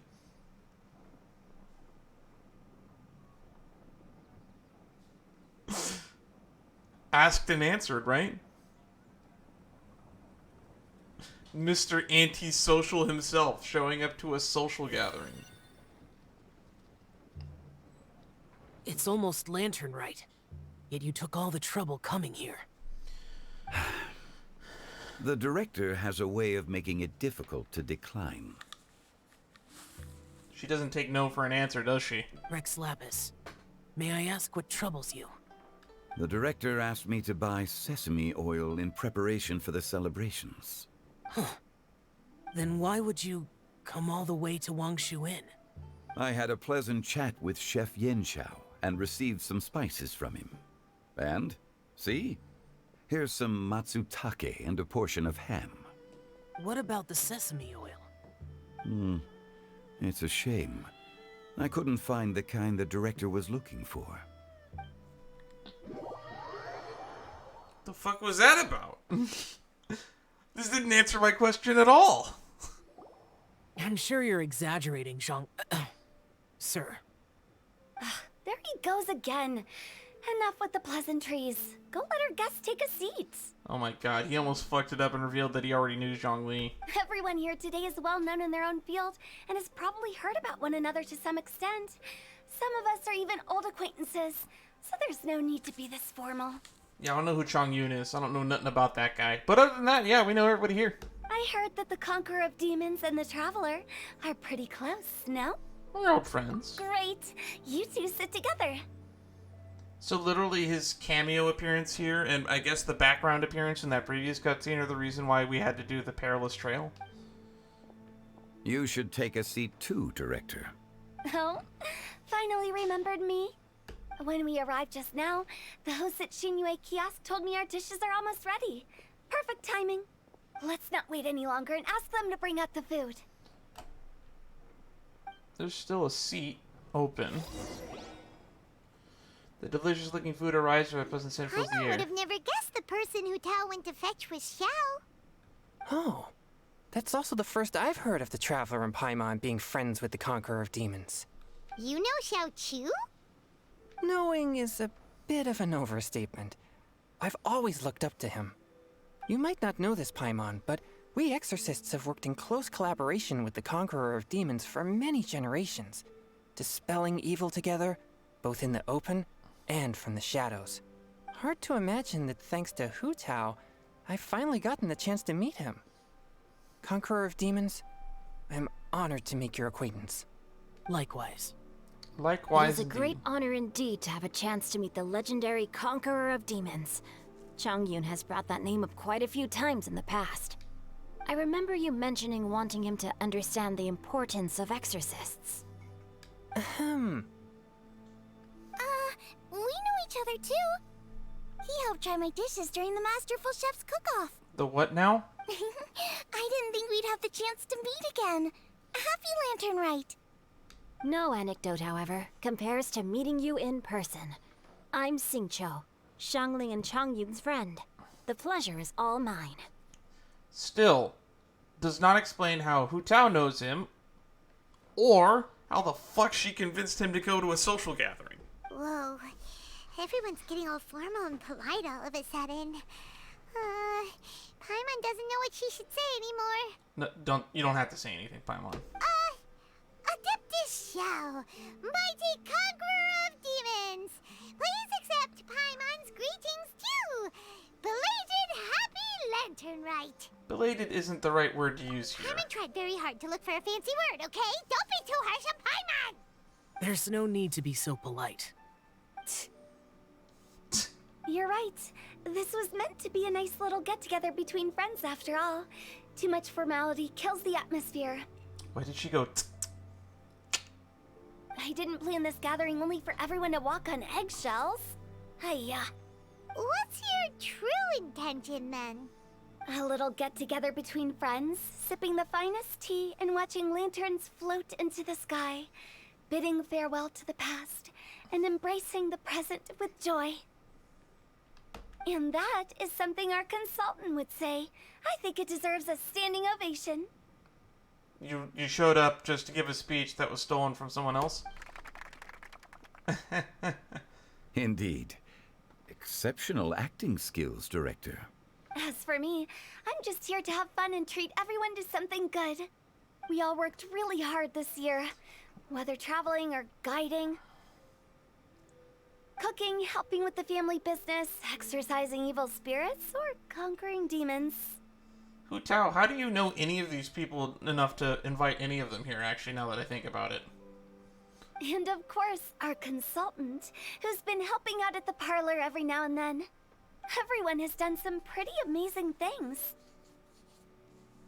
Frankly, the people that you are friends with aren't here, and that's what weirds me out the most, Hu Tao. As the one who brought everyone together, it goes without saying that I'm the one most deserving of praise. Yeah, sure, whatever. Huh? Sounds kinda self-important, but Paimon thinks it's pretty amazing that she managed to talk Xiao into coming. He rarely ever enters Liyue Harbor after all. I'm curious about how she did it. It wasn't as complicated as you think. Oh, finally. Not long ago at the Wangshu Inn again.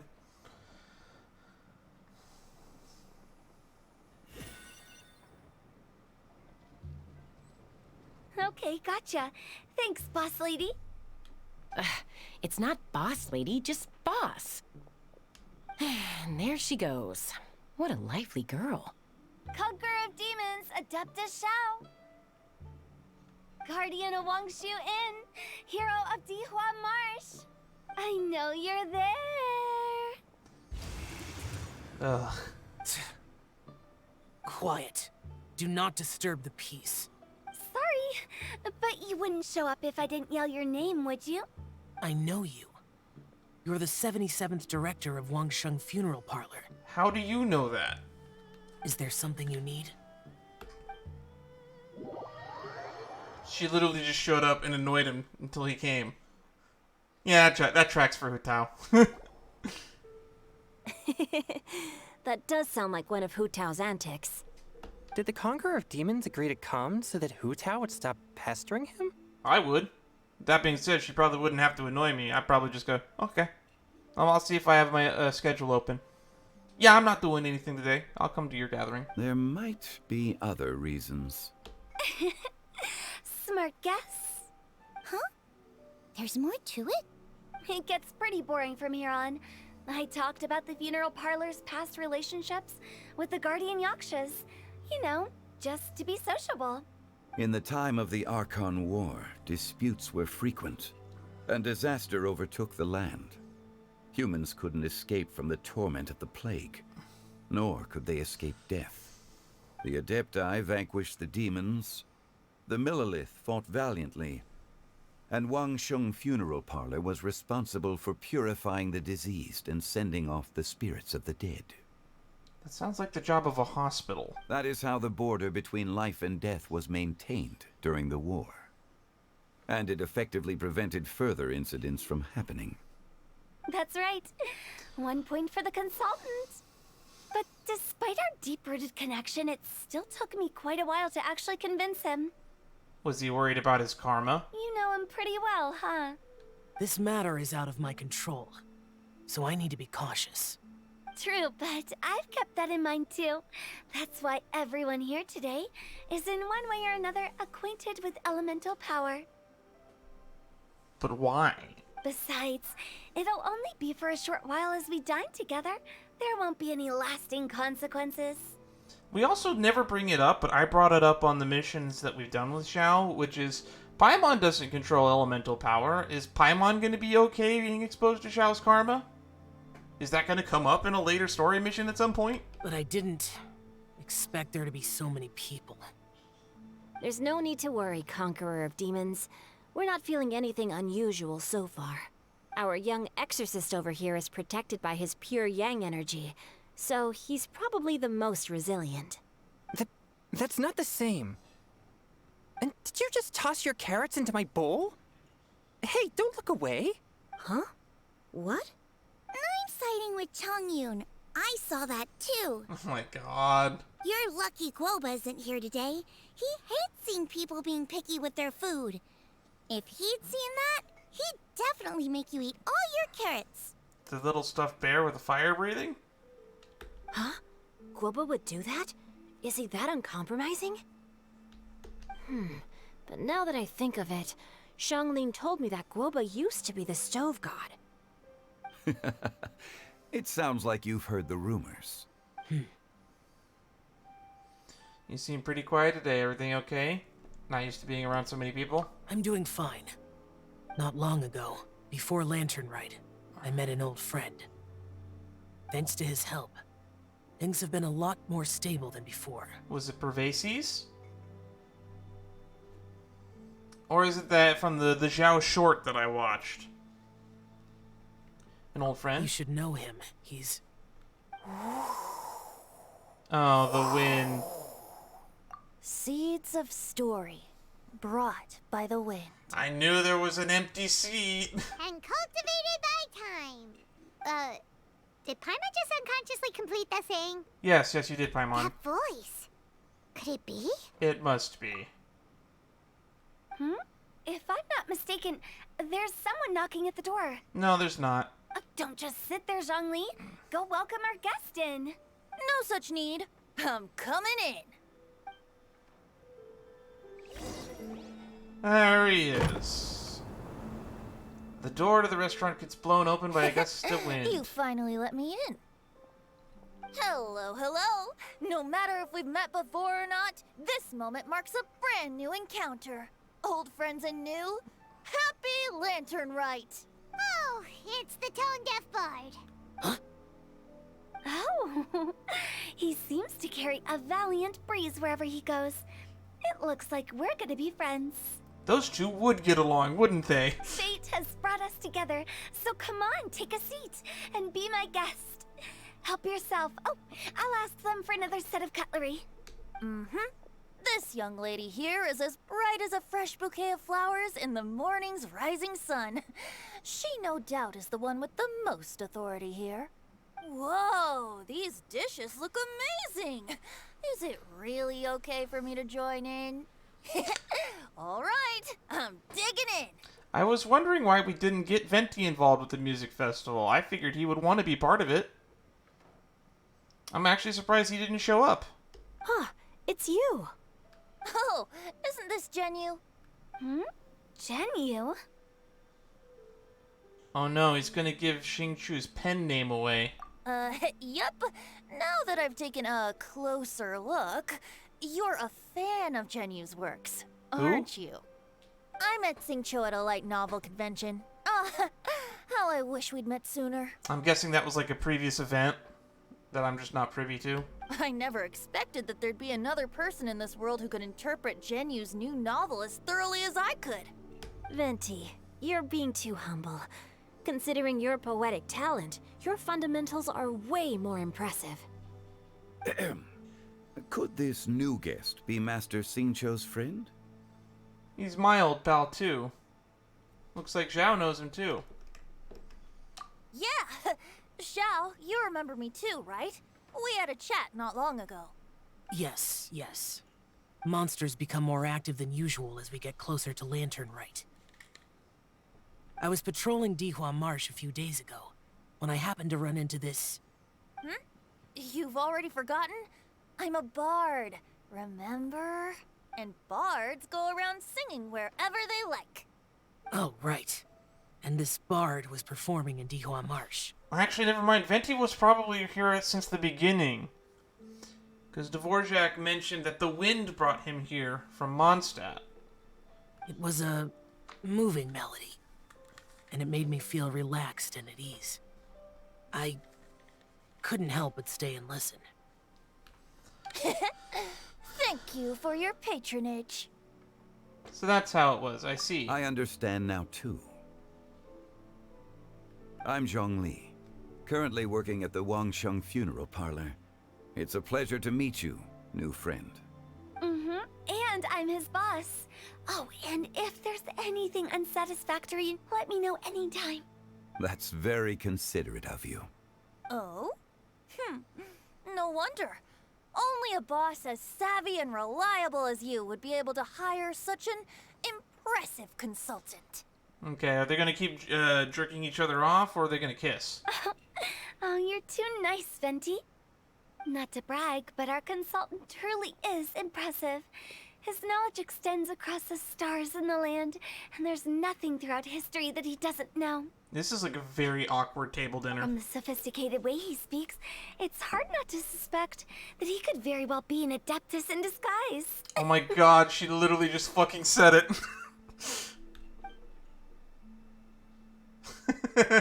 So, you're an Adeptus. Do you think it might be possible? Don't put him on the spot. Sorry. I'm only good at conquering demons. I'm afraid I don't have much knowledge in that matter. Really? But Paimon thinks you're super knowledgeable. Paimon, play along. Huh? Oh, right! Xiao's a warrior. He doesn't come to the city very often, so it's, pretty normal for him to not know anything. Really? I've actually heard a few things about Mr. Zhongli before. The guests in the tavern talked about this refined and courteous man who, instead of having wine at Mondstadt's finest tavern, ordered a cup of hot tea with the most complex name.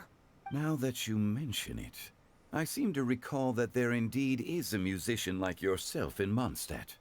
Oh no, we've gone from jerking each other off to fucking slinging hate at each other. I've heard that he's elegant and amiable, his works witty and vibrant. It's no overstatement to regard him as the best bard in Mondstadt. Now you're making me embarrassed. I would say that Mondstadt's poetry is a little run-of-the-mill sometimes. There's one I heard a while back that went, "The old house is renewed, welcoming the spring breeze, awakening old memories." The meaning's there, but the word choices are unimaginative, and there's a distinct lack of literary flair. I think so too. The composition needs a little jazzing up. If I were to give it a go, I'd make it an old melon on a vine, a new flower that grows fine. Oh, good one! It feels unique and has a nice ring to it. Oh no, we have the people with flowers in their hats. And I completely forgot about Venti. Oh. Genshin Impact hat tier list someday, I promise. Someday. You have great taste, Venti. I was right about you. Let's Although- shake hands. Although Dvorak might be taking the cake now. Oof. Of course, of course. Hey, Shincho. Mind lending me a few books when we get back? Pick out some well-written ones. I don't know if it's my own lack of literary knowledge, but I couldn't tell the difference between those two. I don't think it's your fault. Chongyun's right. It's not our fault. Paimon, watch and learn from Hu Tao and Venti. This will come in handy for your ugly nicknames. Oh, you have a point. But speaking of, why is the Tone Deaf Bard here? Are you here to take part in Lantern Rite too? I heard that Liyue will be hosting a Lantern Rite music festival this year. As a musician myself, how could I possibly resist the temptation to come take a look? Or listen. Getting to know other musical styles is essential to sparking inspiration, don't you think? Huh, but the music festival wasn't planned beforehand. As for the Fontaine friend who hosted the festival, I saw him near Stone Gate the other day. The Iridescence tour has finally been held successfully for once, so I had to congratulate him. Thank you, he must feel very grateful. Don't think anything of it. By the way, I was watching as you entered Shinyue Kiosk, but no one seemed to notice me. Should I say that it's because I'm an expert in hiding, or that a certain someone deliberately ignored the sound of the wind? Whenever Lantern Rite comes around, Liyue Harbor becomes bustling with activity. People are all busy watching the lanterns and strolling around the shops, and they might just go travel somewhere on a whim. It is rather difficult to predict another's whereabouts. The festival is in full swing and proceeding smoothly, and we're all gathered here with friends, new and old. This is no doubt a wonderful occasion worth celebrating. To come together with all of you at the beginning of the year, one can't help but be filled with joy. In a moment like this, I propose we raise a glass together. In my case, tea in lieu of wine. Very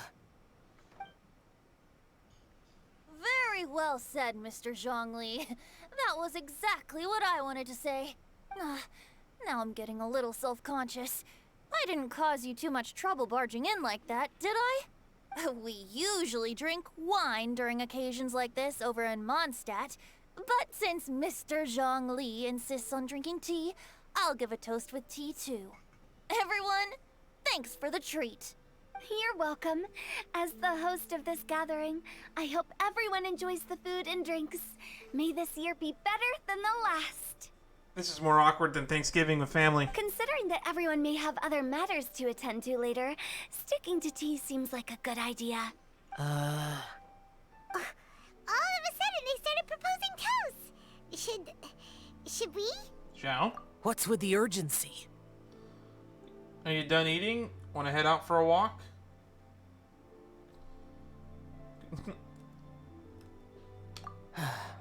Sure. Have you two finished eating? It's always nice to have a breath of fresh air after a meal. Helps with digestion. Yeah, breathing helps with digestion. Breathing also helps with living. Paimon will come too. You still hungry, right? Yeah? Don't worry, we'll be back soon. Okay then. Don't forget to come back.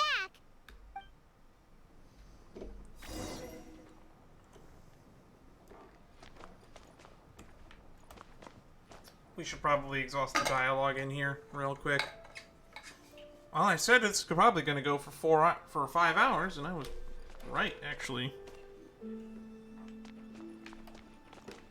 It seems like our new friend is an expert in wine.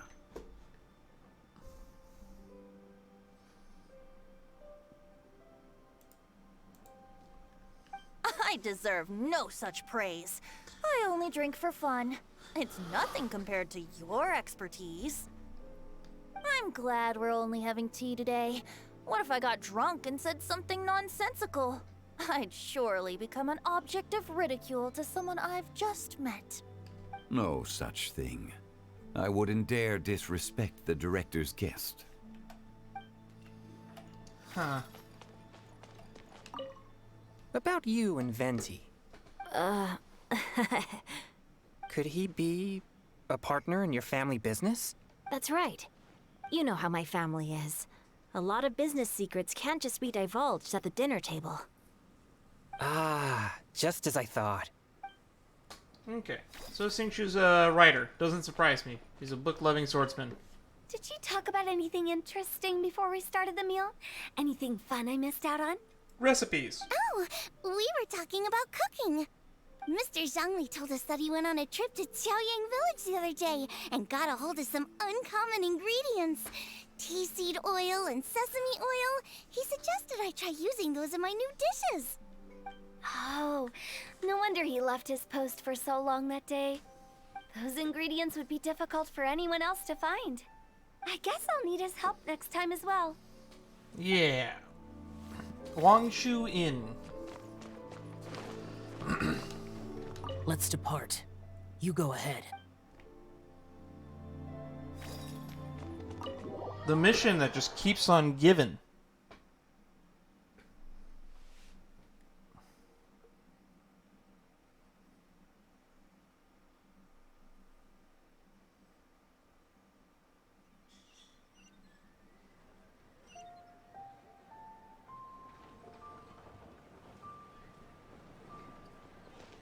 Are you all right? I should be the one asking you that. It's hard to describe. Unfamiliar with gatherings like this? It's not that. There were those among the Adepti who loved gatherings and idle chit-chat. Sometimes they would call up a few others for a drink. Even I got dragged along to their gatherings many times. The Adepti all have their specialties, making most of them proud and arrogant. Everything they say is straight from the heart. It never gets too complicated. But this time... I understand. It's all Zhongli's fault. It's all Venti's fault. No. I didn't mean that. So you know his true identity. I'll get straight to the point then. The Animo Archon is a free spirit, and his temperament is as carefree as the music he plays on the flute. It's easy for a god like him to live in harmony with humans, and that's something I might never be able to do. You don't have to be like them. That does sound like something you would say. No matter. I know my circumstances. Whenever I think of the ordinary conversations I've had with you, it feels strangely novel. Strange in a good way? Yes. The parlor director went out of her way with the invitation, so it was difficult to turn her down. I had made mental preparations before agreeing to come. She told me that all the guests today would be acquainted with elemental power, and I knew that you would be here. But I didn't expect the other guests to be... No one would have guessed. General Capisis always said that we should live in the present and enjoy every pleasant surprise. Perhaps that's what I should do with what I'm feeling now. But I think he meant designing clothes for those around him. The clothes were intricately designed, but inconvenient to wear. Brother Bosacius never tried to hide his distaste in front of him. Rex Lapis did like his designs and even collected quite a few. The outfit he wears now was also designed by General Capisis himself. Of course it is. I never saw him wear this during the war. I didn't expect him to start wearing it later. Oh, here you are. I'm not intruding, right? Maybe. You're not. What is it? Hu Tao saw that everyone's done eating and asked the staff to bring out the desserts. Paimon got so anxious that you weren't back yet that she scarfed down her dessert without the usual slurping and munching. But not so anxious that she can't eat. Sounds like she'll be okay. To be honest, I was kind of worried too. You looked a little restless just now, and I thought you weren't used to the food here and was planning to head back to Wangshu Inn for something Yanxiao made. You're worrying too much. Don't pull any lemons. What? Lemson tactic wind cyclings on us. Why would I? Anyway, let's head back. Please wait! There's another reason why I came looking for you. Here, take these. I brought them for you. Almond tofu? Yup. Since the Masterful Chef's competition, you could say that Yanxiao and I are not only competitors, but good friends as well. I visit him at Wangshu Inn sometimes to discuss our cooking. I heard him say that the esteemed guest on the roof loves nothing more than a good plate of almond tofu, so I learned a thing or two about the dish from him. I'll be honest, before Hu Tao invited everyone, she secretly came looking for me, told me about the guest she planned to invite, and asked me for some suggestions on what she should order. So I made a few servings of almond tofu for you guys in advance. Take them as a token of gratitude for your support. When I told Guoba that I was making these for you, he started eagerly running around the kitchen and helping a lot too. Thank you, Shangli and Guoba. Thank you for the trouble. There was no need to... Ahem. I'll take them. Thank you. And Guoba too. You're welcome. Oh, the almond tofu I made probably tastes and feels a little different from the type Yanxiao cooks. Please let me know if there's any improvements I should make. More slime. Okay. That's all. I'm so happy. Alrighty, we should head back now. We can't keep Paimon waiting. Paimon will eat everything. Oh boy.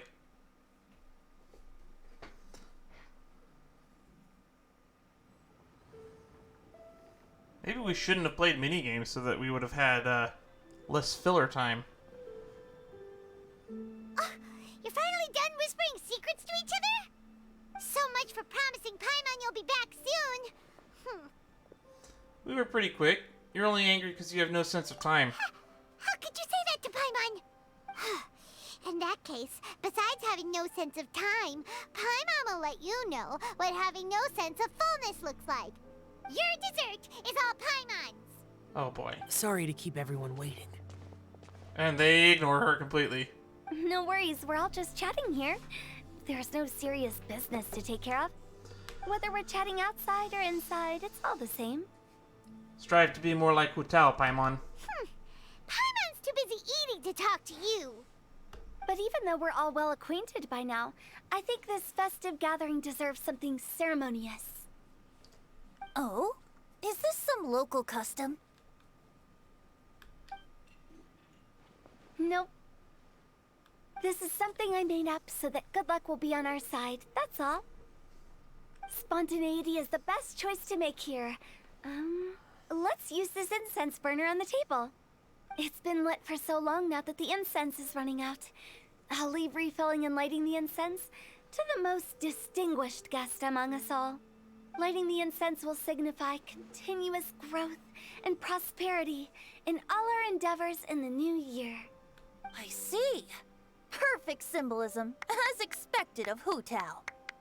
And speaking of the most distinguished guest here today, I'm sure we all agree that it's Mr. Zhongli.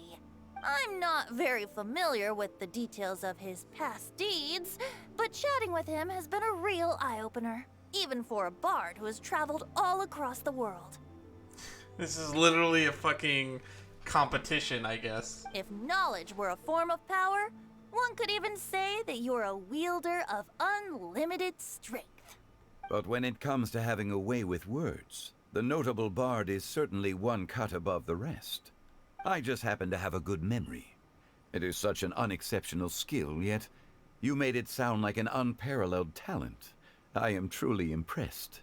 Since we all get to nominate someone... It's probably going to be Zhao.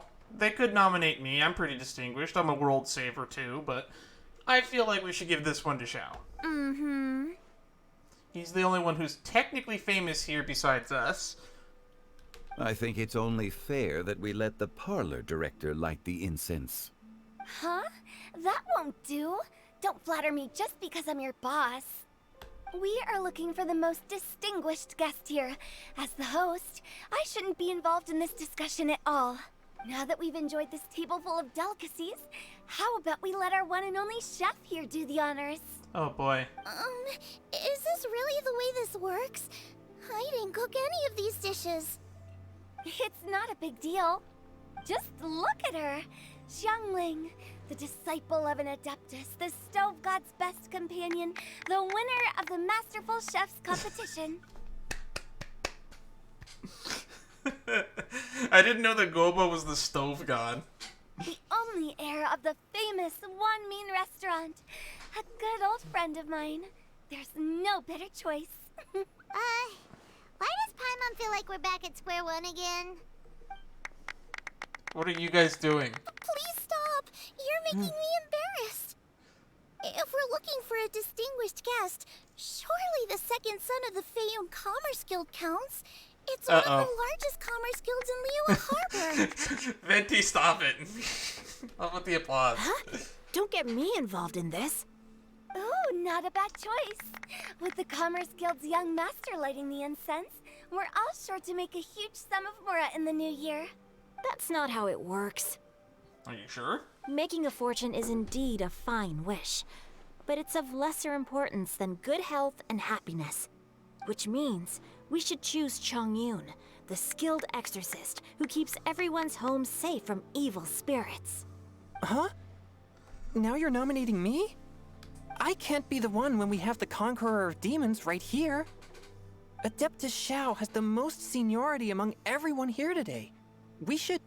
I refuse. I refuse. I am most certainly not the most distinguished guest here. Is he gonna say Zhongli? No, he's gonna say us, because we're the only one that has been pointed out yet.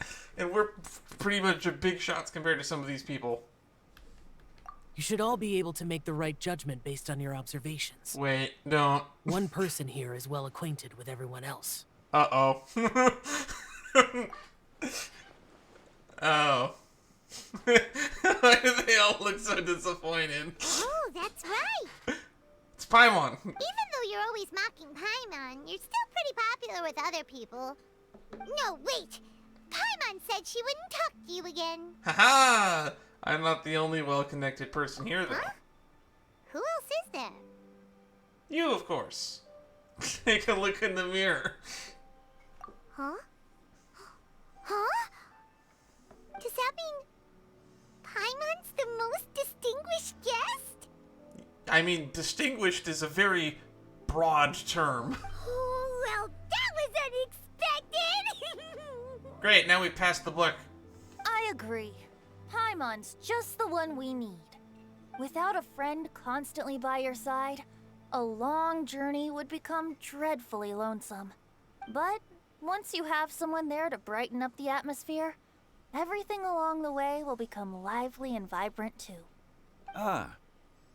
The traveler has traversed many nations and left behind a great deal of fascinating stories. But without Paimon, they would have become quite monotonous. Paimon plays an indispensable role in making your journey a happy and smooth one. You guys, Paimon's not used to being praised like that. Are you kidding me? I praise you more than probably anyone else on the entire internet. Where are all the Paimon fan clubs? I mean, I'm probably not Paimon's biggest fan, but I've definitely been, out of all the people who I've seen stream this game, I'm definitely the nicest one to Paimon out of all of them. Those were genuine compliments, right? Of course, you're the bestest travel companion ever. Thank you. Notice how I added bestest in there, even though the text said best. You made Paimon wait for a long time, but Paimon's not mad anymore. Zhongli looks like he's fucking frowning over there behind you, though. Don't take everything to heart, Paimon. Friends tease each other all the time. That is indeed true. Everyone looks at Zhongyu. That means Paimon is as important to the traveler as Guoba is to me. Looks like we've come to an agreement. Any objections before we proceed? I trust the traveler's judgment. Then Paimon it is.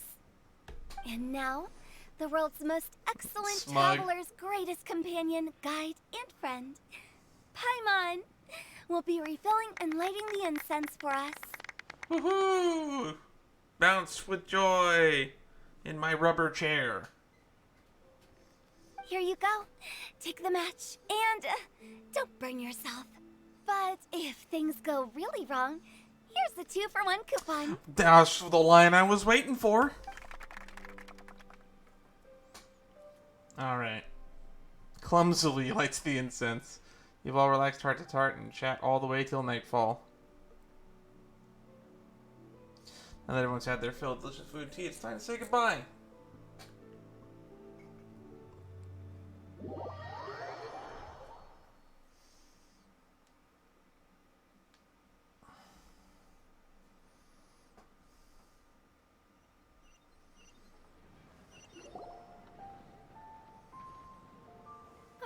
It's getting late. I won't take up any more of your time. You're all free to go as you please. Thanks for the treat, Director. Yep, the tea was amazing too. You don't have to go all polite on me. Just remember to come when I invite you next time. Let's see.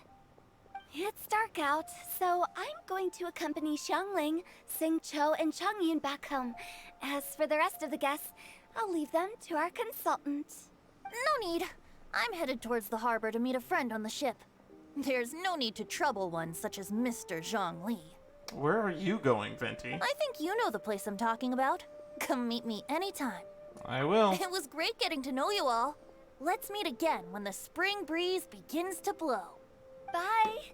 Oh, we should write poetry together sometime. Ooh. We'll catch you all later then. Don't forget to return to the parlor later. There's something I need you to do. Understood. See you later. Bye. Well then. Rex Lapis. Just Zhongli will do. I live as a mortal in Liyue Harbor now. I am just one among many who begin work at sunrise and retire to rest at sundown. If we were to consider status and seniority as Zhongli, I should be respectfully referring to you as Adeptus Shao. Heaven forbid. Adeptus Shao. Let's stop teasing him now. I meant what I said. He is true, you're a dead man. I heard that during the Lantern Rite Music Festival, you conferred with Streetward Rambler and Cloud Retainer. I take it as you've gained a lot more knowledge about the past? The same truth will sound different coming from different people. As more bear witness to a story, feelings and interpretations expand in variety too. I once had a pleasant chat about the past and present with a Sumeru scholar named Soraya, and learned a few things about her research topic. From the evidence she found and the conclusion she made, her area of research is already very close to the truth. But there are multiple sides to humans and gods alike. In the legends recorded by humans, some gods were depicted as arrogant and condescending, while others were kind and capable. But whether to me, Streetwood Rambler, Cloud Retainer, or younger adepti such as Shao and Ganyu, those adepti and gods that may seem extraordinary to humans are something more akin to close companions. This was as true back then as it is right now. Just how Shao may seem unapproachable to most, but the Traveler has proved otherwise. So there's no need to dwell too much on certain things. Zhongli, what you're saying is... It looks like you understood what I meant. Ah, the director asked me to accompany you on your return, but I don't think you'll need my protection. I'll be taking a walk around and admiring the night scenery. After that, it'll be time for me to go back and meet up with the director. Goodbye for now. Bye, Zhongli. Everyone's gone now. Paimon always feels a little empty inside when a lively celebration ends. Yeah. But at least you always stay by Paimon's side. No. Paimon got it mixed up. Paimon, the best and most distinguished travel guide, will always stay by your side, Traveler.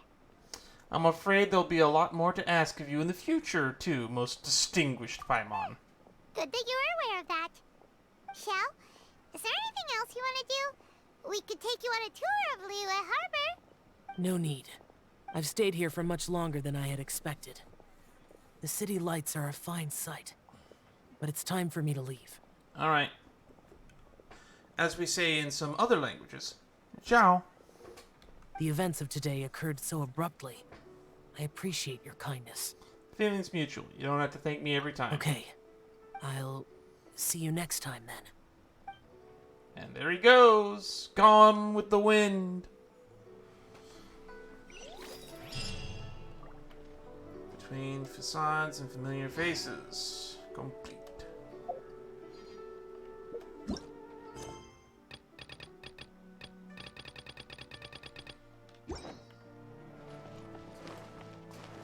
Well, if we are truly done,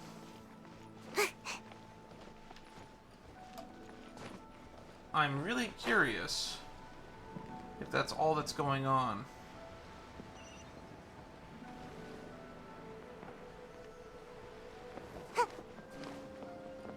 Because Venti said he was going to the docks for some reason.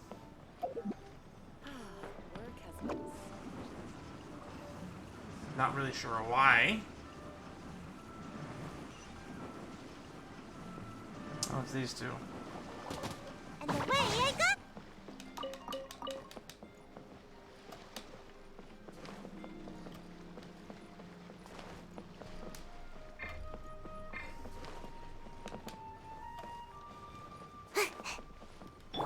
Behold! Alright, let's go to these docks then. Where are you, Venti?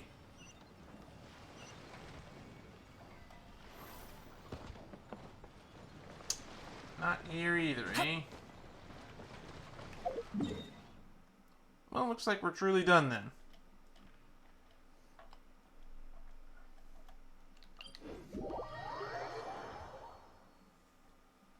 Yeah. All in all, I would have to say that I really enjoyed this. There's only one really event that we didn't try doing yet. Quit following me. Oh, there's Dvorak. Magnificent! Absolutely magnificent. You mean the show? Yes. When I heard the music coming from up in the clouds, I was so stunned I could barely think or move. I felt like it had a special kind of hold over me. Or maybe it was the adeptal power within the music. And the ensemble at the end was truly sublime. I felt like I would have started to cry if I hadn't been one of the performers on the stage. I'm glad that we found somebody. Well, Lady Ningguang, the Tianquan of the Liyue Qixing, has invited me to visit her again at Yujing Terrace to discuss a long-term collaboration plan. I do hope everything goes well and that we have more opportunities to collaborate in the future. The next time we have another performance, you'll have to come. I will save the best seat for you. Magnificent! Absolutely. The fairy lady. I've already given her my thanks in person. This is what she said. It is only natural to lend a hand when we see someone in distress. The wonderful music you brought to Liyue is worth far more than gratitude.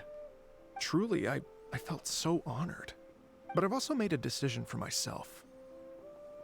I will strive to create even more wonderful, original music for this era. Our era.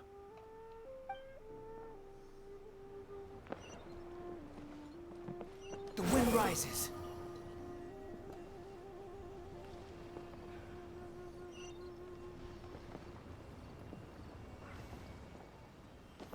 Alright. Well, we couldn't find Venti. Which means... I guess we could talk to... Oh! Didn't know that you liked music so much. I'm so glad I invited you here. And thank you for inviting me. I'd never had such a great time enjoying live music. I don't know much about music, but it's been... with a person beside him, with all these people around, it's been a great experience. It's great. You've always been a quiet person. I was so afraid you wouldn't like this kind of event. Looks like I should keep an eye out for more music festivals like this in the future.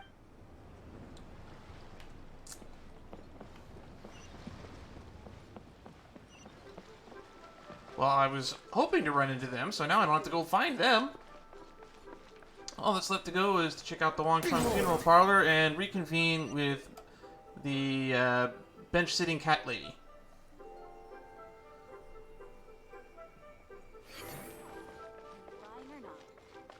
Where is the Wangchang Funeral Parlor? Too slow. We're here, right?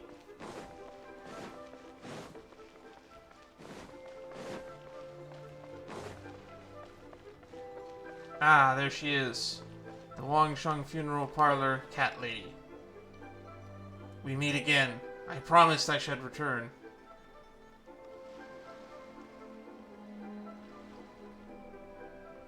Well, this has been a long event. We did most of what there was to offer. And we're pretty close to getting a free character. I'm probably going to do the rest of this off stream. I'll see you guys in the next stream. Probably going to be playing Genshin for the time being in my downtime. But I look forward to seeing you then. I also did promise at the start of the streams that we would do some wishes at the end on the standard banner because I didn't think we'd be dying all that much. So we'll just use these 3 fates that I've gotten up until this point. Who knows? Maybe we'll get lucky. If you wish upon a star, I will probably not get anything good.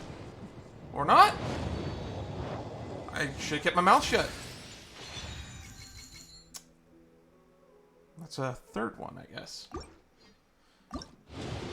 Anyway, it's been fun. See you guys in the later stream.